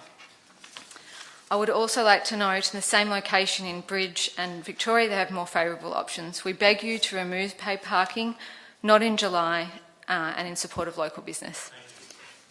The next person is Jeremy Lawrence, followed by Sarah Abbott and then Jackson Wade. I'm a resident of Cremorne and I'm speaking as an individual. Mayor and councillors, I have an interest in parking policy. I declare that I'm a member of the International Parking Reform Network. If any of you are interested in evidence and data, I can offer a copy of this book, The High Cost of Free Parking, or I could offer Rethinking Parking, or even this one, The Politics of Public Space. All these books contain scads of evidence, and none of them recommend free 1 hour parking. If we want to help traders, we should make it as easy as possible for as many people as possible to get to our shopping streets and to enjoy visiting our shopping streets. This means we should adopt demand-responsive pricing, where the hourly price varies throughout the day, so it's as low as possible while still ensuring that there are a few vacant bays available so people can quickly find a park. Such a policy means that councillors don't set pricing. It's the behaviour of shoppers themselves who sets the pricing. The target isn't maximising revenue, instead the target is maximising access. It also means that parking isn't abused. We don't want to see, for example, a whole bunch of Ubers resting at the curb for free, waiting for their customers and preventing people, shoppers, from accessing the traders. We don't want to see sports fans snaffling a precious curbside park, getting 1 hour free, paying a few dollars for the second hour, and then disappearing after the game without spending money on the street. 15 seconds. Councillors, we're in an inner city area with a rapidly growing population. Traffic congestion is getting worse. We need to plan this carefully and get it right, which means taking the time to develop a curbside and parking management strategy. Thank you, Jeremy. The next person is Saba Abbott and then Jackson Wade. And then Xuan Shi will be after Jackson. Sarah, welcome. Thank you, Mayor. Councillors, community members, my name is Saurabh. I'm from Jeho Indian Restaurant, been operating on Swan Street for 14 years. I'm here to address the paid parking introduction in April 24. It's hitting our business really hard, worse than COVID with no support to lean on. Just a bit of stats. Before COVID paid parking, our client base was 70% dine-in and 30% takeaways and deliveries. That's flipped the other way around to 70% takeaways and 30% dine-in, with companies like Uber Eats taking about 30% of the revenue in fees, which is cutting our profits down to bare minimum. Customers say they can't find parking and can't afford the extra cost. We've lost regulars. People we saw weekly or monthly are no longer coming anymore. Just an example, a family of 10 came in from Craigieburn to celebrate a birthday. At 10 p.m., they left with happy faces with our food, finding 3 of their cars got a $90 plus tickets. They came frustrated back to the register, said they won't be returning back because these are things they can't afford, end up leaving us a Google review. Not because of our food, but obviously you know for what. This left a really bitter taste, guys. We've been working really hard, over these years to maintain a market on Swan Street to keep the vibrant street alive. We simply asked 30 seconds. We simply asked to bring back the free parking after hours. It could keep the struggling businesses like ours alive and preserve the Swan Street spirit. Thank you. Thank you, sir. Jackson Wade, followed by Xuan Ji, and then Paul Winters. Welcome, Jackson.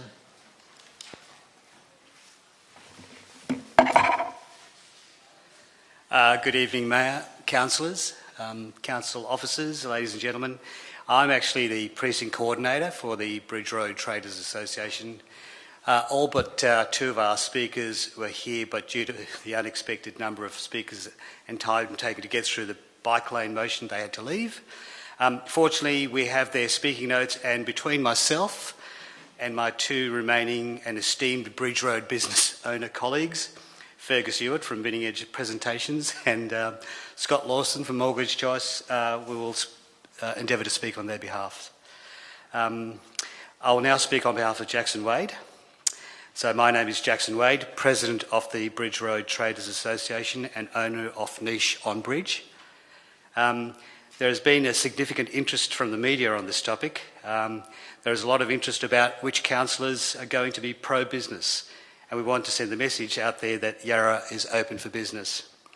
The proposed 1-hour free parking trial is more than just a gesture. It's a crucial step forward toward getting our traders to compete with online, retail and other better serviced precincts. It removes a key barrier for customers and encourages more people to shop local, something our community desperately needs. This trial shows the council is listening, that it understands the pressure small businesses are under and is ready to act. It brings us 30 in line seconds. with Chapel Street, Glenferrie Road and others, where free parking is already helping drive retail growth. We need positive stories that signal real support for Richmond's Main Street economy. This is one of them. We urge you to vote in favour of the trial and back the future on Bridge Road. Thank you, sir. Thank you very much. Paul, Xuan Ji, I should say Xuan Ji.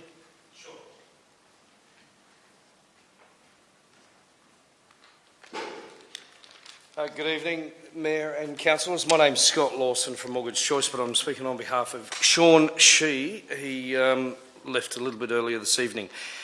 Sean Shee is the manager of ANZ Bank on Bridge Road. We see firsthand how important convenience is for our customers, especially when it comes to handling personal finances or seeking advice on major life decisions. 1 hour free parking would remove a key barrier and encourage more people to walk through our doors. It shows we value their time and makes Bridge Road more welcoming and accessible. It's not just good for the bank, it supports every business by making Bridge Road a more attractive destination for locals and visitors alike. Providing free parking will greatly benefit our local businesses and boost tourism in the area. Offering free parking is likely to draw more visitors and helping drive increased revenue for our businesses. It will also encourage business investment and ensure the long-term prosperity of Richmond's business community. 1 hour of free parking supports a viable and sustainable trading environment. Many Richmond businesses are currently doing it tough, with parking fees driving customers away to nearby areas like Stoniton, where parking is free. This puts our local traders at a disadvantage and contributes to the ongoing struggles they face. Looking ahead, there's a vital opportunity for the current council to provide the focused support that Richmond businesses need to thrive. I'm very enthusiastic about this trial and eager to collaborate with the City of Yarra to track its success. I urge you, please vote favourably on this free parking trial and give Bridge Road traders a fighting chance. Thank you. You did great for Sean there. Paul Winters, followed by Jeremy Hope.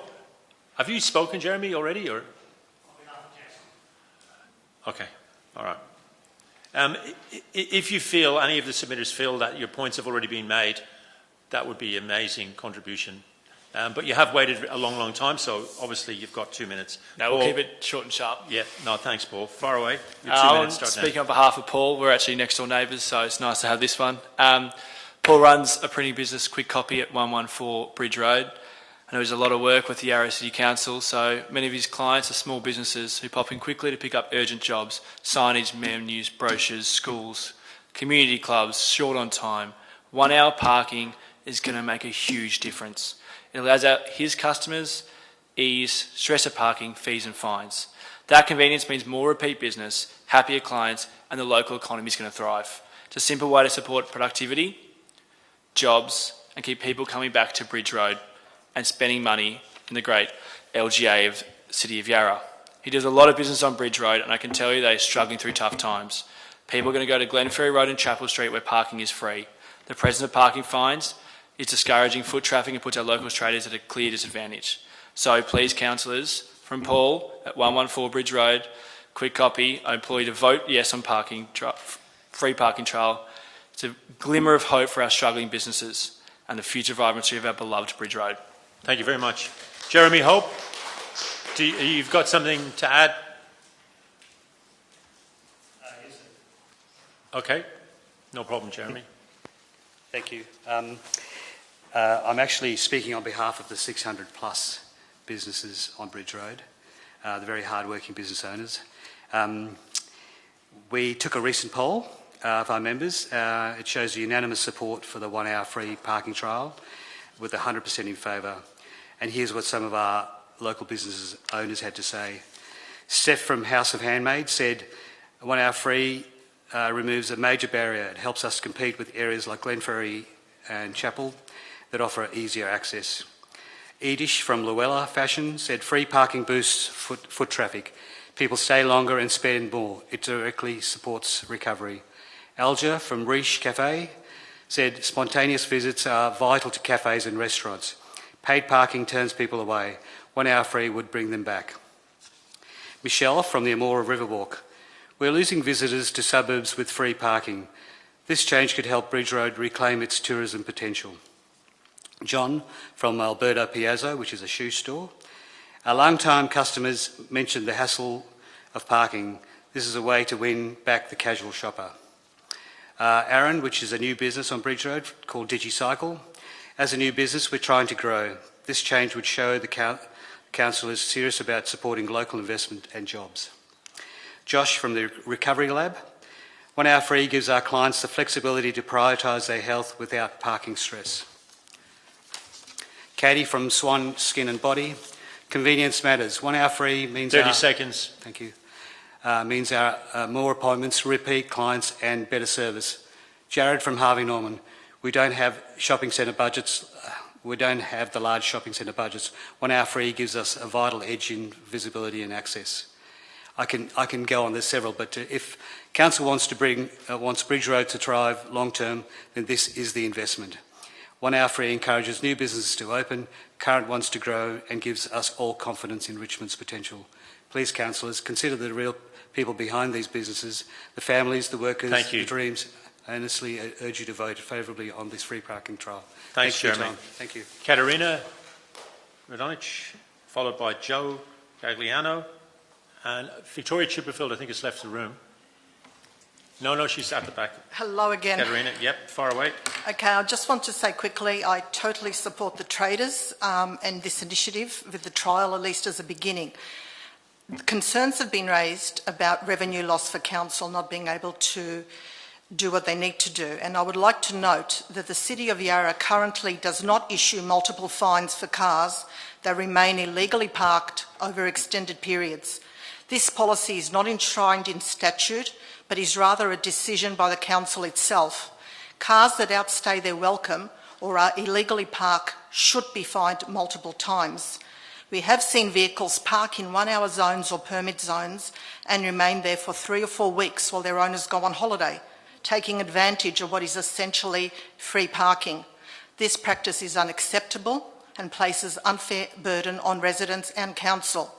I urge councillors to please address and rectify this issue. Furthermore, there is a pressing need to improve the responsiveness of parking enforcement officers, particularly in cases involving illegal parking in disabled spaces. Vulnerable community members are often left disadvantaged for days, while illegally parked vehicles remain unattended. I have documented calls spanning 24 hours, 2 days, 3 days, and in one case even 4 days, where no action was taken despite urgent requests for enforcement. This lack of responsiveness is deeply concerning and highlights the need for an overhaul of procedures and staffing. This will stop perpetrators continuing to exploit the system.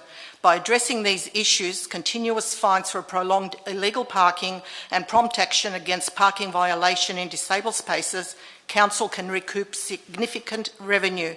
These changes will not only offset the cost of free parking on our commercial strips, but also ensure fairness and equity for all members of our community. Such measures would be a win for residents, businesses and council. Fantastic. Joe Gagliano, followed by Victoria Chipperfield, and then Vicky Stratus. Victoria, if you can come up to the front so you can jump in, because we really want to get moving here.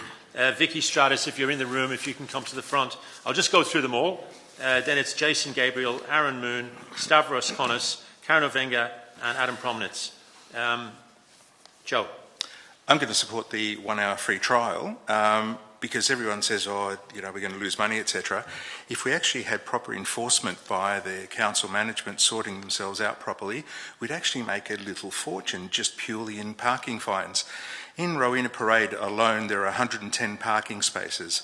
In 1 day of an AFL game, the other day, I calculated we missed $1,904 in cars that could have been booked. Now, there are 46 AFL matches through the season. If we multiply that, 1,904 over the 46 matches, that's $87,584. So that's just purely AFL matches without the Olympic and sports precincts, etc. There are roughly 21 streets in the area bordered by Bridge, Lennox, Swan and Punt. It does not include streets west of Lennox Street, of which many are occupied during sports events. If we extend the scope beyond Lennox and Church, the amounts foregone are huge. Richmond Terrace, Gips, Lennox Street are very long, and they've probably got 300-400 spaces. So the calculation that I've got is just for AFL alone, $87,584 by roughly 30 streets in that big square. That's $2.627 million that could go to free parking trials, footpaths, you name it. The figures in the report could also help multipass in multi-unit developments and could easily be funded if actual enforcement occurred during sports and Olympic park events. There was an interesting comment about free parking on streets, etc. We residents in residential streets are constantly funding free parking from non-residents of Yarra, and it's got to stop. Option 2 for sure. Thank you, Joe. Victoria Chipperfield.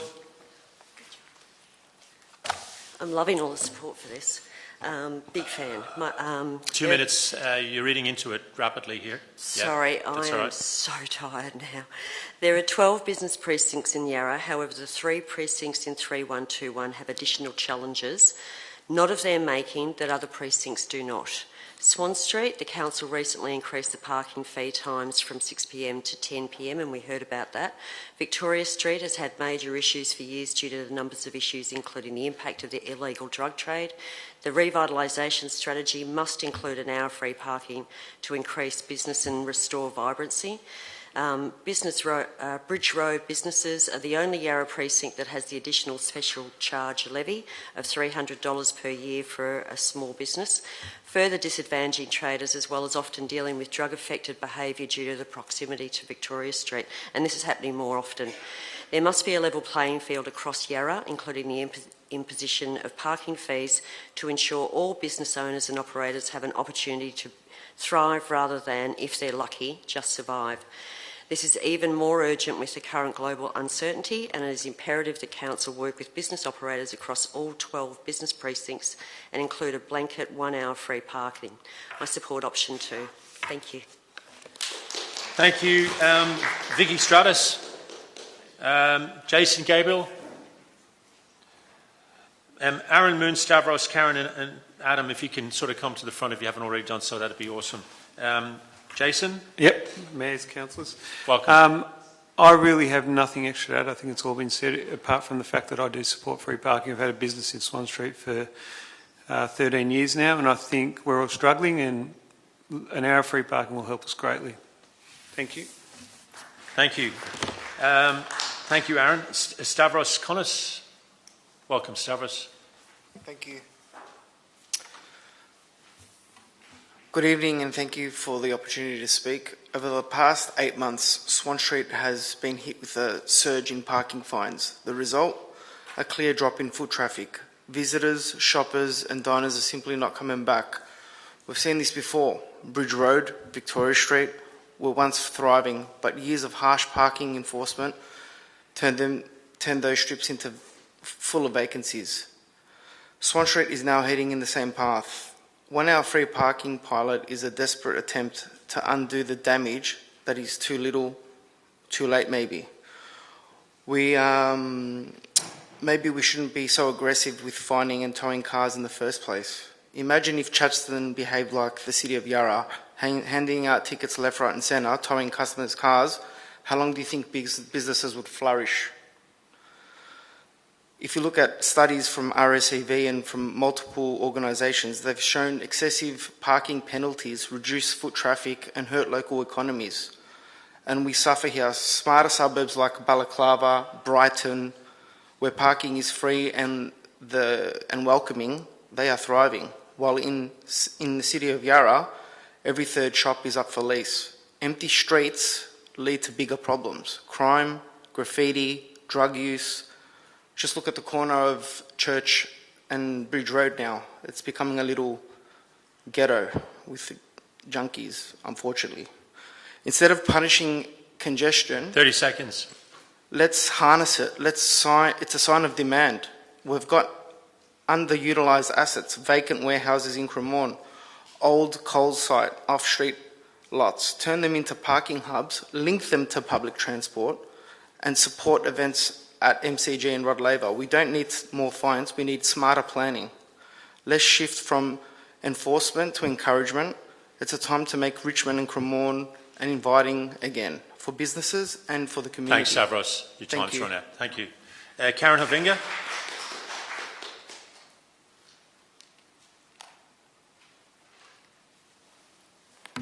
Hi.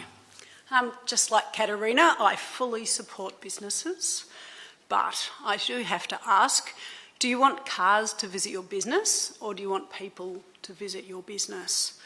I'm always really struck when I order Uber Eats and I sit watching to see exactly who's going to pick up my order and bring it to my door, because I always groan if it's a car. It's so much faster to have that delivery by bike, and it works in the opposite direction as well.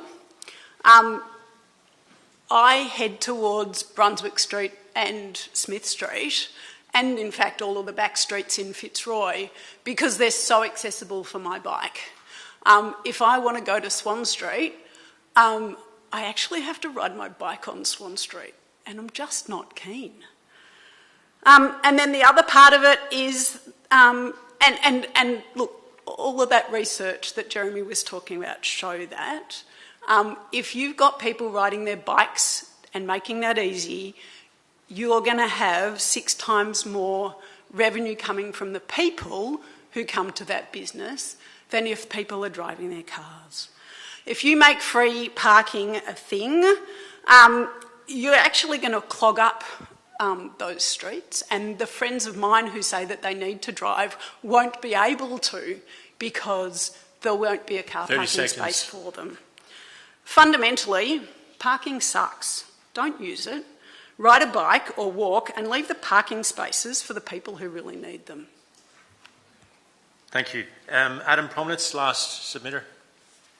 Mayor, I think I've been missed. Yeah, I think do apologise. What's your name, sir? Aaron Moore. You're actually not on the list, but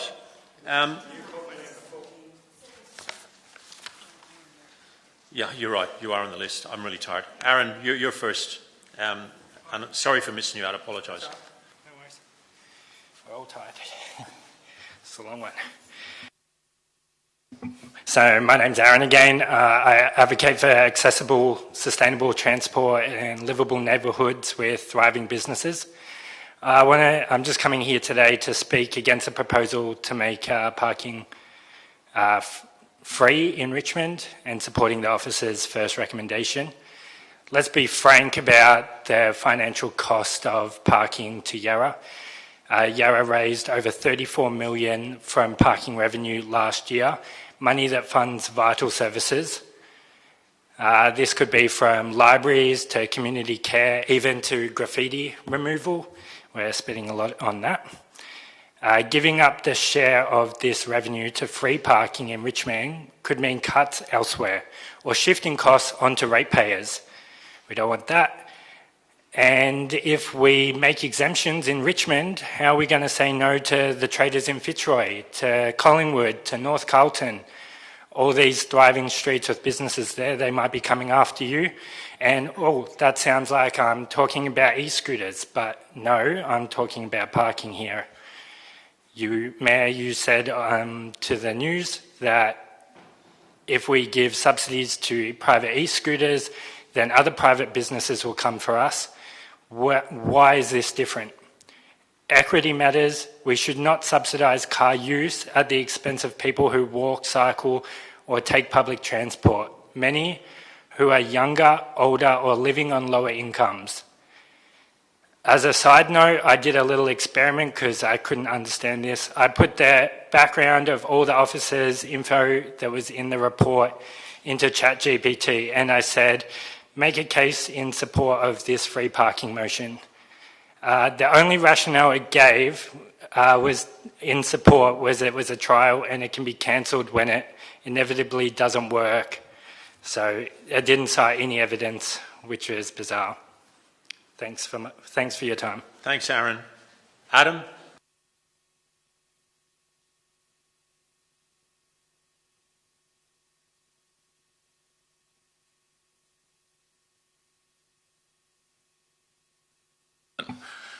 They're in a competitive environment.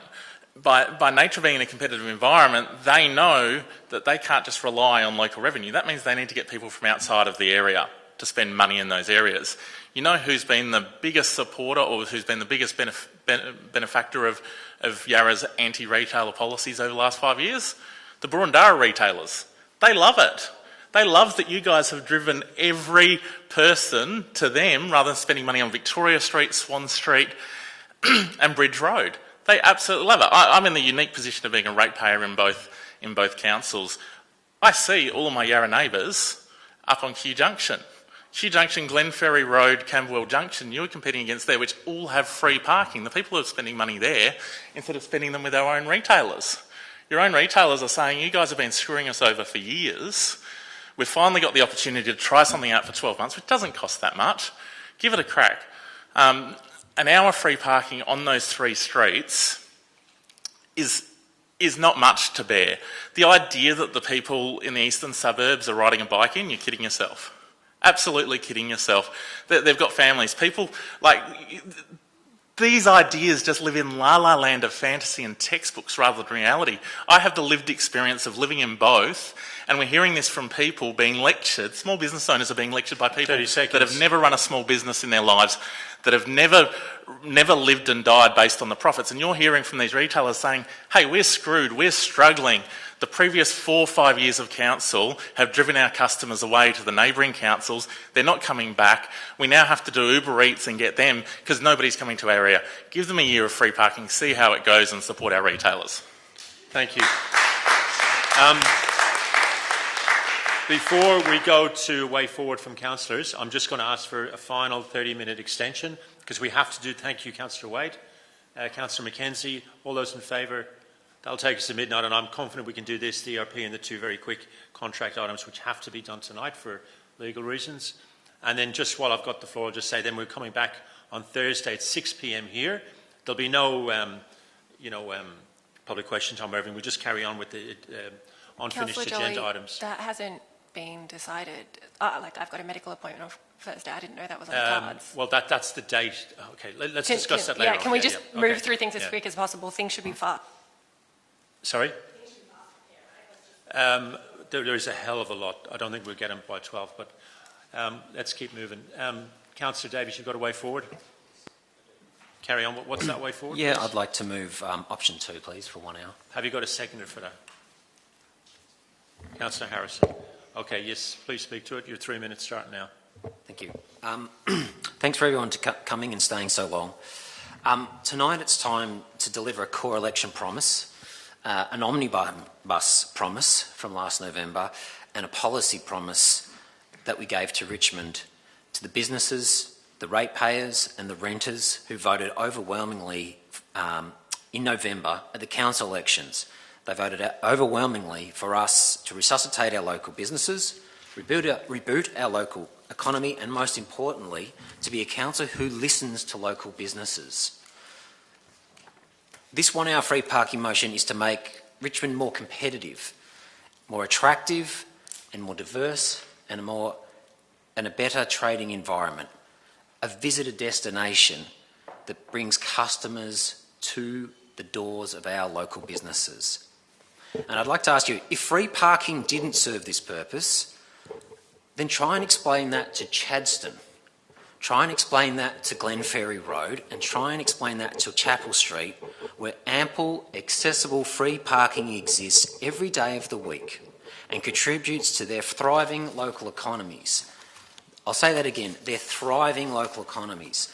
It's time we ask, why are the City of Yarra not willing to support our local traders, but willing to fund Uber, e-scooter companies, international companies, $570,000 in the past financial year with our ratepayers' money, and we feel comfortable with that. Is that the case? When City of Yarra are not willing to invest in our local businesses, I just find that bizarre. Also, why is City of Yarra willing to spend millions of dollars? We've spent all night listening to bike lanes, and I love biking, don't get me wrong, it's great. We're prepared to put money on trial after expensive trial on bike lanes, and that's great, but we're not willing to explore and trial schemes that will bolster and boost local independent traders' turnover, and something that will trigger real community rejuvenation. We should be doing all of these things. Richmond local traders are struggling. They're struggling to stay afloat. They're watching punitive parking regime drive their customers away to more shopping-friendly districts like Glenferrie Road and Chapel Street, just over the river. You can almost walk there. Make no mistake, though, in all of this, family-owned businesses are really suffering. The effects of higher interest rates are being felt across the board, from shoppers to business owners. Business owners are also still recovering from COVID. And now we've got a tariff and trade war to make it even more uncertain future. We owe it to our local Richmond business community that they get their fair share. Parking is the lifeblood of retail. It is the lifeblood of Richmond retail. And that's what this motion is about. It's about serving and supporting our hard-working and local Richmond business community. I'd appreciate your support. Thank you. Councillor Harrison. I'm just going to keep it really brief. During the election campaign and since my election as a councillor, many business owners and community members have raised concerns about the sad state of Richmond's activity centres. I've heard people literally say what's been said here tonight. I go to Glenferrie Road because there's free car parking there.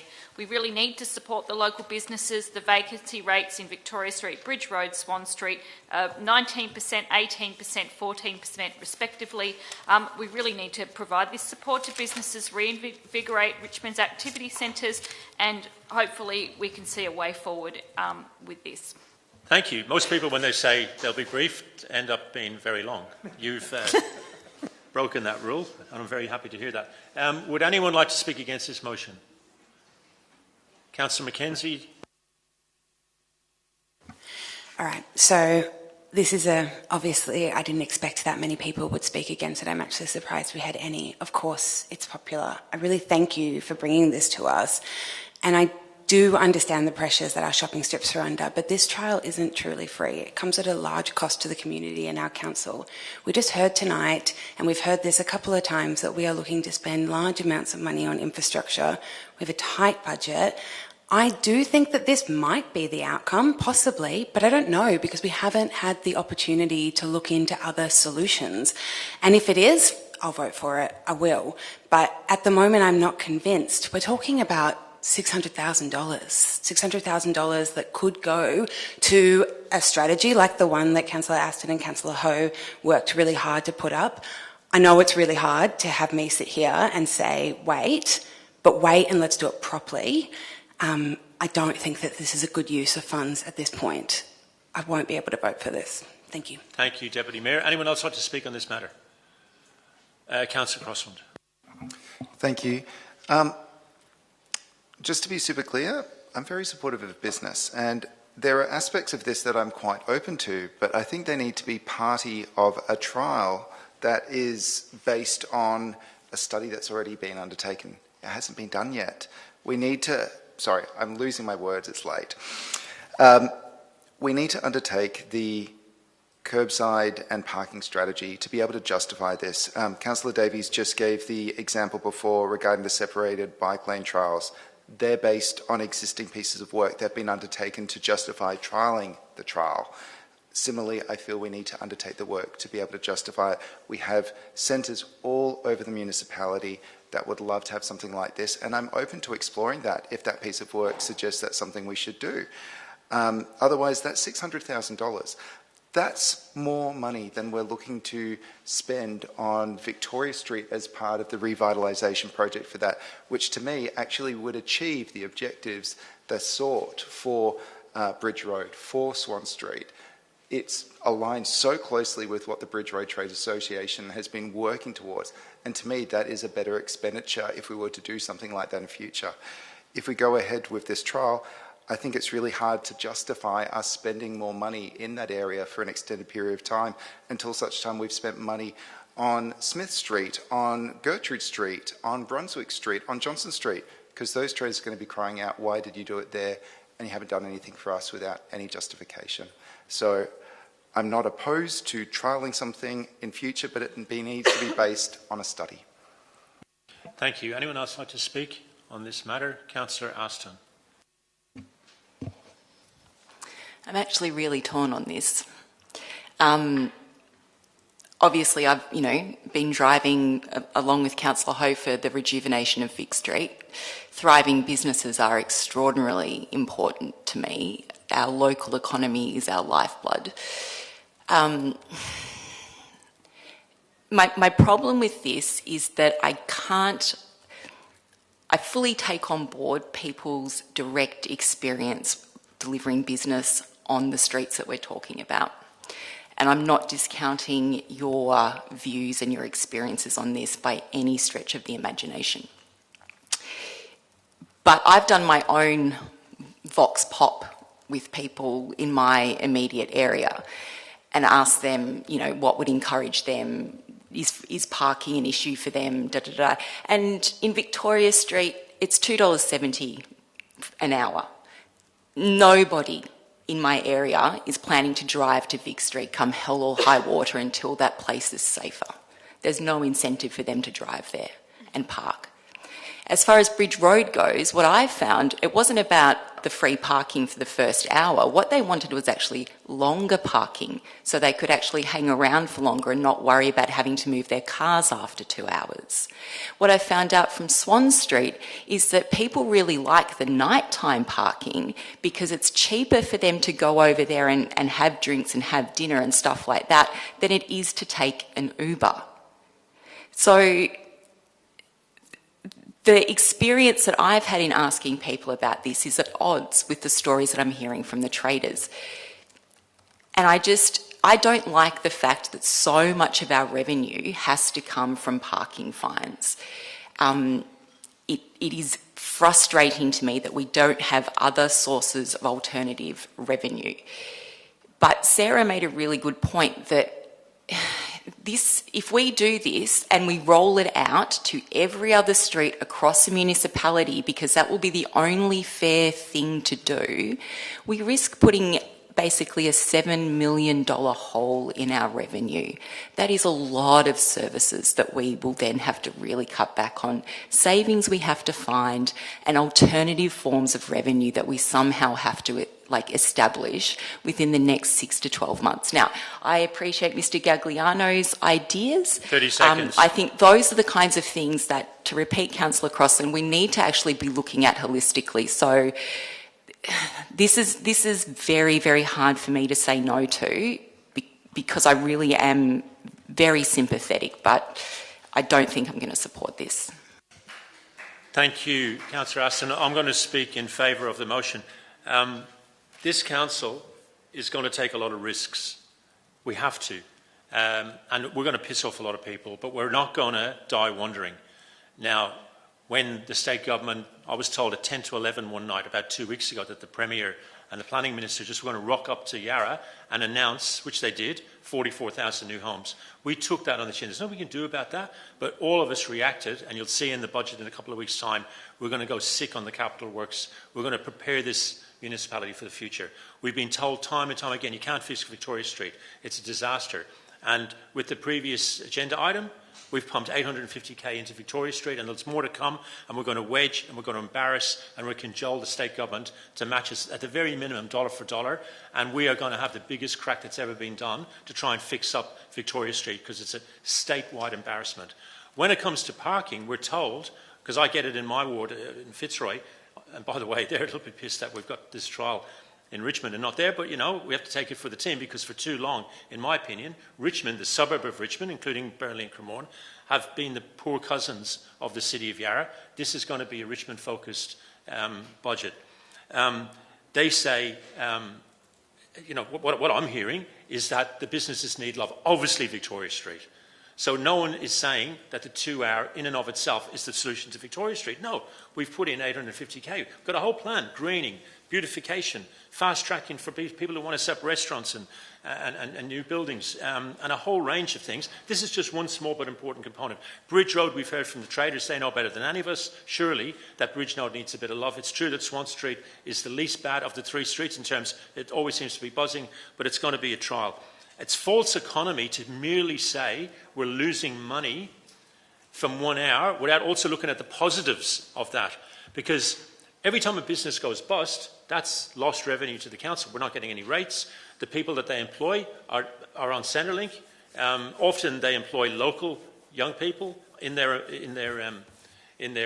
premises. So it's false economy to only look at the cost to council of this 1 hour trial, and that's all it is, without looking at the benefits to council, of potential benefits of this 1 hour trial. If we're wrong with that, well, we'll take it on the chin and we'll say, well, we had a crack. But we have to have a crack.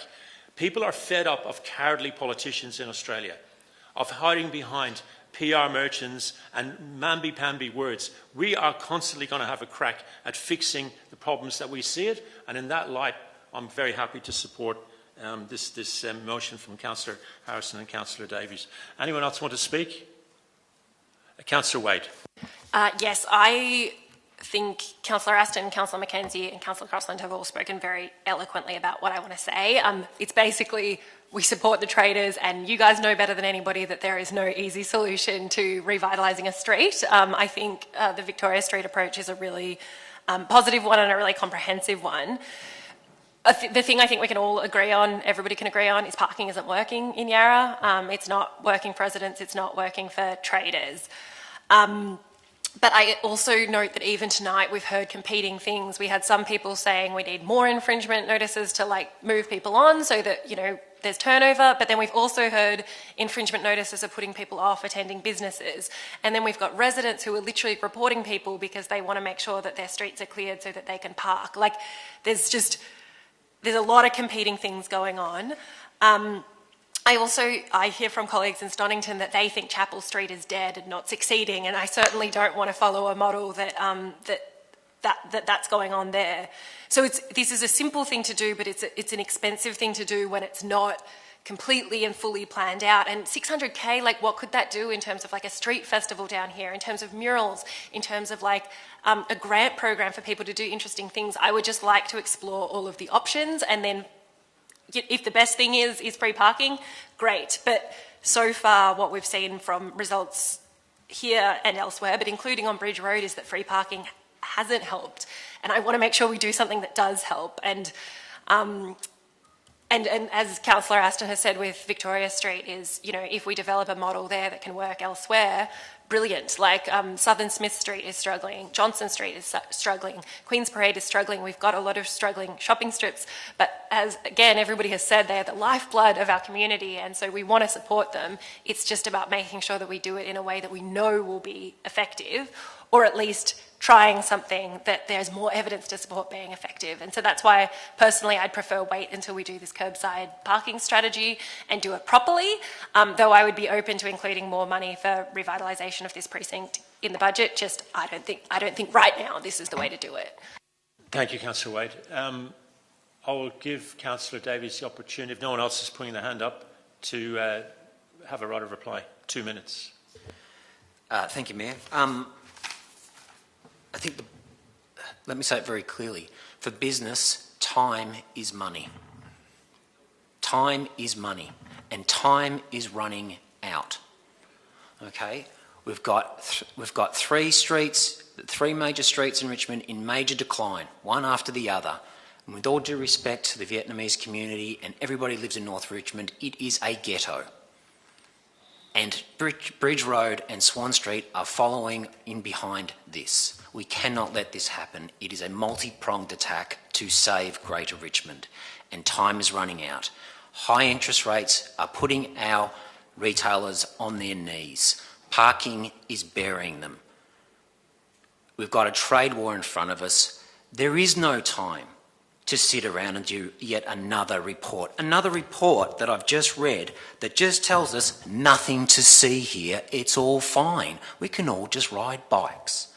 You know what? Bikes are part of the mix, but it is not okay to just get another report that tells us to do nothing but wait. Nothing but wait. There's also a complete lack of engagement with the business community in this report, and that is what's missing. No one has actually asked the business community what they need to survive. So all these great Disneyland ideas about what's going to happen in the future cannot and will not work unless we are listening to our business community. 20% retail vacancy, almost 50% parking vacancy is not a thing. It's not something we should be used to and say that it's okay for our traders to sit and suffer. They pay rates, they pay permits, they bring customers, they contribute to our economic viability. Time is up. Thank you. Can I just have 1 second more, please, Mayor?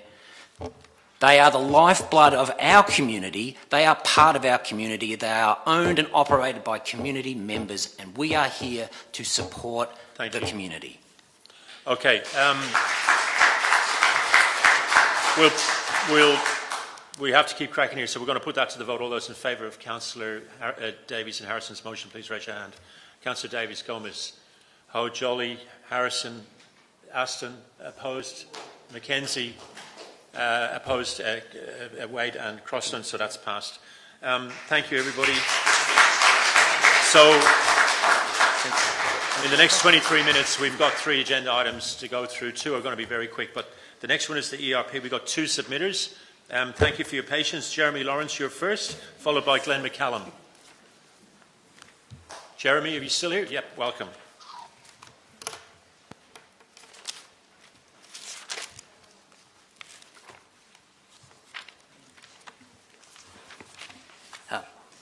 Mayor and Councillors, the last Council commissioned an external report on Council's financial sustainability, the Atticus Now report.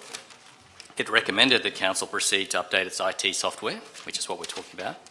The business case has been through the Audit and Risk Committee, so even though the price has doubled, adding $17 million, it seems that this is something that still must be done. Inextricably linked with that decision which is to invest, is the question, how are we going to pay for it? I'm here to ask Council to recommit to the recommendations of the Atticus Now report, which advised Council to, quote, the Yarra City Council pricing policy should be implemented across all fees and charges areas of the Council, end quote. And I note that the report specifically highlighted leisure centres and on-street parking as major initiatives for reform. This advice is, of course, reflected in Yarra's financial sustainability strategy. Quote, a pricing model is effective in supporting more efficient, fairer use. We are moving towards a more demand-driven parking model that considers demand for parking spaces in price setting. This increase in parking revenue will help Council's financial position without major community impost. To conclude, Mayor and Councillors, I'm urging you to stay firm, to follow the guidance and to accelerate those necessary reforms to help pay for the new ERP software. Thank you. Thank you, Jeremy. And the last registered speaker will be Glenn McCallum. You've got 3 minutes because it's less than 10, but you don't have to use all those 3. Thank you, Mayor and Councillors. Glenn McCallum, North Fitzroy. Most expensive item on the agenda, 2 submitters, go figure. I agree with the officer recommended option 1. I think the scope's basically right. The SAS option is right. I'm summarising here because I made a written submission as well. I think the ERP is crucial, but they are very risky projects and they are very prone to fail. I think that the most common thing is, crucial thing is scope management. As such, it's something that the whole organisation has to own. It can't be something that just the IT team do, so it has to be driven from the top down. So I think it'll be crucial in how you set this project up, whether it succeeds or not. It's actually often as important to fit the organisation to the system as the other way around, because that's how you get the benefit of standardisation. I had a couple of other observations that if the residents are being asked to pay $32 million for something, they probably want to know what it's going to do for them in a pretty clear kind of way.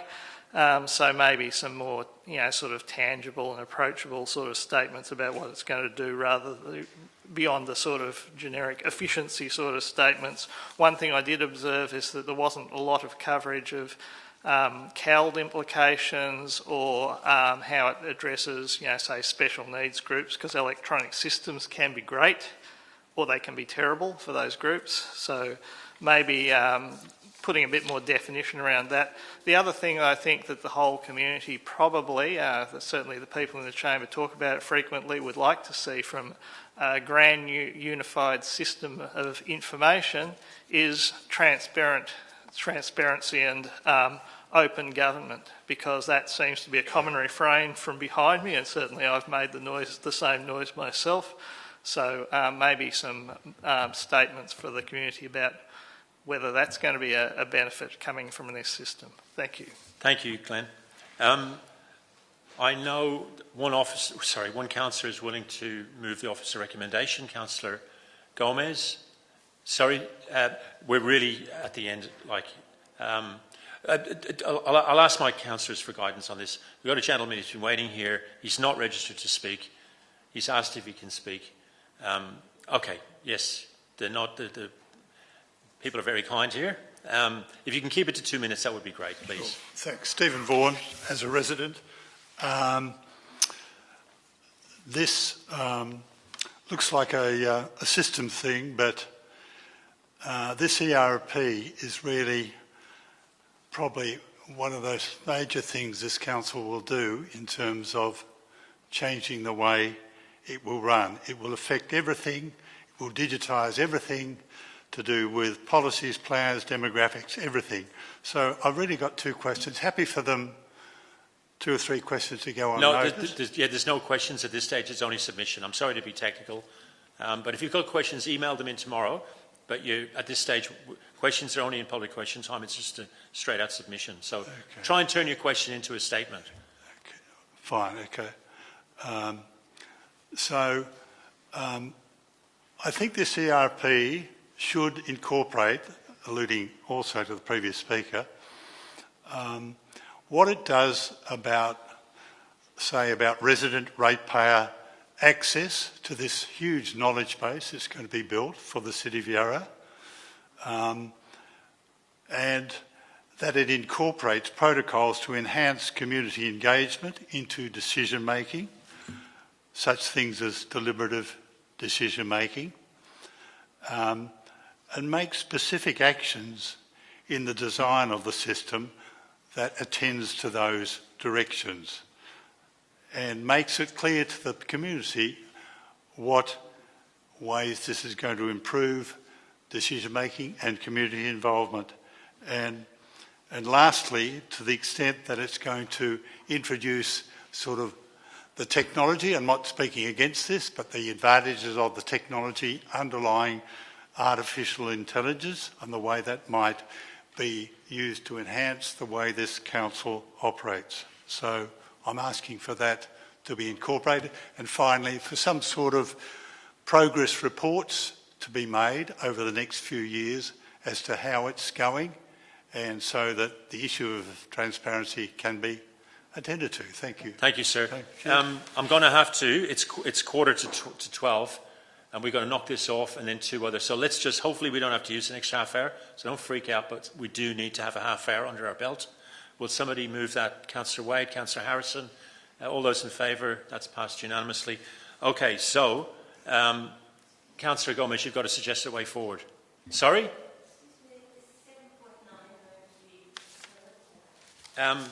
After this, we're doing 7.12 and 7.13. 7.9 governance review. We're not going to be able to finish it tonight. No, I did. We said it earlier on. I outlined the ones. Point of order, Councillor Jolly. If we're going to change the order or if we're going to defer anything, we do need to have a motion for that. Absolutely. Can we just keep ploughing for now? So the ERP is on now, and then we've been told by the officers that there's a legal reason to move the 2 contract ones tonight.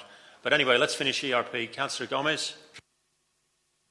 Sorry, point of order. Just before people leave, Councillor Jolly, I just would prefer people not leave, because I think we should make our best efforts to get through these tonight. People have stayed here for 6 hours. Absolutely. But can we do it in order until we get to a point where we have no submitters? I've got no problem with that. Thank you. So please don't leave. We're going to try and, but it's out of my hands. If there's not 100 speakers, what can you do? Councillor Gomez. Yes, Mayor Jolly, I'm moving the officer's recommendation. Seconded by Councillor Aston. Did you want to speak to that? Would anyone like to speak to that? Councillor Gomez. So I'll be quick.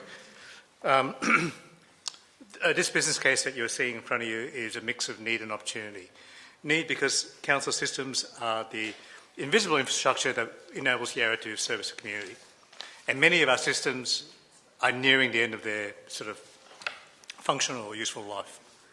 It's also opportunity because, as the Smithers spoke before, an upgrade, amongst other things, should generate benefits from modernising the way council engages with residents and increasing the productivity of the way staff conducts the business of council.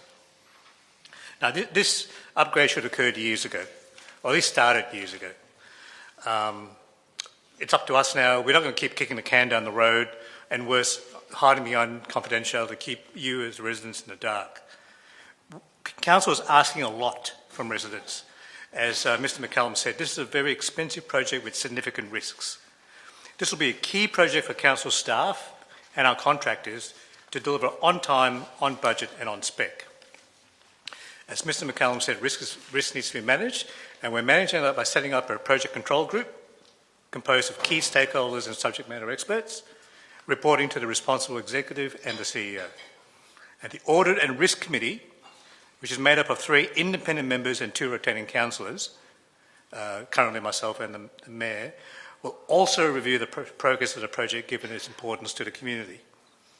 I honestly thank officers for their amazing amount of work. I can see Sandra over there, for the work and diligence in getting us to this stage, and I commend this motion to my fellow councillors. Thank you. Councillor Aston? No? Let's just get it done. Okay, it needs to be done. Thank you. Anyone like to speak against? Councillor Davies. Everything that Councillor Gomez said is correct. And I've been working with Councillor Gomez and others in the background on this to learn more about this new software that we're being presented with. But what I don't agree with is how it was concealed and kept from the community. We are here to present a new face of Yarra, and we are doing that today by revealing this project, which was concealed from the public by the previous council. And I'm here to say that that has changed, and that's why you're hearing about this tonight. I would just like to set some records straight, though. It will be, with contingency, it will be 38.4 million. Okay? Contingency isn't just a little number on the side. It's a significant amount. It'll be 38.4 million if it stays on track. If it doesn't stay on track and it gets to the end of the next 3 years rollout or whatever it will be, the question we need to ask is, what are we left with if we need to leave without this software? We need to move on to something else. And the answer I've received is just our data. So what we need to let the community know is that we won't own this software. It will be someone else's software. It will probably be very good software, but it won't be ours. And if we choose to change and move to another piece of software, we will just be left with our data, which means we'll need to buy new software. So, yes, Councillor Gomez is correct. We have been put in an uncomfortable position by the previous council. Yes, it wasn't revealed to us. Instead, we were told we had a great surplus before the election. All these things are true. But I won't be supporting it because I don't believe the process was transparent with the community. Thank you. Thank you. I'm going to speak in favour of Councillor Gomez's motion. I think it's a very, very bitter pill for this council to have to swallow to spend all of this money on this issue because of this catastrophic situation potentially with IT at Yarra if we had done nothing. It is a failure, as Councillor Davies said, of governance and of past councils, but we have to deal with it. We represent the most tech-savvy municipality in Melbourne, probably in Australia, yet we continue to use a whole heap of IT systems that don't talk to each other, are at the end of their useful life, and this will invest in a single system. I think for the residents it'll be faster response time, for permits, for public records and so on, more efficient issue resolution. The departments will actually talk to each other, and better community engagement. It's the last thing any of us want to have to do, but we're the last council, as far as I'm aware, not to move towards an ERP, and we just can't be left behind with 20th century IT for a 21st century council. So through gritted teeth, I'm going to be voting for this motion. Anyone else want to speak? Okay, Councillor Gomez, do you want to have your right of reply? No, let's go with it. Okay, all those in favour of Councillor Gomez's motion, please raise your hand. Gomez, Ho, McKenzie, Jolly, Harrison, Wade and Aston. Against Councillor Davies. That's passed. We're going to go through to the next agenda item, which is property strategy. We've got 3 registrations. Anne Coveney, Paul Jackson and Jackie Backcolour. Anne, please. And Paul, if you're here, can you be ready to go? Jenny's already ready to go. Okay, no worries. Thank you, Anne. Hello. Yes, I'm here on the property strategy. My submission, which you would have had a copy of, is to request our councillors to vote the April 25 property strategy to be amended, to retain the 3 council meeting approval process of the existing property strategy, and to retain the community engagement direction to council in the 2018 property strategy, specifically mandating seeking community engagement as early as possible in the process. Why am I saying this?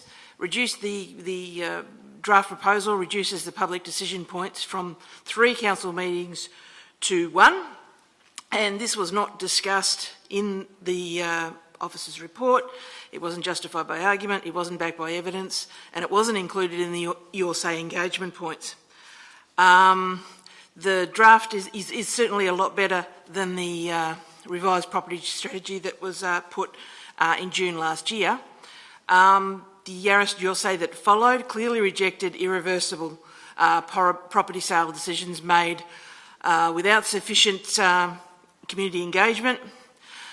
The report states we have also updated the latest version of the draft strategy to be clear about how we will consult on property-related decisions, and other than complying with the Local Government Act, I could not find any clear community consultation requirements for the disposal. Possibly it was intended to be put in, but it wasn't.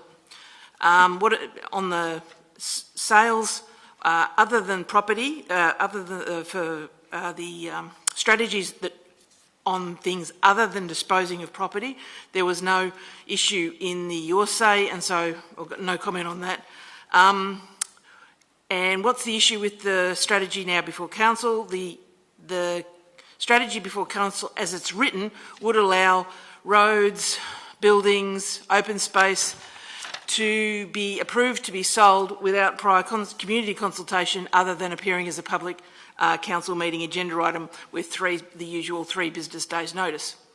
So the Local Government Act does mandate community engagement, but only in the terms of to undertake a community engagement process in accordance with the municipality's community engagement policy. Our community engagement policy is just a description of different levels of community engagement, and it doesn't mandate any level of community engagement for any function, let alone sale of council property. So, yes, the strategy before council does not mandate community engagement process, so I would ask that you guys put it in there. Thank you very much. Thank you, Anne. Jenny Bockler.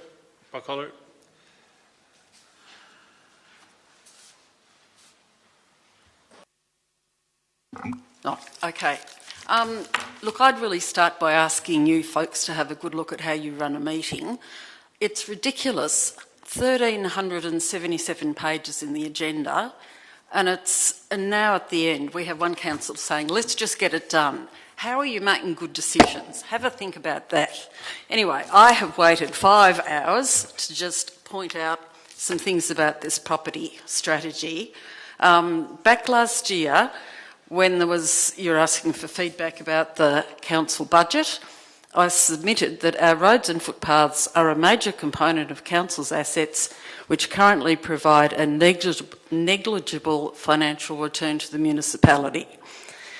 Now, in reading the draft property strategy, when we got it last year in June for public consultation, I noted that one of the classifications of council property was transport infrastructure, such as roadways, laneways or footpaths.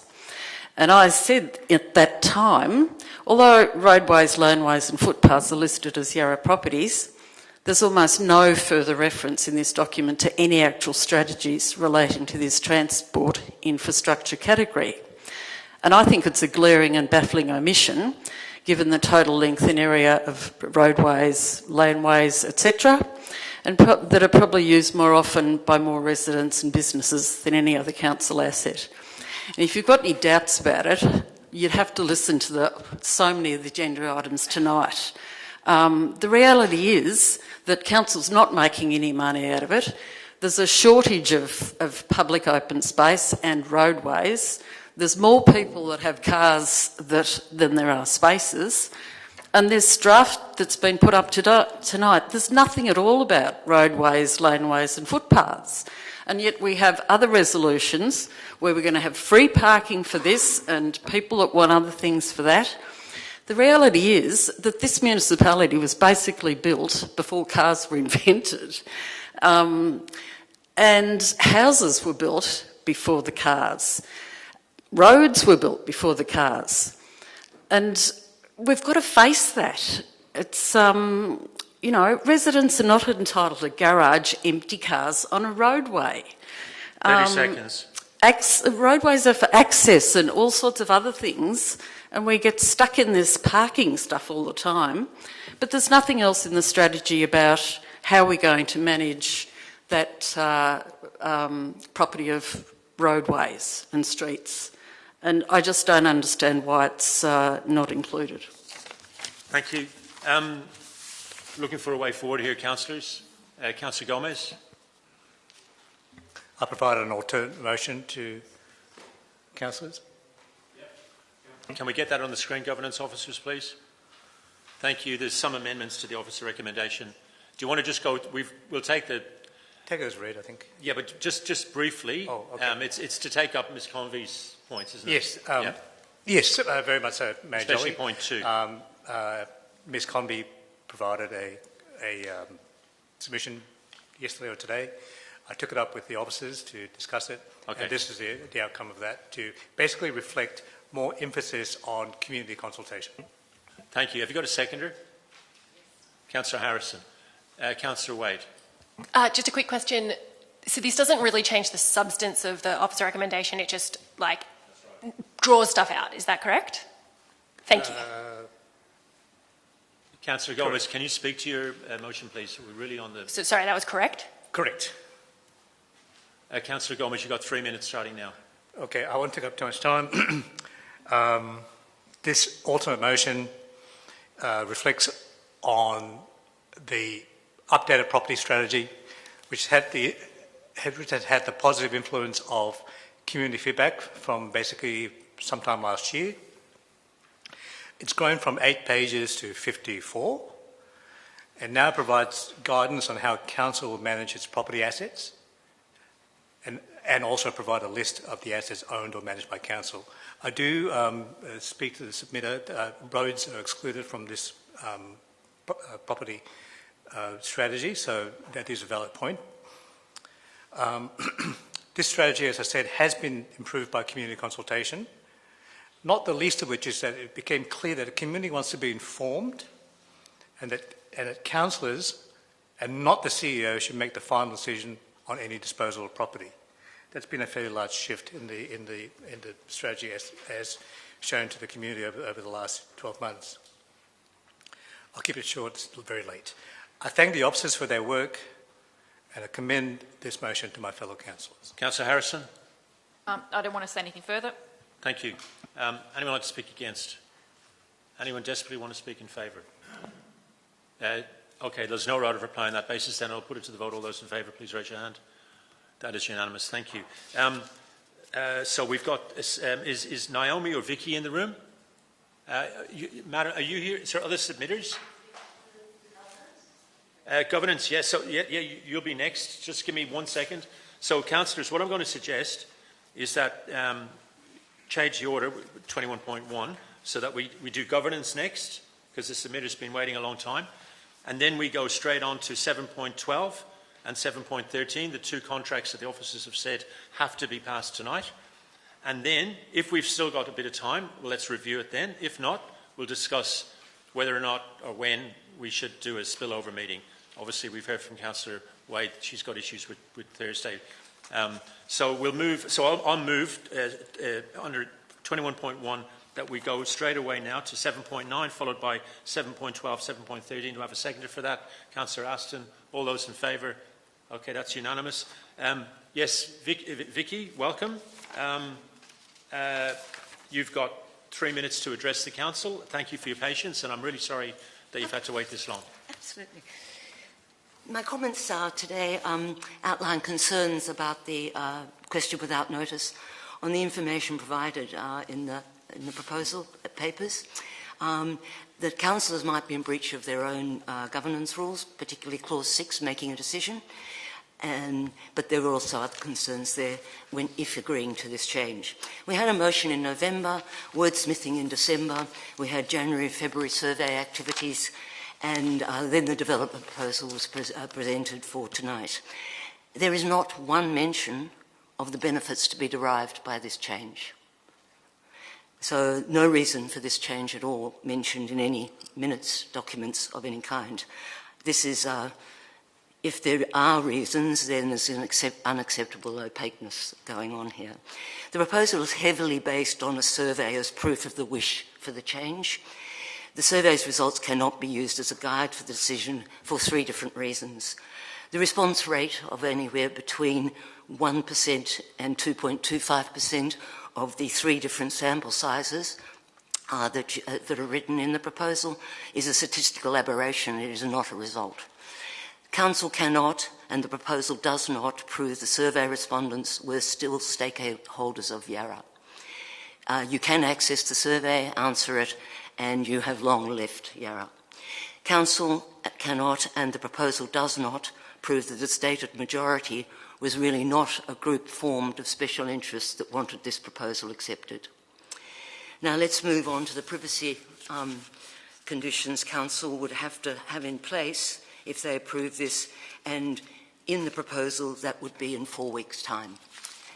Now either a self-service private information capture system would have to be in place on the floor of Council, or an appropriate security clearance levels might be required to take the personal information, the private information of the questioner. The system of collection, unfortunately, is further complicated by another privacy issue, that the insurance, you've made as much possible assurance that the correctly assigned the contact details, and they are right as possible, to the agreed wording of the question. Now, unfortunately, in a meeting, in a verbal meeting, minutes are the agreed wording of the question, and they will not be in place in real time. The third, security, you must guarantee that you have processes to expunge those contact details as soon as the question is resolved. Privacy laws demand you cannot keep private data when the reason it was given has ceased. Finally, about security, answering the question appropriately will be the usual process to resolve. Sorry, I forgot to give you 30 seconds, so I'm going to give you a little bit more time, but you've run out of the 3 minutes. So if you can just draw your remarks to a conclusion, that'd be great. 3 minutes? Yeah. Okay. Yeah, you're over 3 minutes.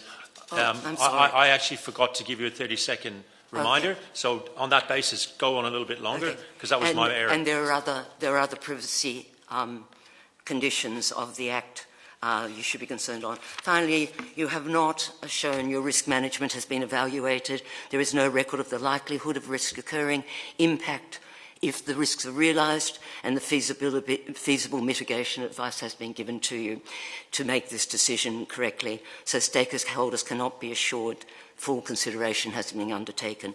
And it is incorrect to say in the proposal that no community and social implications. Question and answer handling is the essence of transparency, engagement, accountability, control. And Vicky, you're going to have to... Incorrect, there's no economic, financial or resource implications. Thank you very much for that. Councillors, I'm looking for a suggested way forward on the governance rules. I'm quite happy to move. Councillor Jolly, Mr Gagliano is registered as well. Yeah. Yeah, on my copy it's only got... Yeah, that's fine. Come up, Joe, yeah. My copy's only got...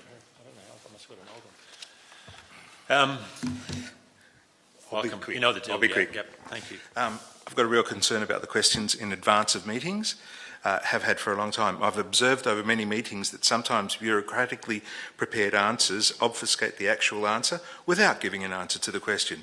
The questions do not get resolved, and yet last year when I attempted to ask a question to which no actual answer had been given, or to point out that the information in the answer was inaccurate, even false, I was informed that due to governance rules, I could not ask the same question again. So the essence was that a question asked was not given an accurate answer and there was no opportunity to get that answered.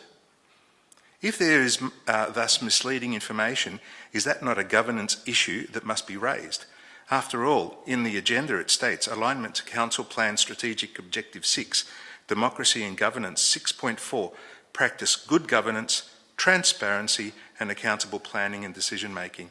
There's often very little transparency and I would argue good governance when inaccurate at best answers are given. There may be a concern that there is more time needed, thus delaying answers.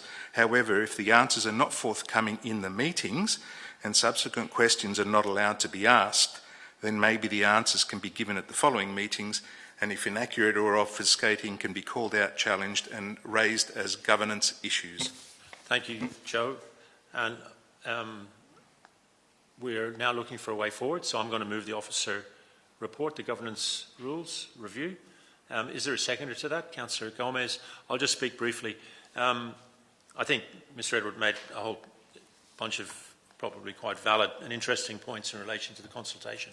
But the ultimate consultation was actually the election, because we took this to the election, most of the councillors at least, that we needed to democratise and change the way we did public question time, because it was too stilted, it was soulless, it was bureaucratic, and quite frankly, I'm the one that's going to be at the receiving end of these changes, because at the moment I know all your questions in advance, so Karen can come along and have a crack, and I know the day before what she's going to tell me. I'm not going to know that anymore, and she's going to be able to have a really great 3.5 years coming to count. I'm just saying that in great respect here, Karen.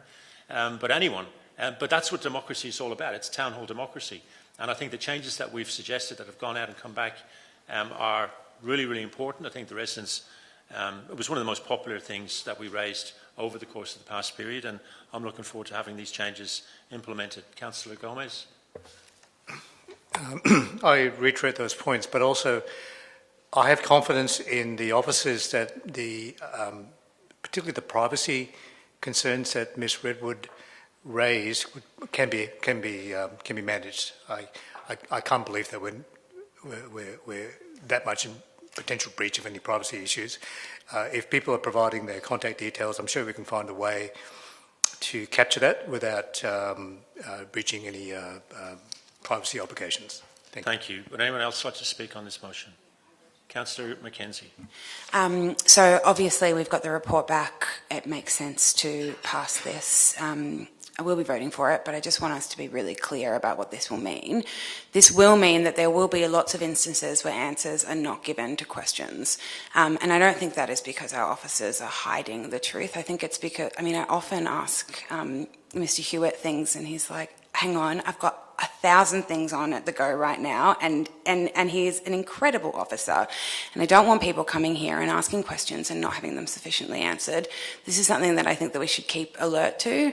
I also want to raise another issue, which I think could be that this is not likely, but has the potential of increasing the amount of bullying and harassment between members of the community and councillors. We're lucky here in Yarra that it doesn't happen in the way that it does in other municipalities, but it has before, and it could again.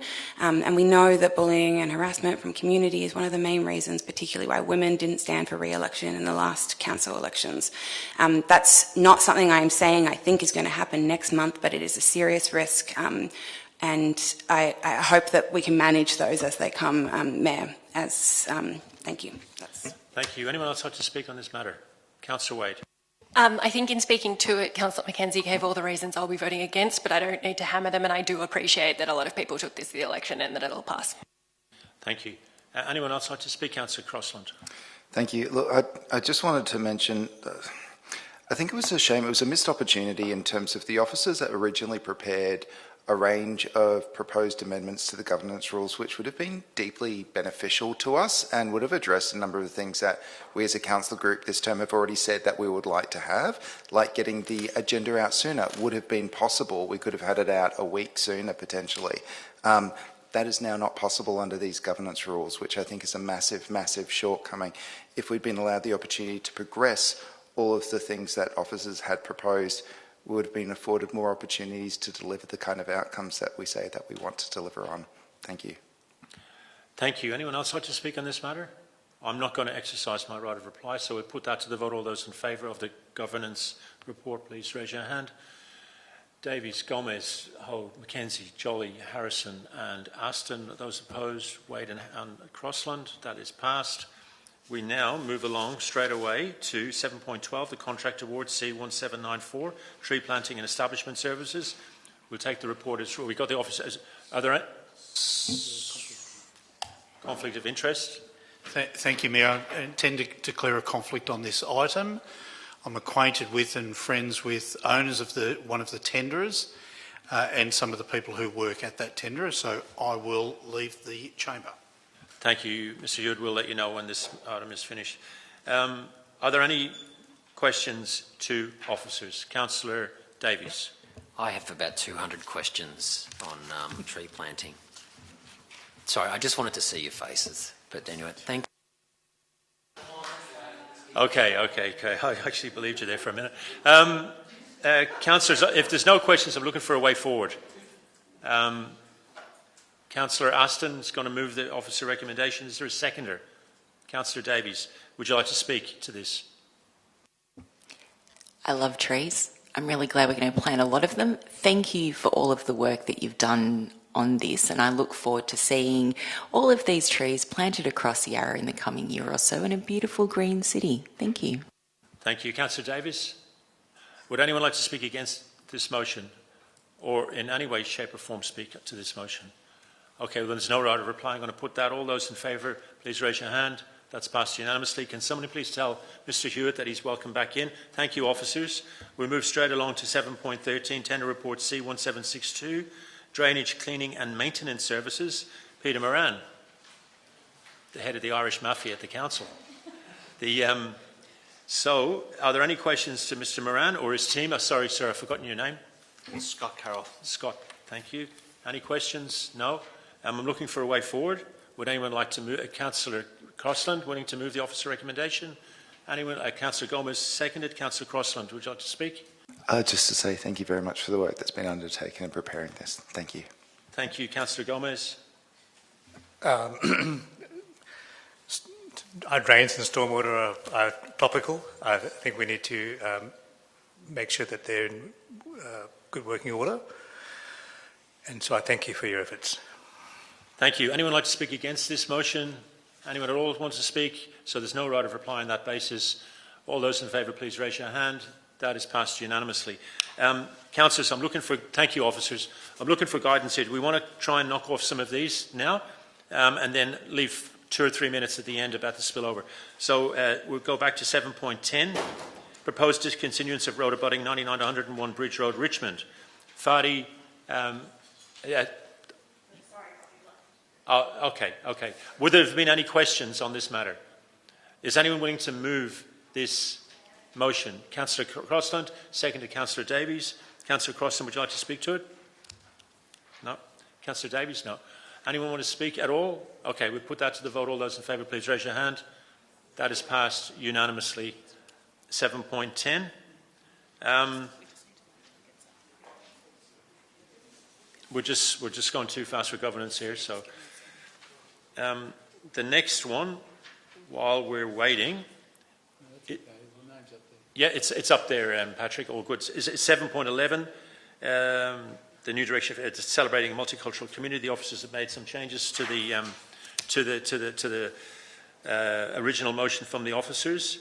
I'm quite happy to move the officer recommendation. Is anyone willing to second it? So sorry, is that with this alternative? Yes, that's correct. With the changes made that are there in yellow. Councillor Wade, I think, had her hand up, or Councillor.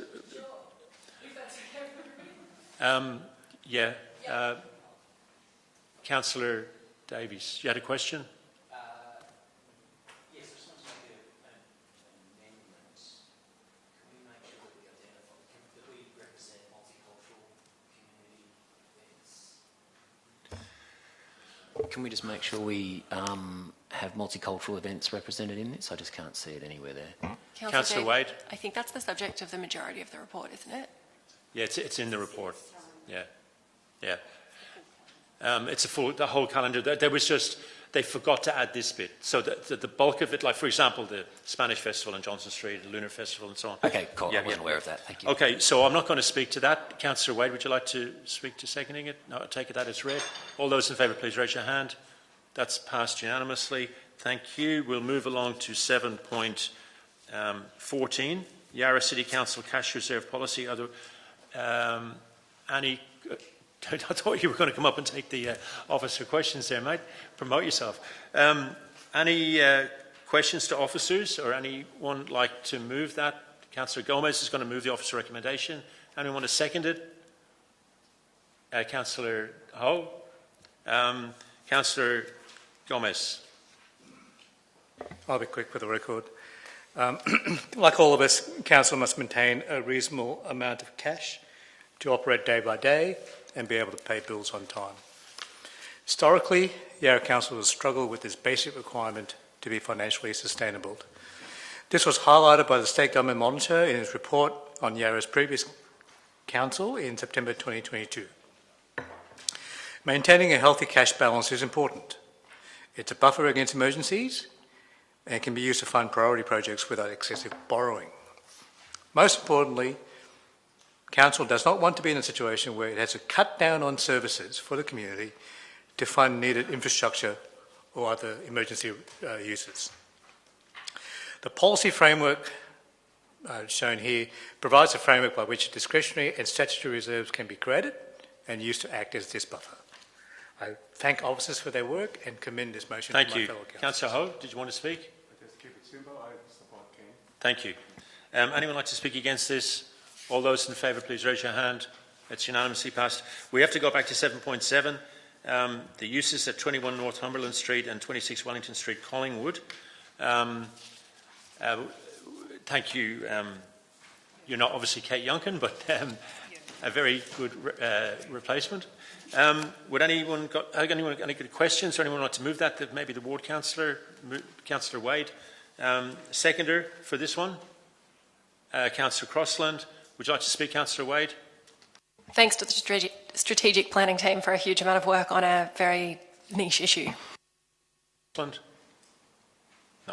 Anyone want to speak against? All right, put that to the floor. All those in favour? That's passed unanimously. We move right on to 7.8. Draft planning scheme C273 Yarra Heidelberg Road permanent build form provisions. Thank you, officers. Any questions to the officers? Looking for direction maybe from the Deputy Mayor Ward Councillor. Yeah, so I'm going to move. I'm going to move the officer recommendation, but Councillor Gomez wanted to make a small amendment. Councillor Gomez. But we don't have a seconder yet to that, so. Councillor Crossland will second. Great, yep. Happy to take on this amendment if we can pop it on the screen. I don't actually think it makes really any. This is about Heidelberg Road, but it was in the document and it was incorrect, so now it's correct. Yep, just a seconder. Gomez, you had an amendment? Oh, that is the amendment. Okay, so that's all good. And both you and Councillor Crossland accept the amendment? Yep. Yeah. So I'll speak briefly on this. It's a huge amount of work, thank you, and thank you also for explaining it to me many times. So obviously I've put this up. It adopts the amendment C273 Yarra with office recommendations. This is a really sensible and considered planning amendment. It provides permanent built form controls along Heidelberg Road that reflect our community's expectations. It's the result of years of work. It's gone through careful analysis by urban designers, heritage experts, planners, transport consultants, and it strikes a really good balance. The Standing Advisory Committee has endorsed parts of the amendment, and our officers have then gone over the top of it in certain areas, and I think they've given a really balanced and expert response to the SAC's recommendations with a really local mindset. So I'm really happy with this. I think, there's been some things that have happened on Heidelberg Road over the last couple of years that have been really disappointing to residents, and this hopefully is a step towards a bit more certainty in the area. Thank you, and I hope that we can all vote on this motion. Thank you. Councillor Crossland? Just briefly, Thank you very much to officers again for all the work on this. I also appreciate the work of the Standing Advisory Committee. I think they made some good recommendations, but at the same time, some of them I don't think were necessary, and I support the officers in their thoughts on that. There's been a lot of work that's gone into this over a number of years. We've actively tried to take on board concerns that have been raised by community members. I think this is going to be a beneficial outcome to the community in that area, and I endorse this and hope my colleagues support it. Thank you, Councillor Crossan. Anyone want to speak to this, against or in favour? No. I'll put it to the vote. All those in favour, please raise your hand. Thank you. That's passed unanimously. 7.15, Audit and Risk Committee. Thank you, officers. Any questions on this? Councillor Gomez willing to move the officer recommendation? Alternate motion. It's on the screen in yellow, 2 and 3. 1 is obviously self-explanatory. Councillor Gomez, have you got a seconder? I'll second it. Would you like to speak to Mayor, I just had a quick amendment to it, and then... Yes, far away. Ask Councillor Gomez if he'd accept it. Yeah. Well, let's pop it up on the screen. It's really minor. It changes part of clause 2, 3, 4, and it's just about adding in the words that that agreement from the CEO that's been added into it won't be unreasonably withheld, and we can seek reasons. Are you happy to accept that, Councillor Gomez? So am I. That's incorporated into the alternate motion. Thank you, Deputy Mayor. Councillor Gomez, you've got 3 minutes starting now.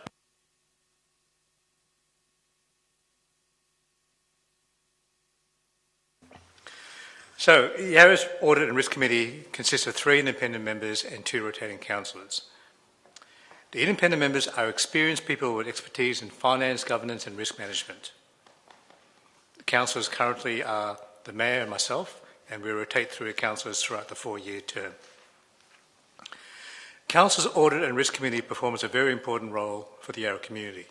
It oversees risk, governance, financial management and compliance of Council by checking how Yarra City Council spends your money.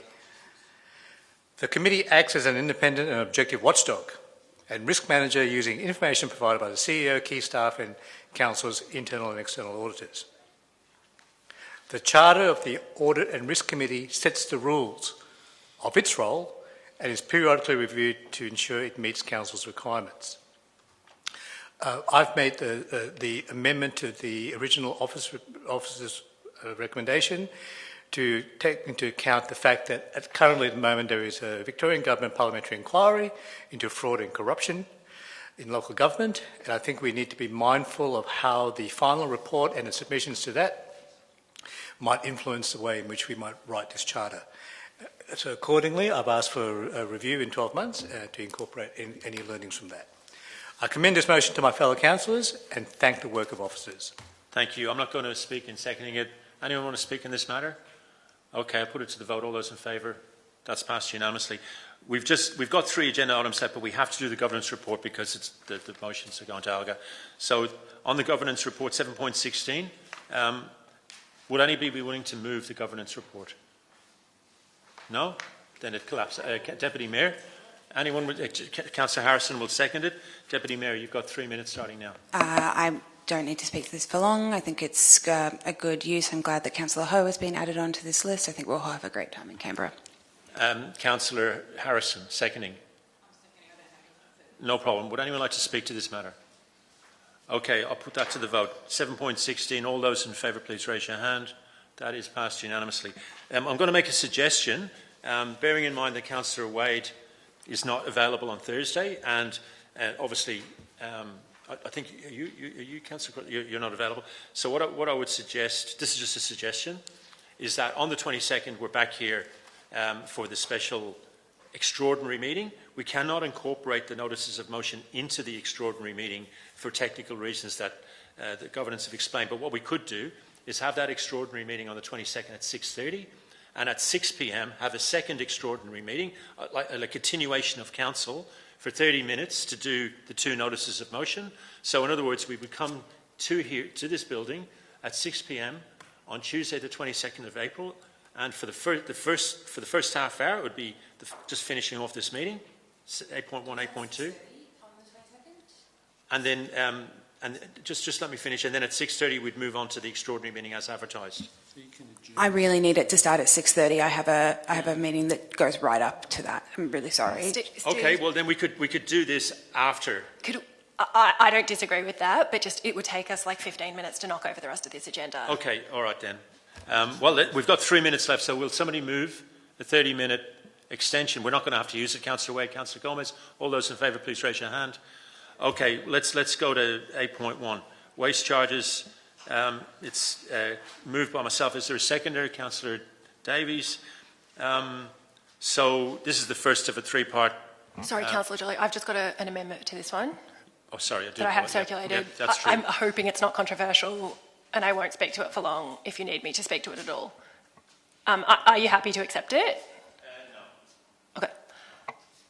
Okay. Then do I have a seconder for this? Okay, so would you like to speak to your amendment? It'll be standalone. Checking there's a seconder for it. Councillor Crossan put his hand Oh, up. sorry. It's basically just asking for more information. It's saying what is the cumulative financial impact. So it's like just asking for a bit extra to A. Anybody who's good at finance will be able to figure that out for themselves anyway. And so I don't think it's an unreasonable thing to ask for so that the rest of the community can understand the impact of it. And then B is to just have it broken down by ratepayers, because that's something that, again, if you've got a finance degree, you'll be able to figure it out. But for regular people, I think they should know what it means for you. Like if you've got a property worth 300,000, you should understand what it means. If you've got a property worth 3 million, you should understand what it means. And it's just trying to make it comprehensible to people. Thank you. Councillor Crossland? I think this would just be of great assistance. It provides greater quantity to what's being asked for here. Thank you. Thank you. For the sake of time, I'll speak against this if it's defeated and I'm moving the original motion rather than doing it twice. Is there would anyone like to speak for or against Councillor Wade and Crossland's motion up there on the screen at the moment? Councillor So, Mackenzie. I mean, these are the sort of questions I'd probably be asking officers anyway, and then sharing it myself. But it is just asking for a report. It doesn't make any decisions. I think this would be useful information. I have no problems with this nom, though, other than I'd like it added in if we can. But up to you, I guess. Well, it's up to the council. It's a standalone motion now. Thank you for speaking to that. Would anyone else like to speak to Councillor Wade and Crossland's motion? No? Okay, we'll put it to the floor. All those in favour of Councillor Wade and Crossland's motion, the one that's on the screen, Councillor Mackenzie, Crossland and Wade. All those against? Davies, Gomez, Ho, Jolly, Harrison, Aston. So that's defeated. I'll move the original notice of motion number 5 on waste charges.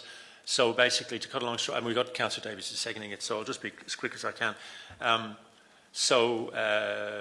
We don't like, I don't like the waste charges for reasons that have been expressed many, many occasions. It is a way of getting around the rate cap. We can't just, I've learned the hard way since we won the election, just roll them back in easily into the rates. We've got to get permission from the ESC. It's a whole rigmarole. We've actually missed the timeline for this year anyway.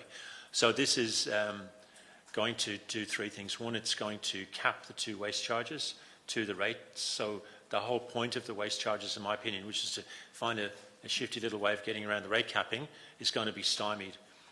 Second of all, it's going to change the name of them, so they're more. It's more of a utilitarian name, so it's clear what you're actually paying for, which is the one positive thing of the waste charge implementation of 3 years ago.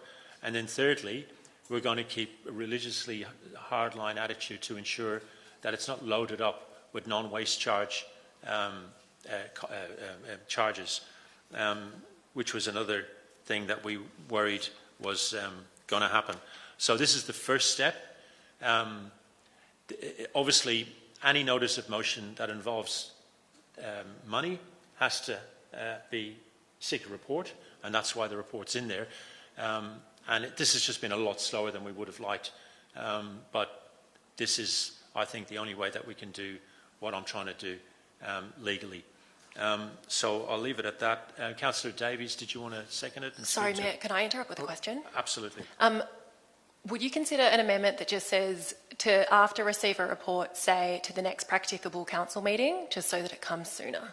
It comes as soon as possible. No, we're getting it at the May meeting. Currently doesn't say that. Pardon? Yeah, sorry, you are right. I spoke to Ms. Roffey about that today, that I was going to, because I'm a bit tired. It's supposed to say the May meeting. So governors have just added that in. Are you happy Yeah, to that's accept correct. that? Councillor Davies. Thanks. Just to reiterate what the Mayor just said, pardon me, this is to deliver on our promise from the campaign in November and the election. This is about putting a cap back on the costs of living. This is about helping struggling Yarra families, struggling Yarra businesses by containing costs. And this is the first step towards delivering that cost of living relief that people definitely need at this point. This is about also delivering stability and certainty to their budgets, to their household budgets. It's also a step towards putting an end to rates being treated as a wealth tax. And that's one of the most important things about this change, and that's why I support this motion. Thank you. Anyone like to speak against it? Or in any way, one way or another? Councillor Wade? I'll just say happy with the name thing, but I don't agree with the rest, but I'll debate the substance at another time. Thank you. Anyone else? Okay, I'll put that. All those in favour, please raise your hand. Councillor Davies, Gomez, Ho, McKenzie, Jolly, Harrison, Aston. Against, Crossland and Wade. Councillors Crossland and Wade, thank you. Moving on to 8.2, Notice of Motion 2025, encouraging accessibility and sustainability improvements in heritage overlay areas. Councillor Crossland's motion. Have you got a seconder, Councillor Crossland? Yes. Yeah, Councillor, the Deputy Mayor seconding it. Yep. So, Councillor Crossland, over to you. Thank Sorry, you. I have an amendment. Got a question? An amendment? Yep. Yep, it's to add a D, which is just to add one more thing, which is an exploration of other factors that may be impacted by heritage or heritage overlays, such as housing affordability. Will you accept that amendment? Yep. Beautiful. Okay, so that's the motion that Councillor Crossland is now going to move. Thank you. Thank you. I'll try and be really brief. Colleagues, this is roughly 70% of our municipality is covered by heritage overlay, and we have some wonderful heritage buildings and precincts.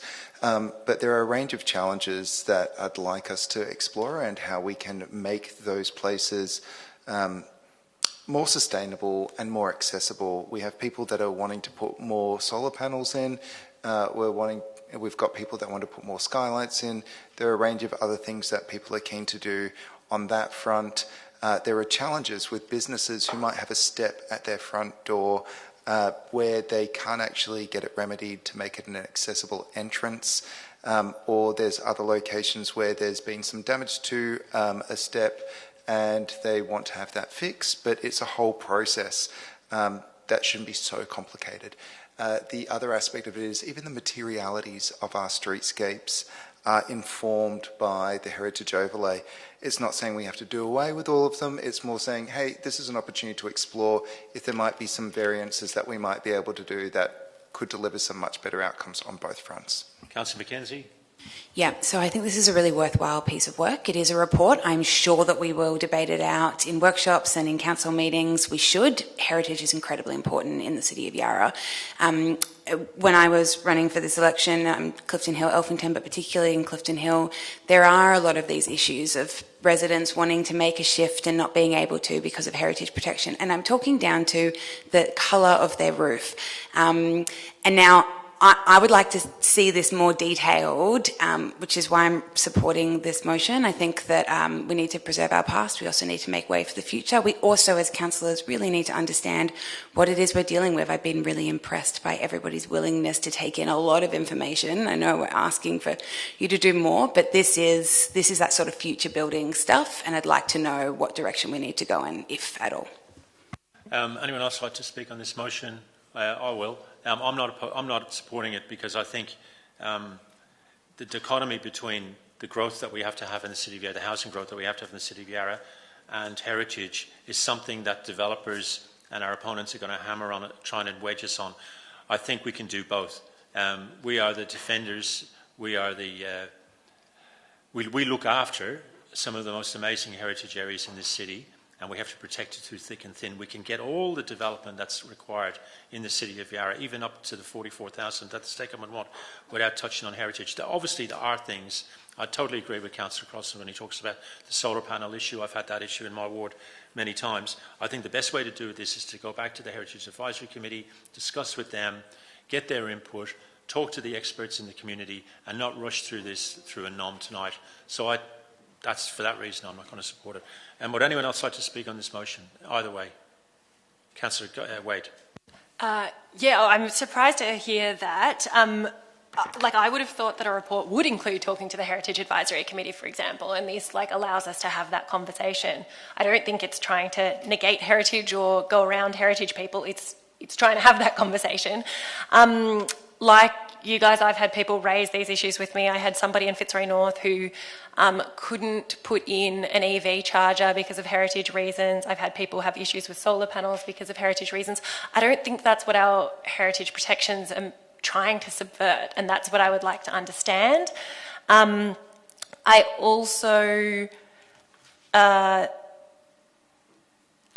during the campaign, I think several of us had conversations with Rob Gell about lighter footpaths and why we're using asphalt. And then I had a conversation with staff that said we were doing that for heritage reasons, but it means that we've got these really dark footpaths that are more expensive, that absorb heat, aren't very nice at all. This was the reason that I suggested this to Councillor Crossland in the first place. That's what inspired me, was Rob's comments.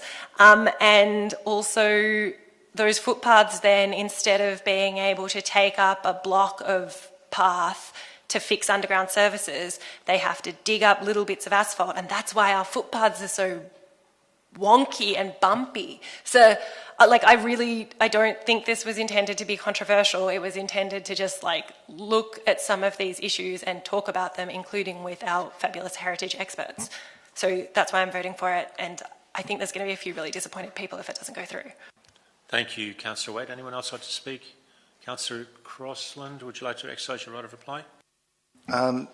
Yes, look, I think Councillor Wade just summarised it really well. The concerns that you're suggesting, that have been outlined just before, Mayor, I don't think any of that was in question, that we'd be looking to go out and get rid of our heritage properties. That was never the intent with this, and nor would this report do that. It's more about, we've got 70% of our municipality covered by heritage overlay.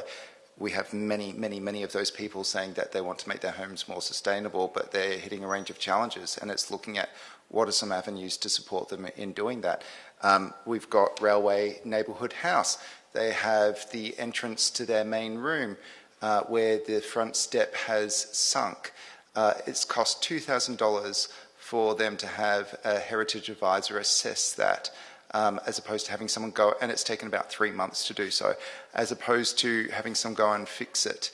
That's a tripping hazard that's been there for 3 months. We've got shops along Bridge Road. We've got shops along Queen's Parade where they have a step at the entrance and they can't remedy that step, so it's not accessible to someone. But we could address that if we got a report back that identified how we could potentially do that. We could make our footpaths something that could be more sustainable, cheaper to maintain, and actually cool down our streets.